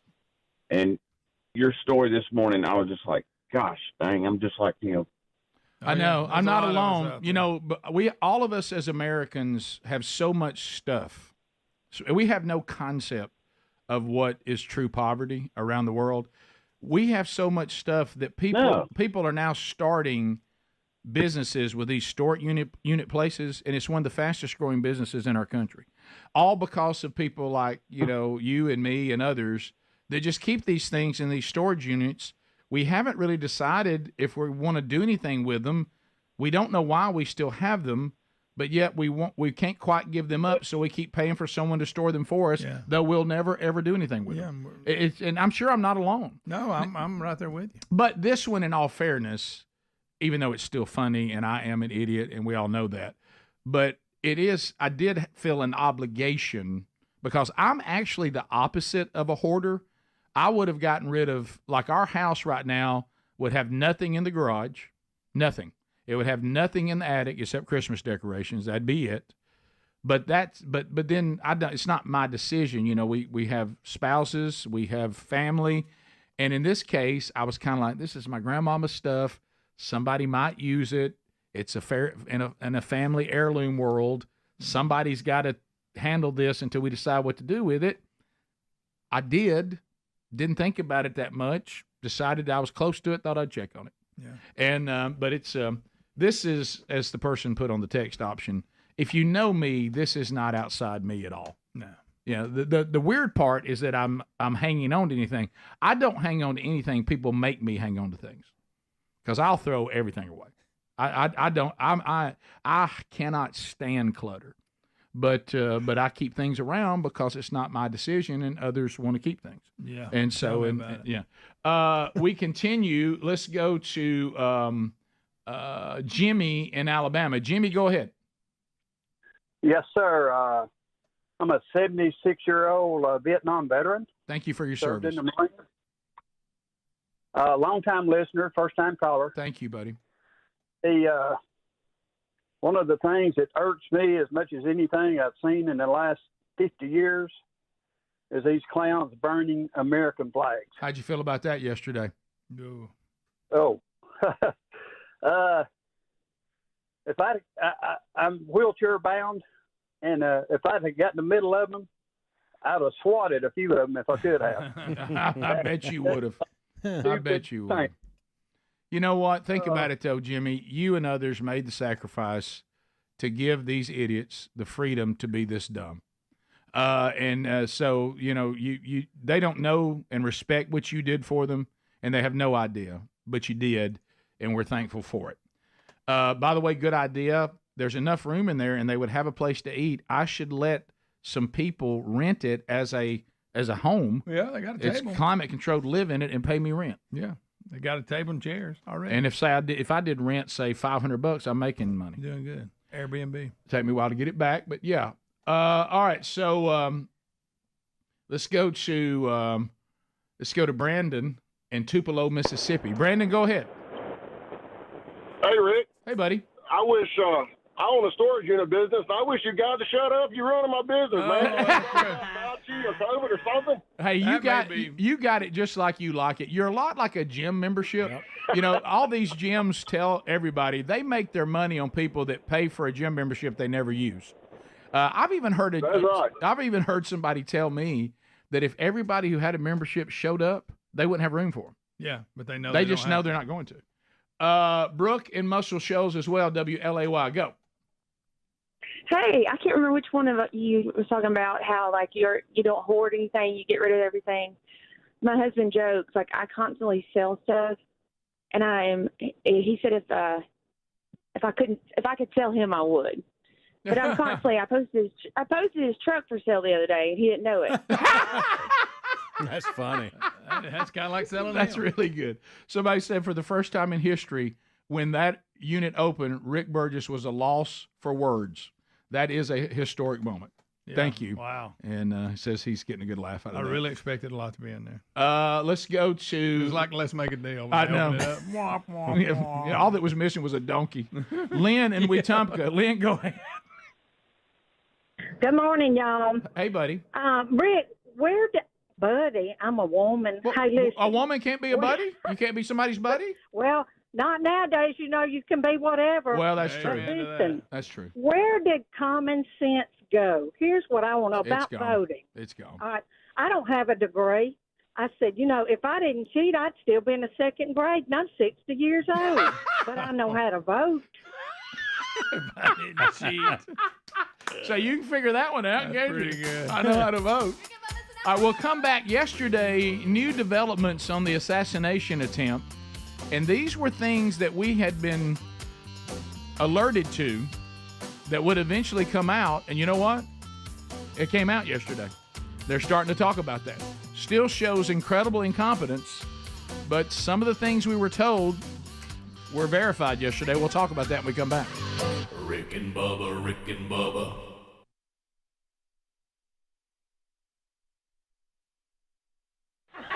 For that kind of money, let me tell you right now. $1 billion. I would just take her panties to the laundry every day, whatever she needs to be done. Bill Gates is only worth $40.7 billion. Yeah, well, is that all? He lost half his money. Ted Turner lost half his money, but they're still doing real good. Yeah, sure. Don't you know there's some guy that used to slap Bill Gates in the back of the head and take his lunch money and goes, yeah, Because that's a lot of money.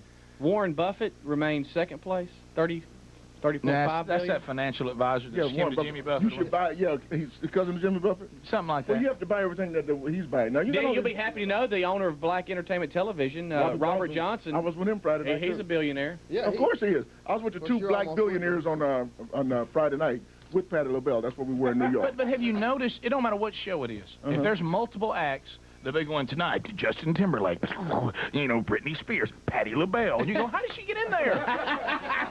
Have you noticed Everybody else is in jail, I'm trying to tell you. That's what happened. That's what it is. You can book Patty. She's ready. She's ready. You know what happened? You're saying that. Who was it? Somebody was scheduled to perform in the Bahamas.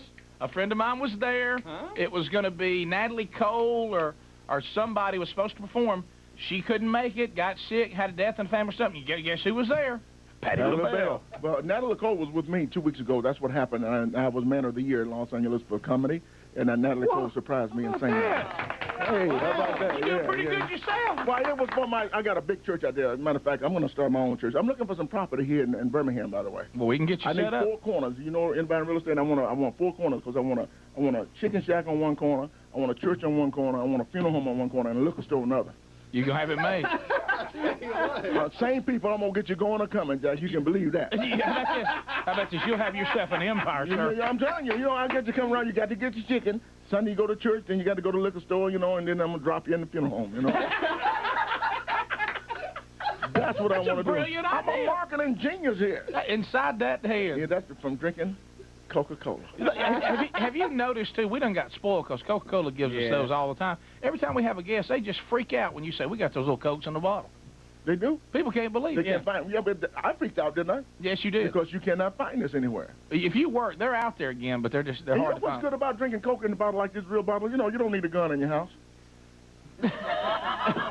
Somebody break in, you just pop them upside the head with this 6-ounce bottle here. Oh, I know. It's kind of like that cornbread my mama used to cook. It used to be so hard, we eat Jiffy cornbread now, but my mom used to cook cornbread. It was so heavy. You could just take a piece of cornbread and just smack you upside the head like that. Thank goodness Taz don't get a hold of that. Yeah, I got a 1-year-old now throwing everything. Is that right? He just throws. We have to eat with safety glasses on. Because just so I'm going to turn it loose. You got to watch him everywhere he goes. Yeah, he'll bring you in talking sweet, talking about this little train. Did you tell me, Dad, see my woo-woo? Wham! And he'll hit you right in the face with it. But like I was talking about, the big dilemma, though, as a dad, though, you want to get mad about it. You go, hey, how far did he throw that? I know. Yeah, where did that come from? Somebody mark that off. Yeah, that boy's going to be a picture, That right? boy's going to be a picture. Yeah. Here you go. Throw another, son. Maybe he'll throw the shot put, something like that, right? Yeah. Somebody go get me a patch and let him throw something else. So, well, all of you on TV, thanks for being with us on Turner South. George Wallace is going to be at the Comedy Club Stardome.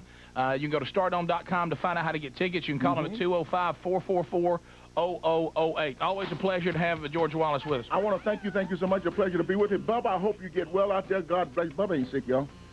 Where do you think he is? I saw him. Really? I saw him.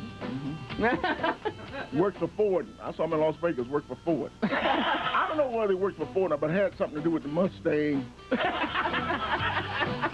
They sell Mustangs out there, some ranch. We'll see ya. Rick and Bubba, Rick and Bubba. Rick and Bubba. All up in the house.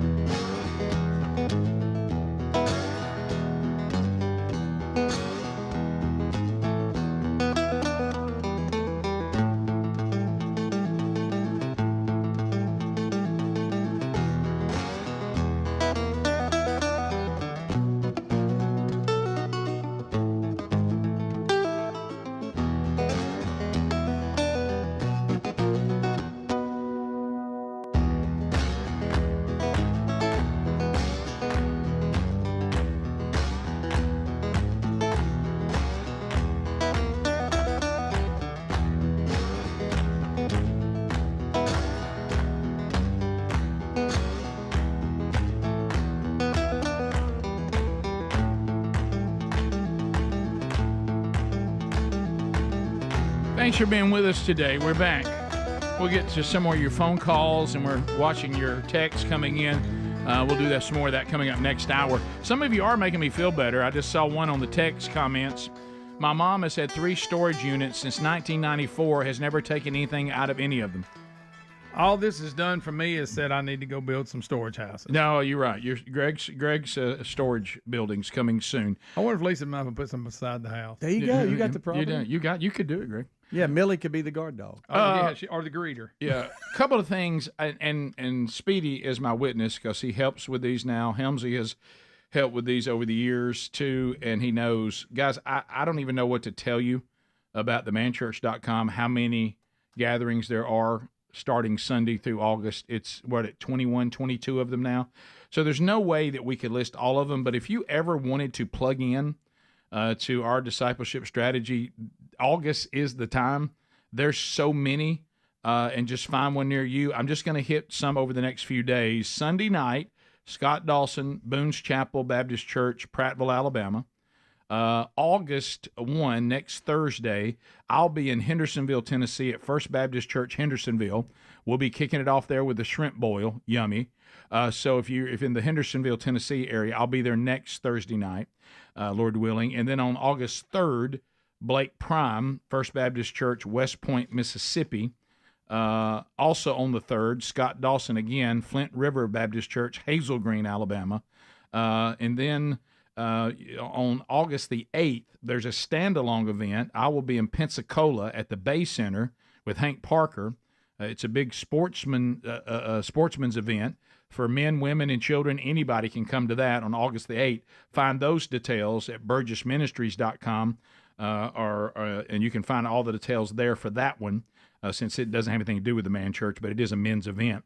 And then on the 9th, Brian Dawson, First Baptist Church, Alexander City, Alabama. And then over at rickandbubba.com, under upcoming events, you'll see that on Saturday night, Rich Wingo and I will be at First Baptist Church, Defuniak Springs, doing a men's event. And then on the 11th, I'll actually be talking to the church on the Sunday morning service. So a combination of rickandbubba.com, burgessministries.com, and themanchurch.com. You should be able to find some of these, but I only scratched the surface. If I did them all, it would take up the whole segment. So find one near you, and I'll try to hit you with some of the highlights as we get closer, and you can get all your details. And I look forward to seeing you out there. I'm out there a lot in August, and so are the other guys. Rick, can I say one thing about a storage unit? My dad just texted me. Okay, good. He said, son, if you remember when we lived in Pascagoula and we were going to move up to Huntsville, we had a big old baby grand piano. Mm-hmm. And at the time, we didn't know what to do with it, so we put it in a storage building. He said, well, we moved up here and realized, my gosh, we can't use it, so we ended up giving it away to a piano tuner and spent all that money storing it. Well, you know what? Never even used it. So your daddy, unlike me, is a very responsible man, and he still did it. Yeah. So it happens to people. Well, you get just caught in a months bind. click away, You and get time caught gets. in a bind. You look up, and it's another Friday. You get caught in a do, bind. and then all of a sudden it's years and done. Yeah. By the way, we do need to wish Gary, the bulldozer man, Vines, the spur master himself, his birthday is today. Mm-hmm. What? How old is he? Hey, what, 67? And and I texted him, I said, Gary, is today your birthday? And you know what he said? Yeah, it's been falling on this day for a while now. Of course. That's so he can't just he's got to always know something. Gary, is today your birthday? Yeah. It's been falling on this day It's for a been while. falling on this day for a while now. 67 times. Thanks, Gary. So happy birthday, Gary. He loves to be wished happy birthday almost as much as Greg. Oh, look him up on Facebook. he He does. loves it. Now he does Gary likes that a little bit. He likes it. Yeah. No, I don't want nobody to make no fuss over me or nothing. I need a picture of him and them two bulldogs for his birthday. Well, the day's not over. Remember we told y'all on the attempted assassination attempt that we had somebody that contacted us that was tied to the Secret Service, and they said, you're going to find out that at that building there were local law enforcement, a local SWAT team, or something to that level that was assigned that building, and they left their post. They're not talking about that right now because they don't want to throw them on the bus, but that's going to come out. Well, it came out yesterday. Josh Hawley is talking to Laura Ingram, and he's getting updated, and here's what he said. We have, I guess, a situation where we're supposed to believe it's Secret Service protocol to allow a private citizen to fly a drone in the vicinity of an area where a high-value target is about to speak, whether it's in an hour or 2 hours. I guess that's protocol? Yeah, that's the stupidest thing I've heard yet, Laura, and I've heard a lot of stupid stuff surrounding this investigation. I mean, first of all, the Secret Service clearly had no idea what they were doing on the day. Whistleblowers, new whistleblowers, tell me, Laura, that actually law enforcement were supposed to be stationed on that roof. But the person who was supposed to be there decided to get off the roof because it was too hot. And then whistleblowers tell me law enforcement were supposed to be patrolling the perimeter of the building, and they didn't do that either because, again, it was too hot, and so they went inside. I mean, this is a shambles from top to bottom, beginning to end. And I'm glad that that Secret Service director, the former one, is gone, but that needs to be just the beginning. Lots of people need to lose their jobs, and I'm coming to think the Secret Service needs to be totally overhauled. So see, they admitted that the reason they did is because they were too hot. Well, I'd at least lied about he it. said now that we're getting informed, we're now Stomach getting, attack, maybe. Yeah. By the way, that was That works exactly word for word what was text us. Yeah. And Too high. Now again, that still goes back to everybody in charge. And they all need to be held accountable for that. To Josh Hawley's point. So, and they mentioned it here. So the shooter also flew a drone in earlier that day to scope, and nobody thought, hey, there's a drone in here. Right. Yeah. Chip Roy from Texas was asking the FBI director Ray some questions as well, and he brought up some interesting questions. If you guys want to check this out too. Well, we don't have time right now. Okay. Yeah, we're up against the break, but we can come back and hit some of that if you would like. It's shocking. By the way, Greg, please look at that text. What? Who have you got in a headlock? That's you. That's me. I've got you in a headlock. That's happened there. That may be a live shot from when we were younger. That exact thing happened at that trailer we lived sure in. did. It knocked me out. Remember? Yeah, I sure do. You weren't thrilled about it. No, Bulldog got me. Top of the hour. Rick and Bubba, Rick and Bubba.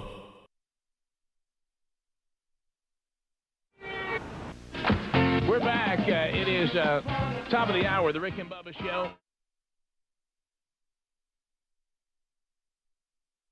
Welcome in. Bubba returns. After he's still not completely over what he had, so we have him, just quarantined just a little here. So glad to be here, Rick. Yeah, you look great, buddy. Glad to be back. We start this with the top of the hour song. Everybody together. Everybody singing.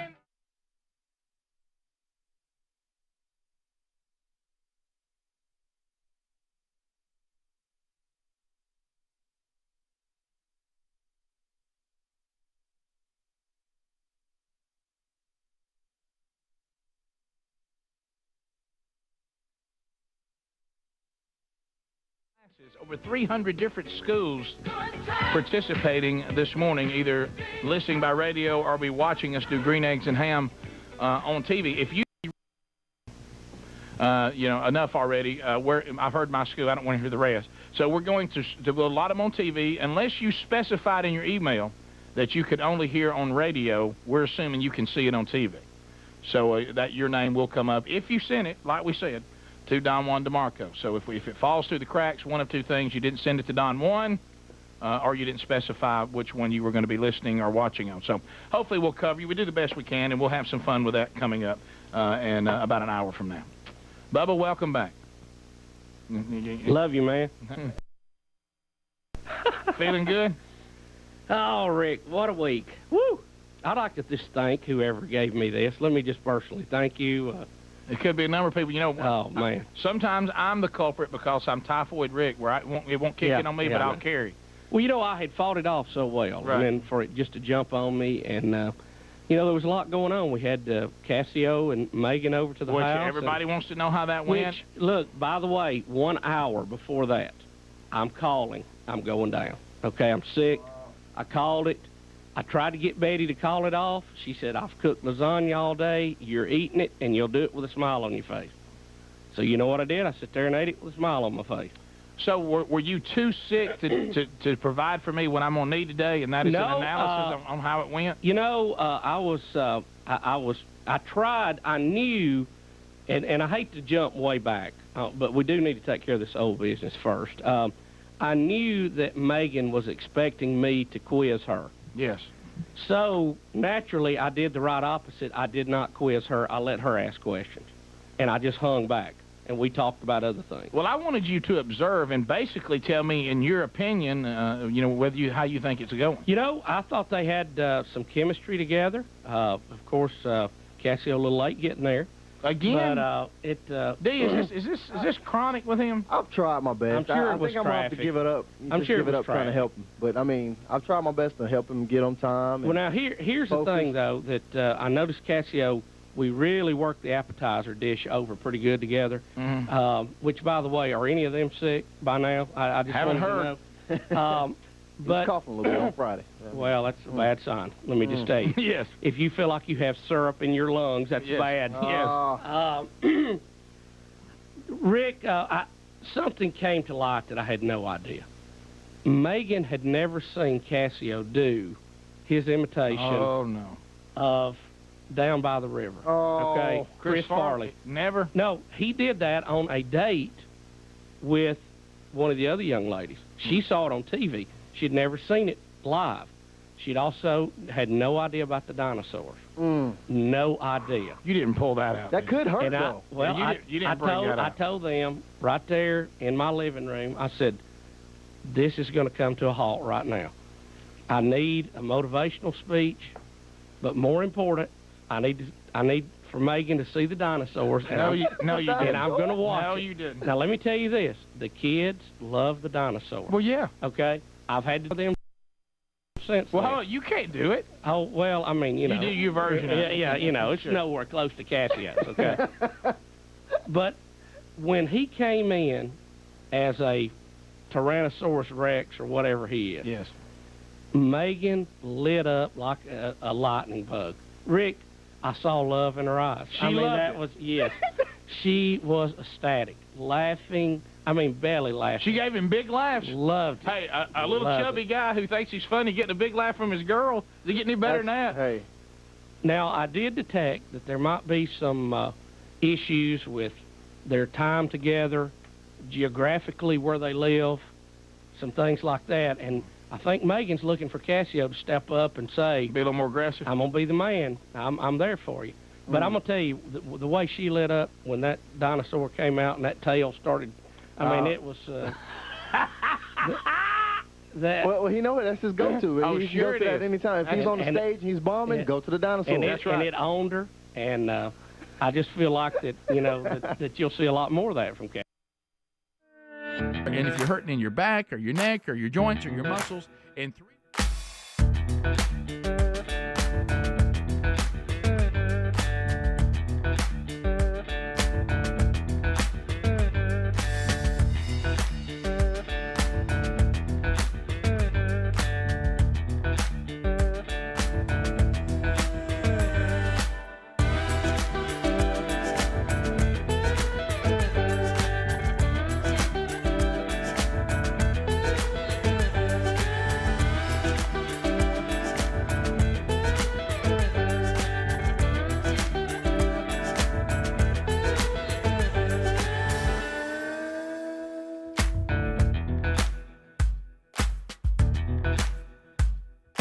Here we go, 6 minutes past the hour. Speedy, the real Greg Burgess, Helmsy, Eddie Van Adler.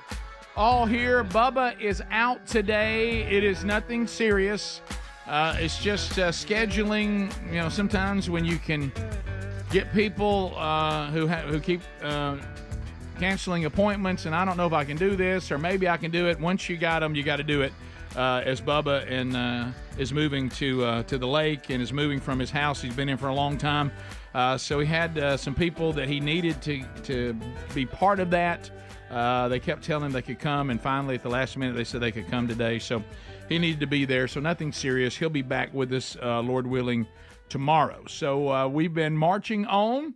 And we've been covering quite a bit on the program if you're just now joining us. A couple things that we need to update you on. Yesterday's Wednesday Bible Study Archive is available. You can go grab that now. Rick and Bubba University, the podcast, even though Bubba's out, I'll still host it for the weekend because we do want to get this interview in with Peter Navarro. You saw him at the Republican National Convention. He's just been released from jail after the Biden administration put him there. He has a new book, The New MAGA Deal, and we'll talk to Peter at Rick and Bubba University, the podcast. Look for it dropping sometime on Saturday. Usually Helmsley has that out sometime in the morning. So look for that. So there's your updates there. We were talking about, more information keeps coming out on the attempted assassination of Donald Trump. We played Josh Hawley saying something that we'd already been we were already privy to through someone that's connected to the Secret Service, that we're going to hear that the building was put in. Now look, there's no getting around that the people in charge of the Secret Service should have made that building primary. No matter whether you believe this about it was assigned to local units or whatever, it should have been declared primary, not secondary. Should have never been in the hands of anybody but the Secret Service. So that doesn't mean it's okay, but we are trying to find some answers. The body cam footage yesterday showed us that apparently people were supposed to be looking out these windows right on the top of the building, and they left to go investigate the guy.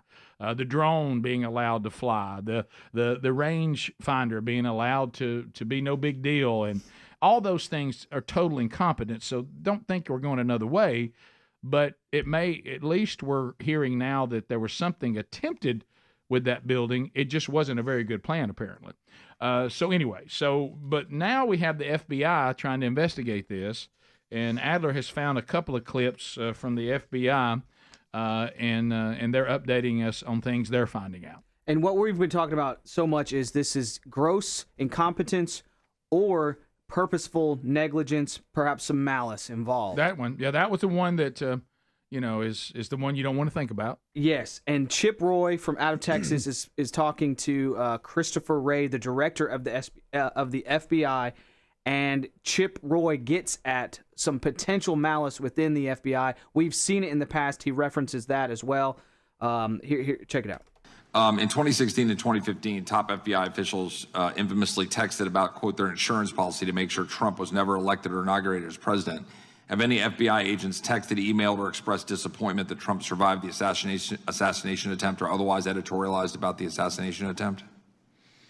I don't know about any agents. There have been at least 2 instances, I think, or 1 instance of an individual who posted something that I consider outrageous and totally inappropriate and unacceptable. And that individual has been referred to our inspection division, which is the arm, our sort of internal affairs investigatory arm that does the disciplinary process. Okay. Will you report back to this committee any other incidents? I'll do my best to share information with the committee. Oh, I'm sure you will do your best. Yeah, this just continues to. It just feels bad. We don't like the way it feels, and we need answers, and we need them now. And so moving on to other things that are going on politically, watching the left now, we've already talked about the attempt to put Biden out last night and the garbage they tried to shovel, that he is now a hero for stepping down for the good of the country and the good of the party. Even though we clearly have shown you that must have been a decision that went wildly in a different direction within just a few days and even hours. None of us buy that. But we were shoveled that last night. The new thing that we're being shoveled, because the left has a problem with the border, and their new candidate, Kamala Harris, if that holds to a complete nomination, was supposed to be the border czar. Now the left wants us to think that she never was the border czar, and was never given that title. So first of all, let's start with the 2A, the media claiming she was never the border czar, and then we're going to show you that I think she was. I'm not sure what. Hard to find now if you Google that, but it was kind of a known thing. So here we go. This is the kind of thing that is playing out all over conservative media. I just want to do a little bit of record correcting.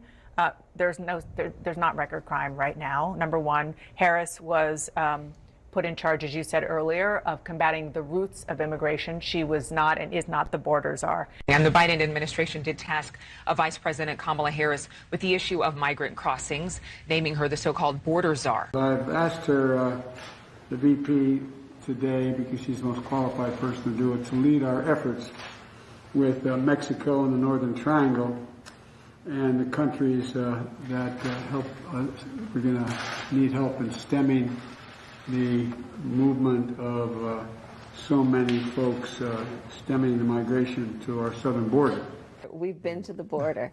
We've been to the border. You haven't been to the border. And I haven't been to Europe. And I mean, I don't understand the point that you're making. Well, we all do. By the way, she went on to say she also had never been to Spain, but kind of likes the music. Yeah. What in the world?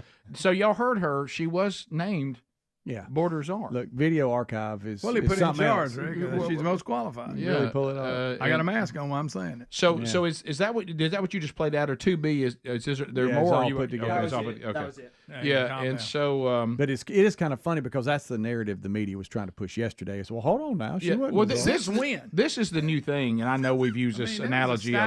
We've used this analogy a lot. This some people call it gaslighting. I think we're overusing that term right now. We will. We'll overuse it. I go back to the children's book. The Emperor has no clothes. His new clothes, and you have to say he didn't have any clothes. It's all of that kind of stuff. Now, here's kind of a shocker. Is we're going to get to video 4, and you're going to hear. I disagree with Bill Maher on a lot of important things, but Bill Maher at least has some sort of self-worth that he doesn't want to be an idiot. Yeah. And so when he's handed these kind of things, he's not taking them. He certainly doesn't want Trump to win, and I'm sure he's going to vote, for the left. But he says in about 54 seconds, he doesn't think Kamala has a chance to win. And here it is. Harris would be the first woman president, first black woman president, and first Asian president. But I don't vote for who will be the first. I vote for who will win. And for whatever reason, Harris has never been popular. You can count the number of delegates she won in the 2020 primaries on one hand, as long as that hand has no fingers.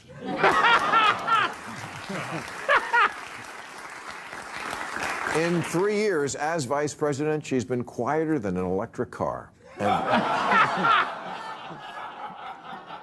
And like an electric car, your MAGA uncle can't explain why she fills him with homicidal rage.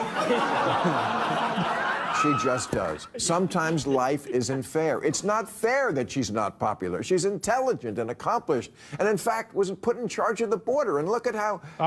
Okay, bad example. Okay, bad example. That's so good. Do you love that? He goes, she enrages your uncle, and he doesn't even know why. That's good. We'll be back. 866 We Be Big. We go back to the people and find out what is on your mind today. If you notice a bad sign for Kamala, the audience is starting to laugh at her, at the jokes on her. Oh, yeah. Which means that's not a good sign for her. Even the Bill Maher audience. Yep. Let's go phone calls next. All 10 lines are available. We'll chat with you right after this. Rick and Bubba, Rick and Bubba. Yeah. So you're saying that I mean, when I thought they got along great. When she thought I'm dating a man that could any minute do human Jurassic Park, that's what she was looking for? Yes. How did she handle the Farley? He just did a little bit of it. We didn't want to do too much right out of the gate. Well, you got to know him and know that Yeah. character to think that's funny. I suggested that he do it for like her parents when they first met. Oh, well, I don't know about that. Bubba, come on. And I'm such a fan of the Spanish version of it. Oh yeah. But I think the door is open there if Cassio will just take the initiative, and that has been a long-running theme here on the show. So you think it's in his hands? I do. Which is really a very uncomfortable. Let me just say this: if we can put this in baseball terms, he's on the mound. He's been given the ball. It's his game to win or lose now. I think he's got the situation he wants if he will just make it happen. Here's the thing I'm concerned about. We've seen this happen so many times. I mean, how about it? It happened to me one time, and when I was young and dumb and all this. You get the feeling the person doesn't want you to come on strong or say, hey, you know what, I'm into you, I like you a lot, I want us to be a couple, when that's exactly what they're wanting to hear. Right. And you lay back, you try to be cool and not do that, and it costs you the whole relationship. I just feel like Megan is pretty straightforward, and she just wants to know what's going on. I don't think playing hard to get is going to be what's going to make her interested. That just personal observation. I might be totally Or being wrong. too cool and not wanting to act like that you're just lovesick over. She loves the stories about how you got Sherry and I got Betty. She loves that straightforward. That aggressive approach. Yes. That's my woman. A lot of questions to Betty about how did you deal with somebody saying, no, you can't break up with me. Right, it worked. It worked. Proof's in the pudding. And I told Sherry how I felt right out of the gate, announcing on the air that she was my woman and that I would marry her. People thought I was crazy. Now, granted, including her. Yes. And the family of the guy she was dating at the time. But I'm going to tell you this. It all worked out, didn't it? Had me a little nervous there for a while. Yeah, how about this? Was there any doubt in her mind how I felt, though? No, she knew exactly how you felt. Right. So I don't everybody like to play games. How about I'm not into playing games. When everybody doesn't always respond to that, though. Right. Some people like that, you know, that what I call, well, you really can't say what it is because it has some connotations, but some people like for you to have that bone on the string and you pull it along. Why don't you say bait? Well, if you're playing with a dog in the yard, you do. You know. I like bait better. I'm ill. Right. I can say things. Okay. Right, sure. I'm on medication for the love. As we speak. So, you know, I see a great opportunity here. If the kid will just move forward. He's got some obstacles. He works. Right. All these extra time. Sure. She lives about 45 minutes away. For him, that's an eternity. Yeah. So, well, I hate but to you know, for years we tried to get him to do the DJ thing. Yeah. We said you need to spend the show, and you do it. We're not doing it. And There's an opening there, and he finally got aggressive. And He took that money right out of Dee's pocket. If he will use that same aggressiveness, you know. Well, here's the thing, though. She's a sweet girl, though. I really enjoy getting to know her. Another sports analogy, though. You know, sometimes you and I can be over there, and you're the offensive coordinator, you know, and I'm the head coach or whatever, and you come over and say, I really feel like I need to get Cassio in there. He's the guy who can run. I go, but you know, he really has a history of putting it on the ground. Right. And I said, can he handle the mail? Or because you can be the best running back in the world. If you're going to fumble every time you get it, I just don't want to put it on the ground. Look at D. D has no confidence. Well, that this the is gonna only way you will ever carry the mail is by, if you know, you're going to have to run it. Right. I mean, you may drop it 100 times, and then eventually one day you just hang on to it. In the big game. A lot like Stephen Davis. Right, in the big game. Right. That's where we'd really like to see you clutch. By the way, did you see they cut Stephen Davis? The Redskins did. What? Oh, yeah. No, I didn't say that. Is he falling off last year? I didn't follow. Salary cap issue or something. We'll come back. Did I dream that? Was that just some drug-induced dream I had? The Rick and Bubba Star Wars link is on the site now. The text has an error, but Ryan knows about it. I don't know what that means in the computer world. J-O-N and Warner Robbins is standing by to comment on Casio. Rick and Bubba, Rick and Bubba.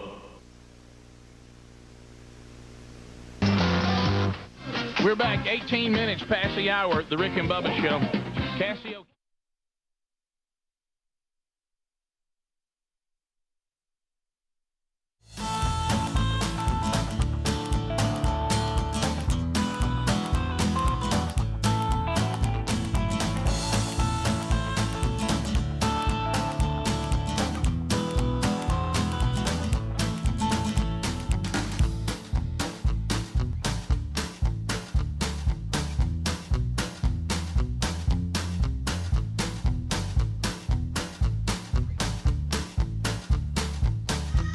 That's how it's done, young Broderick. Phone calls, as you just heard Ken Osborne call you to call us, 866-WE-BE-BIG. You can call us. You can also text at 866-932-3244. By the way, those you texting storage building humor, you're on fire. So good. Somebody just was watching the Turner South flashbacks in the YouTube breaks. And they said, Rick, I love that Bulls jersey you have on, man. That thing's a classic. You need to auction it off or maybe just put it in the storage unit. Look, so many good ones. I'm also finding out that I'm not alone. This seems to be a problem for lots of people, not just me. Maybe we should have some sort of self-help group or something. It really hit me about a year having one when we moved. And a friend of mine said, what's in it? I started kind of breaking it down. He's like, you're paying more than what it's worth. Sure, absolutely. And it kind of really bothered me a little bit. Yeah, it's I'm almost bothered by the fact that I know now. I liked it better when I didn't. Now that you know what's in it, now I'm like, I need to do something. Am I going to get back up there? Looks like I'm going back to Decatur. All right, so let's go to Steve. He's in Ohio and he's on his way to beautiful Destin, Florida. Steve, how you doing, buddy? I'm doing well. How are you? I'm doing great. Enjoy the Gulf Coast. Do you have one of those shark bands things to put on your ankle? Well, actually, I'm from Destin. I'm on my way to race motorcycles up at Mid-Ohio Racetrack. Oh, okay, good. Well, Awesome. I'm Cool. sorry then. You're in enough danger. Go ahead. I was at Joint Base Andrews for 20 years, from 1979 to 1999. And so I had quite a bit of experience with the surroundings at Air Force One and Marine One, where we were the communications people there. And so I was kind of, when I spoke to my wife about the incident, because we don't really watch the news or anything like that, but that they didn't have 3 tiers of surveillance like we had. We had military working dog teams, we had MPs, and we had Secret Service as well as aerial surveillance. And I was kind of wondering why that didn't take place when they were up in Pennsylvania. Yeah, a lot of questions, Steve, and you have firsthand knowledge. It just seems like we said, you're kind of down to this: incompetence or something devious. And neither one of them are good. So thank you very much for your insight on that. Brad in Mississippi, and have a good trip. Brad, go.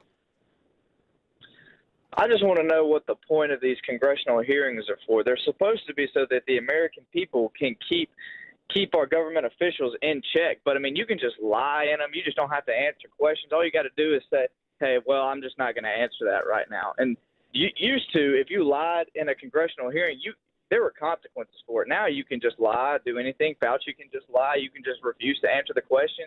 What's the point in it? If it's not to keep our government officials in check, what's the point in it? It's just for theater. It's just so they can get reelected. It's garbage. Yeah, don't you? Yeah, Brad, I think you're right. Do you get the feeling that all this is we as Americans watch it and we decide if it makes us mad or not? Yeah. That's really it. I'll tell you one thing. I don't like this guy anymore, and I don't like that answer I'm getting. I guess it's an opportunity for us to try to, vote differently or something. But you're right. Getting to the bottom of it and then making people pay consequences, it's clear, Brad, to your point, it's not about that. Unless, of course, you're our guest today on Rick and Bubba University, Peter Navarro, and then the Biden administration, they will put you in jail. You have to give them credit for that. Yeah. Even though what they did wasn't right. But we continue. Let's go to Terry. Terry. On I-65. Terry, welcome to Rick and Bubba. How are you? Good morning, gentlemen. I'm doing great.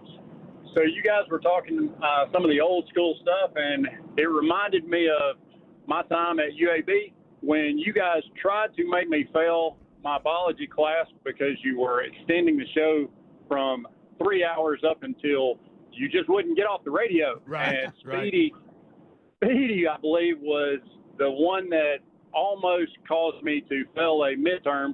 Was Speedy was going to jump into the Coosa River, and I just have the visual of Speedy running butt naked and jumping into the nasty Coosa River, and it just tickled me this morning, took me back about 30 years. Was that the one where he was going to take the funmobile and attempt to jump the Coosa River off a ramp? No, I think it was he had gotten in trouble, and instead of taking the paddling, it was back when you paddled people for being late. Oh, I see. And I think he was late to work, and his concession was he would jump into Coosa butt naked. So it was gosh, I don't even remember that. Naked would not let me out. Yeah, that's good. I hate you nearly failed because you couldn't get out of the car, but was that water cold? Yeah, I don't know that we ever did it. I don't know what happened there. Wow. I kind of remember that. Yeah. Thanks for that memory. The funmobile was a story too, though, at the time. Let's go to Mike in Georgia. Mike, go ahead. God bless y'all, gentlemen. Thank you. You too. I know y'all shown the clip over and over where the Secret Service lady couldn't get her gun in her holster. But I want to bring your attention to something else. In the top right-hand corner, there is a soldier in Desert Storm gear who puts his hand to his ear, and then points his rifle inside towards the inside of the limousine. And then he brings it down, he listens again, and then he points it back, and then he brings it down again. Have y'all noticed that in the clip? I know everybody was making fun of the Secret Service lady, but I was taught by my grandfather to look outside the box, and I was just looking around and I noticed that. And I didn't know if y'all had noticed that. Yeah, I haven't. Speedy's got his hand up. Nurse Ratchet, Speedy has his hand up. Well, I know we like to point fingers here, but the camera angle, you're right, sir. There, the camera angle is really bad. He's pointing it on the other side of the SUV. Yeah. He's not pointing it in the SUV. But I do agree with you. It does look like it at first. But to me, because, the way that where that SUV was, it's open. The open field back towards the shooter is on the other side. Right. And I think at the time they don't know how many there are, what's going on, and so he's trying to secure the other side of the vehicle. Yeah, we see what you're talking about, but I do not think that's anything to be concerned about. There's a lot of things to be concerned about. Just a lot of people are texting too this new thing where for some reason everybody is obsessed to whether Trump actually was hit. Was he hit by shrapnel? Was he hit by the bullet? Was he hit at all? Guys, I kind of tell you something. That's sort of a moot point. The fact is, we had a shooter firing on him, and whatever hit him or whatever killed the person in the crowd and injured others, someone was shooting at the stage. Yeah. So really, how much Trump was hit, not hit, full-blown bullet, piece of metal, glass from the teleprompter, whatever it is, it really why do we even? Who cares? I mean, someone shooting. The point is, why was someone able to take those shots at a former president and current Republican nominee while he is giving a speech? Yeah, and given access to a place that should have been and almost was his death and was the death of someone sitting behind him. So I don't even know why we're chasing that rabbit. Bottom of the hour, we'll be back. Rick and Bubba, Rick and Bubba.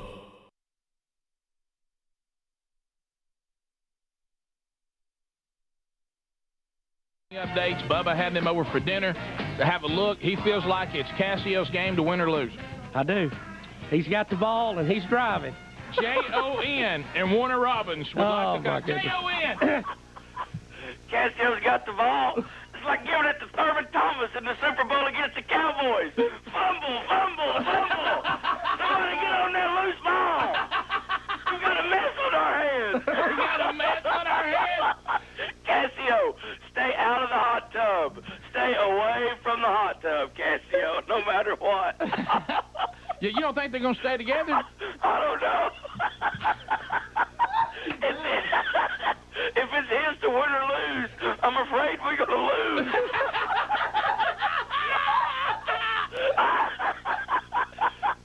I mean, I'm for him, but come on. Come on, Rick and Bubba. Come on now. Get back to reality. Come back to Earth. Let's get back to planet Earth. Oh, J.O.N., you're killing me. Thank you, J.O.N. Thank y'all. Well, he's rough on lungs. Come on back to Earth. Oh, look, J.O.N., we know what you're feeling. Yes. A story that we did not cover on Friday, but a lot of people were asking us if we knew about it. A look around the way.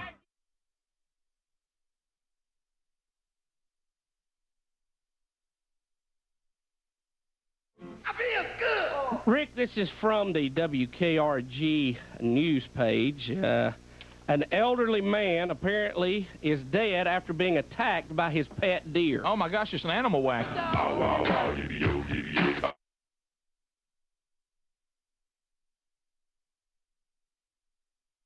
This was also fall under hunting music, wouldn't it? Well, was he a pet or was he hunting it? Well, that's all I'll give it. Who's hunting who here? Right. Rick, Choctaw County Sheriff Don Lally told News 5 that 79-year-old Donald Sellers was gorged and mauled to death by the deer.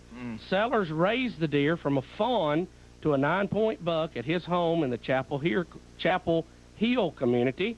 The sheriff says Sellers was working on his fence when the deer attacked him. A grandson discovered Sellers' body. He shot and killed the deer. The sheriff says the male deer often become aggressive during the rutting and mating season. They do. And he suspects that may have prompted the attack. Can I ask that's a terrible story. Well, let me ask you this question. How about their Hang on. I got a dilemma question here. Do you mount him? Rick. That's getting a good 9-point. I mean, if you're the son. How about this? Don't get in the fence. Can you imagine? How about it doesn't? what was that Walt Disney movie where they had the little raccoon and it finally bit it, the little kid to get out? You remember that? Okay, nobody remembers it. Okay, that's all right. Like y'all didn't know it. What do you mean? Sure. A raccoon bit him? Was he a pet raccoon? The point being, these are wild animals. Was it the ones? Was it that series of animal Disney movies when we were little? I'm sure it was Kurt Russell. And Kurt Russell always was in them? Yes, it was right before that mule that kicked the ball. Gus, the field goal kicking mule. It was pre-Gus, by the way. It was pre-Gus and pre-Flubber. Okay, yeah, I know that series. He had like a pet raccoon. And that guy that was and Phil Harris, the guy who was on American Sportsman, did the voice of Baloo the Bear, and O'Malley the Alley Cat, who was always on American Sportsman with that beat-up hat. Remember that guy, Phil Harris from Disney? Yes. He was always on. He was narrating it. How about this? They are wild animals. Rick, I have a theory. You don't get around anything with horns if it's alive. How about especially if it's in the mood for love and you've trapped it in a place where it can't get to love? How about even cows? I'm uncomfortable in a pasture with cows with horns. Because if they decide to get you... Oh, I know. They got a bunch of them, too. Oh, I know. Thankfully, they're not the sharpest animal you'll ever come across, but I mean... And not the quickest. No. But a deer, yes. How about there was a guy that it's a terrible tragedy. That told Greg Burgess, my brother, when he works on lines, and he went there and the guy had a big old buck, as a pet in the back with a big area. He's like, hey, is he your pet? And he said, yeah, but I tell you what, he said, when it's rut time, I don't get in there. Yeah, but how do you know? How does he know it ain't rut time or when it is? Well, he knows. How about this? We've heard stories of them, attacking people in the woods. Our friend Bill Spratlin was telling us about one getting after him. They will. But, And how about it was relentless, too? It would not quit. No. Fired a gun in the air, still came. Don't you understand Hit it with a log, it still came.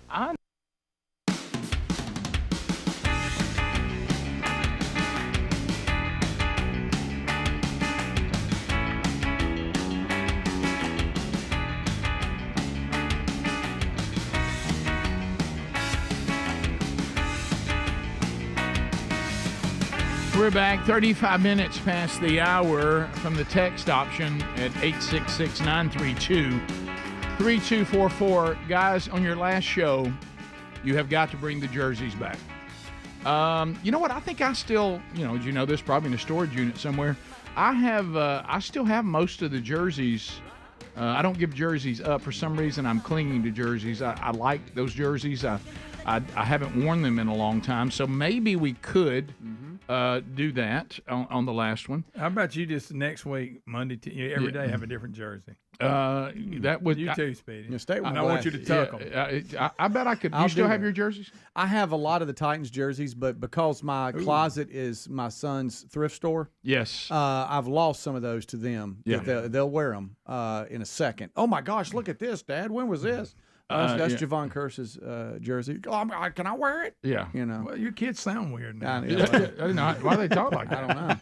What happened to them? Someone also said that they have seen Gosh, Lee, Dad. Golly gee, Dad, can I have a Javon Curse jersey?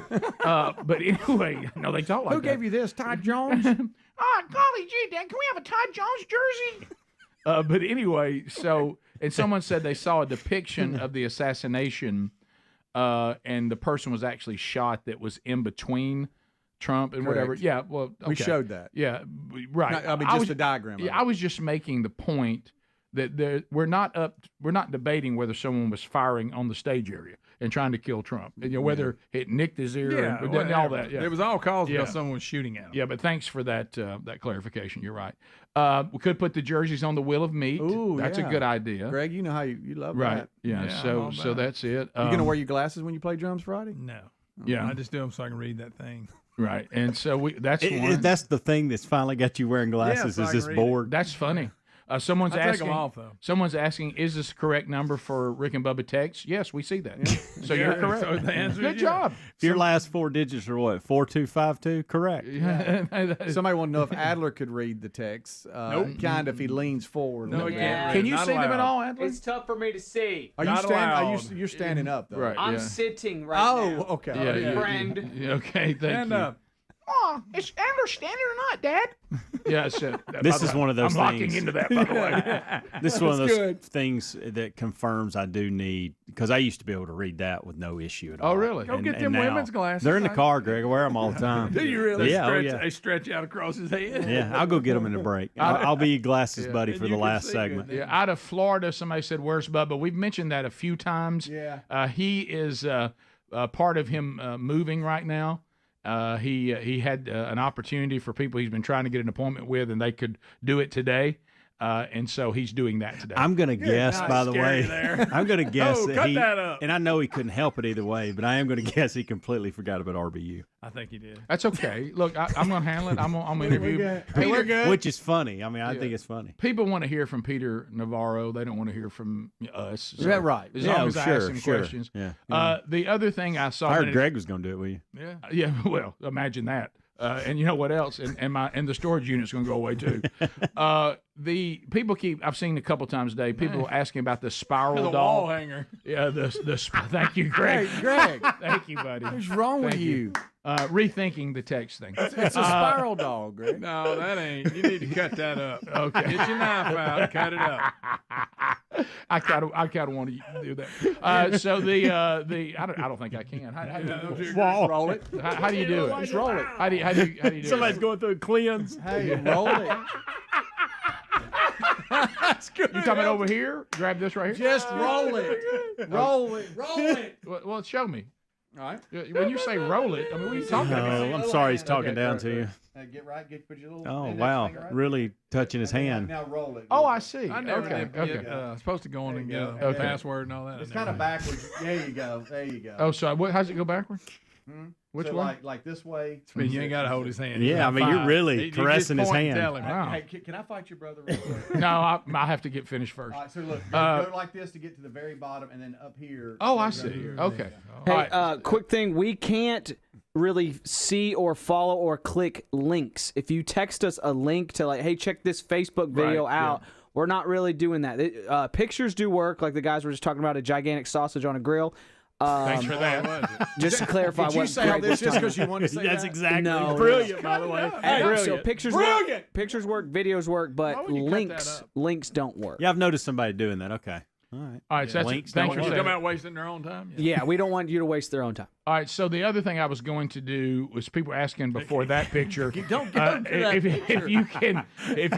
What is your problem? If Like you're not going to serve it that way, go ahead and cut it. all right, where is the spiral dog recipe? If you go to That ain't it. If you go to rickandbubba.com and you click on goodies and go to documents, it is there. It's also on our YouTube channel. If you just search Rick makes spiral dogs or something like that, and you can actually watch me go through the whole thing. Okay, I got to find the one. Those Or wings, special guest, the Luke wings in Combs. that picture look really good, but I do. can't really focus. I can't either. Well, but you don't want to cut the sausage up too much, or it'll fall through. That? Yeah, the reason why the reason why you want to cut that up, because if it's not, and we're hoping that it is some sort of Conecuh sausage. Yeah. If it's not, just go find someone that's holding their rear end because they're hot. Oh, I know who it is. Oh, it's that guy right there. I That guy guarantee kind of clenching. Oh, I'm lightheaded. you. So the I saw it. Yes. I'm trying to find. What are you doing? I'm trying to find. It was a funny one a minute You're ago. going too far back. No, it's one of those things where when you see something. One of my favorite things is when you see someone and it starts off like it's going to be a sweet comment and then they just trash us. Oh yeah, at the end they just we need to retire. And you see that one, Yeah, and that owns me. I think it's right here. Here it is. Look at this one. Now look how it starts off sweet. Rick and Bubba. Of course, Bubba's not here today, but they think he is. Rick and Bubba. It's time for y'all to retire. I've heard you on and off, and you think they're going to say go get some rest, something like that. Mm-hmm. I've heard you on and off my whole life. Y'all came on when I was 3 years old, January 8th, 1994. Y'all have become trash. trash. I love it. Why I don't. Well, it came out around the time I was 3. You think you're going to say thank you for the memories? Y'all deserve a rest. Rick, Y'all have become trash. Please quit. But Rick, if you go back, I mean, 94 to now, that's pretty good. Do you want to reply to that person? No, Okay. no. I think that's funny. That's good. I mean, picture right there. Well, it's just like I had somebody. One of the things you have to look at. I don't know what it says for society. How'd I get back down? Just go all the way down. Other way. Scroll the other way. I got to get over. Don't touch his hand again. Yeah, you're in the way. You're in the way of my signal. All right, so the there's no signal. I don't know what you do. Well, a minute ago I had to move it. And it really started working. Can I just click down there? Oh my gosh. Okay, but anyway, I'm just trying to. Make it a wall hanger. There you go. You can have it now.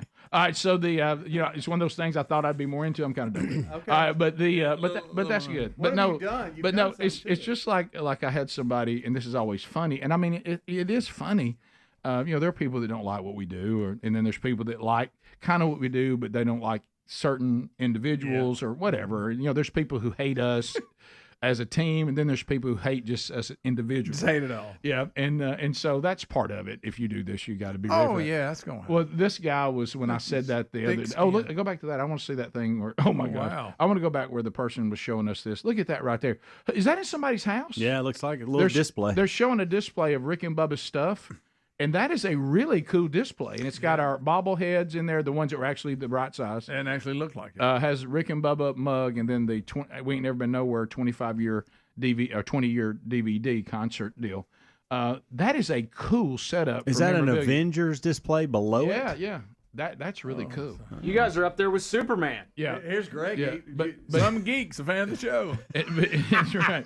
And thanks, Greg. That was supposed to be a compliment. This is Greg eating right here. Yeah, there he is. Yeah. So anyway, see, Greg found a sparrow dog. But the person was just like really railing on me about how stupid I am. And all that. I get a lot of that. And that's when I said the day discrepancy instead of discretion. Oh, well, that was. And he thought he had a little something, and so he was going on and on.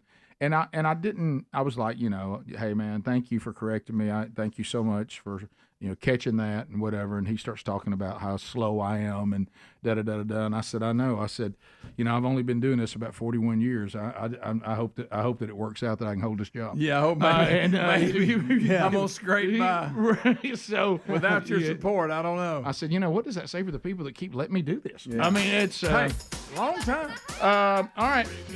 Hey, he did. He told you about it. He did. And you know what? Fine.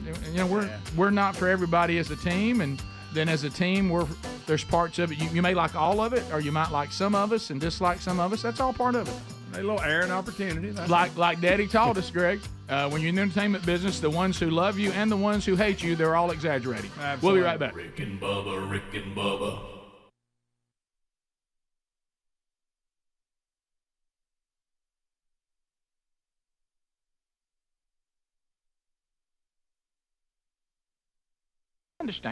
I understand.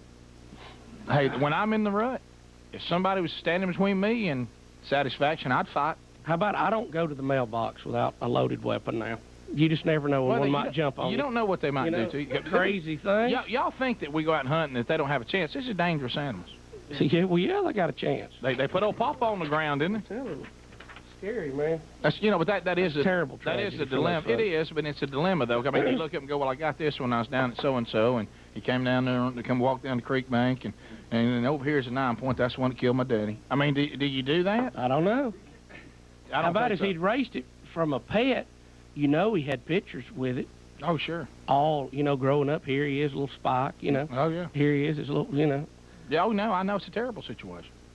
Tell you what, when they get on you though. Oh, I know.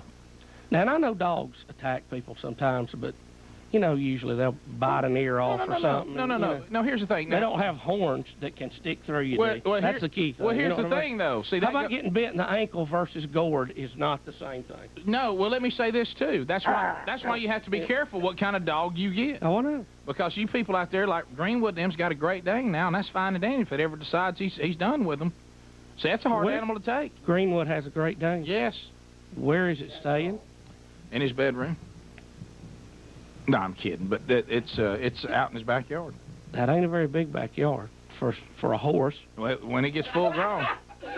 When it gets full grown. These people go out and they get Rottweilers and pit bulls. Oh, yeah. And how many times on this show, if you've been listening for 8 years, this is your 9th year, You know how many times we've said, never have a pet that can take you. Sure. See, I got close. I've got a golden retriever. That's a pretty big dog, but it's not too big. I can take my dog. If that dog ever I walk out there and he's doing the old yeller on me, you know what I mean? Oh, yeah. Something's got to... I can take that dog. A cat can create havoc. Will cause you to have stitches. Right. But You can chances take are you can kick it off of you before it eats you. If I had a pet 9-point buck, I would not go to men defense without the rifle with me. Oh, no. Because you don't ever know. Here comes little Bucky. Want me to pet him again? Oh, no. He's got something else in mind. First thing you do is hoofs to the face, and then he goes with the gorge. Good gosh. Does that just freak you out just to hear Yeah, that? I hate to hear it. It's a terrible story. It's a tragedy is what it is. I hate that. I hate that for this family. We'll come back. 877-WE-BE-BIG is the number. 26 minutes past. Toll free at 877-WE-BE-BIG. We'll come back and chat with some of you that know a little more about the story, too. Stay close.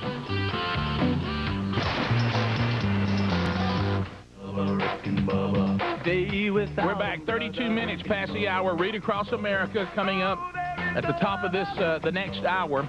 As I'm getting words from Christopher Columbus from Don Juan, well over 300 different schools will be participating by TV and radio as we read Green Eggs and Ham. It's a yearly event because we get a lot of requests to come and read at various schools. So we came up with the idea, why don't we just read it on the show and everybody pop it in, and that way we get to hit a bunch of classes at one time. So that's what we're doing again this year. I think this is year 4 we've done this, or more. We always enjoy doing it. What a great book, too. It is. Let's go to Holly in Meridian. Holly is listening to us on 97.9. Holly, how are you today? I'm fine, about ready to go into my schoolroom. Oh, well, good.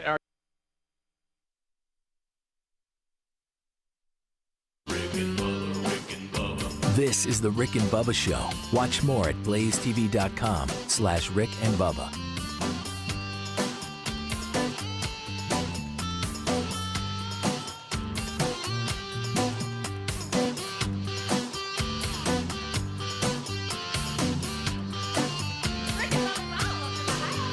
Rick and Bubba, Rick and Bubba.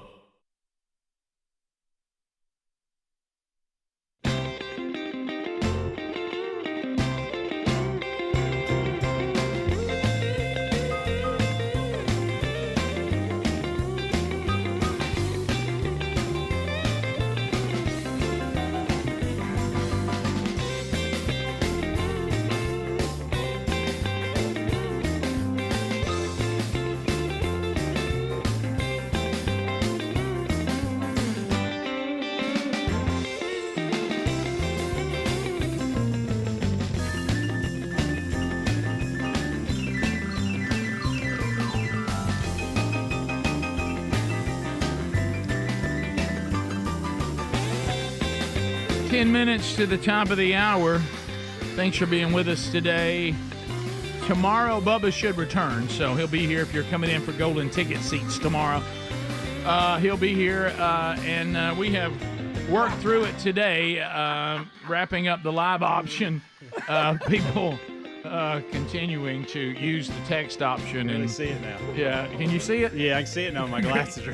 Please look at what he's got on. Okay, by the way, This is excellent. I mean, I really can. This is fantastic. when I look at these glasses that Helms found, he found them. Yes. Please don't miss that he Laid found out on them. a tennis court. Greg, Jacksonville, Alabama. they're little glasses on big face. Greg, let me tell you what it is. Apparently, I did bring something home from the storage unit that had my grandmother's stuff in it. Because Helms is wearing her What glasses. are the chances, though, that I find glasses that fit my prescription to a T? Now, is that is strange. shocking. It is strange. No, like I can't. Now I see so. There's nothing in here you can't say read that and I won't get it right. Right there. Can you read the text? Oh option? yeah. Have you ever heard of scouting cotton? I don't know what that means. I don't either. I'm scared to read it. Helms, I don't think you should have read. I don't think you should have read that. Oh really? I don't know. Is that off? I don't know. Yeah, I don't know. Listen. I can give you that. See the bottom line there where they're doing the commercial on TV4 Plexiderm. Yeah. Oh yeah. I can do the very bottom. Try it today for only $14.95. That's incredible. Now there are women's. Women's glasses. These things. Yeah, now, granted, they are women's. I can't even read Plexiderm without them. Yeah. And But you know, I got I mean, those aren't just smaller kind of font. women's glasses. There's no. Well, Greg, mistake. There's somebody out there that lost their glasses, and would I've like tried have to give them back. I've made Rick, an announcement. Didn't you email somebody you thought it was their initials or Yes, I something did, weird? and they said it was the style of the glasses, not their name. Cotton scouting is not bad. Of the official definition on the internet is when you inspect cotton crops for plants for pests. Okay. You're managing the cotton crop. Okay. I don't know why that person wanted to talk about that. Where did look at that one? That's a great. I'd like to know that. Where did the saying "by Ned" come from? I don't know. Greg used it. A lot of those histories. I need my. We have a book that has some of that stuff Idioms. in there. I'll look for it. But I'm glad you can see now, Helms, and see the text. They are women's glasses, but boy, they're good, aren't they? Huh? Yes, they are. So they're good. Listen, I'm wearing women's glasses. Yeah, and I will tell you this: in all of you that keep showing Geraldo Rivera opening up my storage unit, that's funny. That's really funny stuff. But one of them got mixed up. They said it was like King Tut's tomb. It was the gangster Al Capone's vault, not King Tut's tomb. King Tut's tomb actually had a lot of cool stuff in it. Yeah, actually they found stuff in it. A few people died of a curse, but by Ned's not in here. Okay, all right. Wonder who Ned was. So Jeff in North Alabama, go right ahead. What's on your mind, buddy? Hold on. Uh-oh. Well, we lost him. Jerry in Gadsden, Z93. Gary, go ahead. Or Jerry, I'm sorry. Jerry? Oh. Okay, then. Jerry? All right, we lost Jerry. By the way, did y'all see that that one of California's largest winemakers has filed for bankruptcy and they blame America? Excuse me? Yeah. So it said one of the largest wine producers, and I don't know much about wine because I'm Baptist, but no Americans like their wine? One of the largest wine producers in the U.S. has filed for bankruptcy, blaming Americans drinking less after the end of COVID lockdowns. Does he mean are they saying like during the COVID lockdowns, people were cranking it up and knocking it back because they didn't have anything to do? And maybe some of them. Well, what did they do before the pandemic? I mean, I don't know. And so they're saying that that they were adding vineyards to the Napa winery, and now it has 30 wine and other alcohol brands. And they're talking about they go through all the different brands that they have and all that. But they said that Americans stopped drinking, and now they're filing for bankruptcy after the pandemic. And they're saying that there was a decrease in demand, surplus supply, labor shortages, supply chain disruptions. Well, that's a lot. They're just saying, like a lot of businesses, all the mess that mess that came from the pandemic, they can't seem to get past. And I think they were saying that when people were at home with nothing to do, the demand for wine went up. Because let's face it, we all ended up spending a lot more time with people that we usually don't spend that much time with. I'm just going to say it like that. Mm-hmm. As you remember, I've said it 1,000 times when my wife looked at me and said, "I miss missing you." Yeah. You had the list of their products. I hope Thunderbird isn't in it. Greg, I'm afraid I don't know that they make Thunderbird, but I do know that it's. I do know what's the word, and I do know, Greg, what's the price? 50 twice. Of course, that was in the 80s, so it's got to be more than that now. Yes, guys, I've been at this. What's the word? Well, it's Thunderbird. And sometimes you can say, what's the price? You say $1 twice. Yeah, so because it went up a little bit. Oh, his glasses. Oh, my They're goodness. selling a big jug. A big gallon jug. Yeah, big gallon jug. Yeah, those of you, somebody just said Rick's ability to go off 2 calls that went nowhere into something else. We've been at this a long time. Yeah. I mean, I've been dealing with callers for a while. Is this the This same? Helms wears secret deodorant along with those glasses. That one's nice compared to some of the I ones saw that's the other coming. one. Yeah, that's what I was actually pointing out to Greg a minute ago. Of course, they won't come say it to my face. No, that's fine. We'll see how feminine I am. I see the geeky guys back. Huh? See, this is one thing I don't like about this. It's not.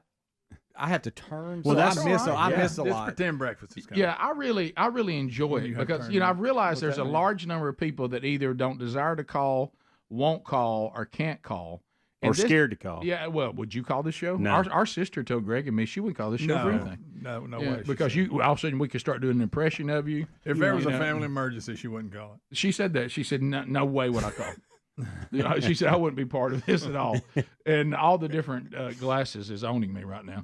Also, watch out for self-checkout. Greg, maybe our mother's on to something. She won't go anywhere. Gets mad about that is self-checkout. Gets mad about There's a self-checkout. scam that has gone on 18 days unnoticed until it was stopped.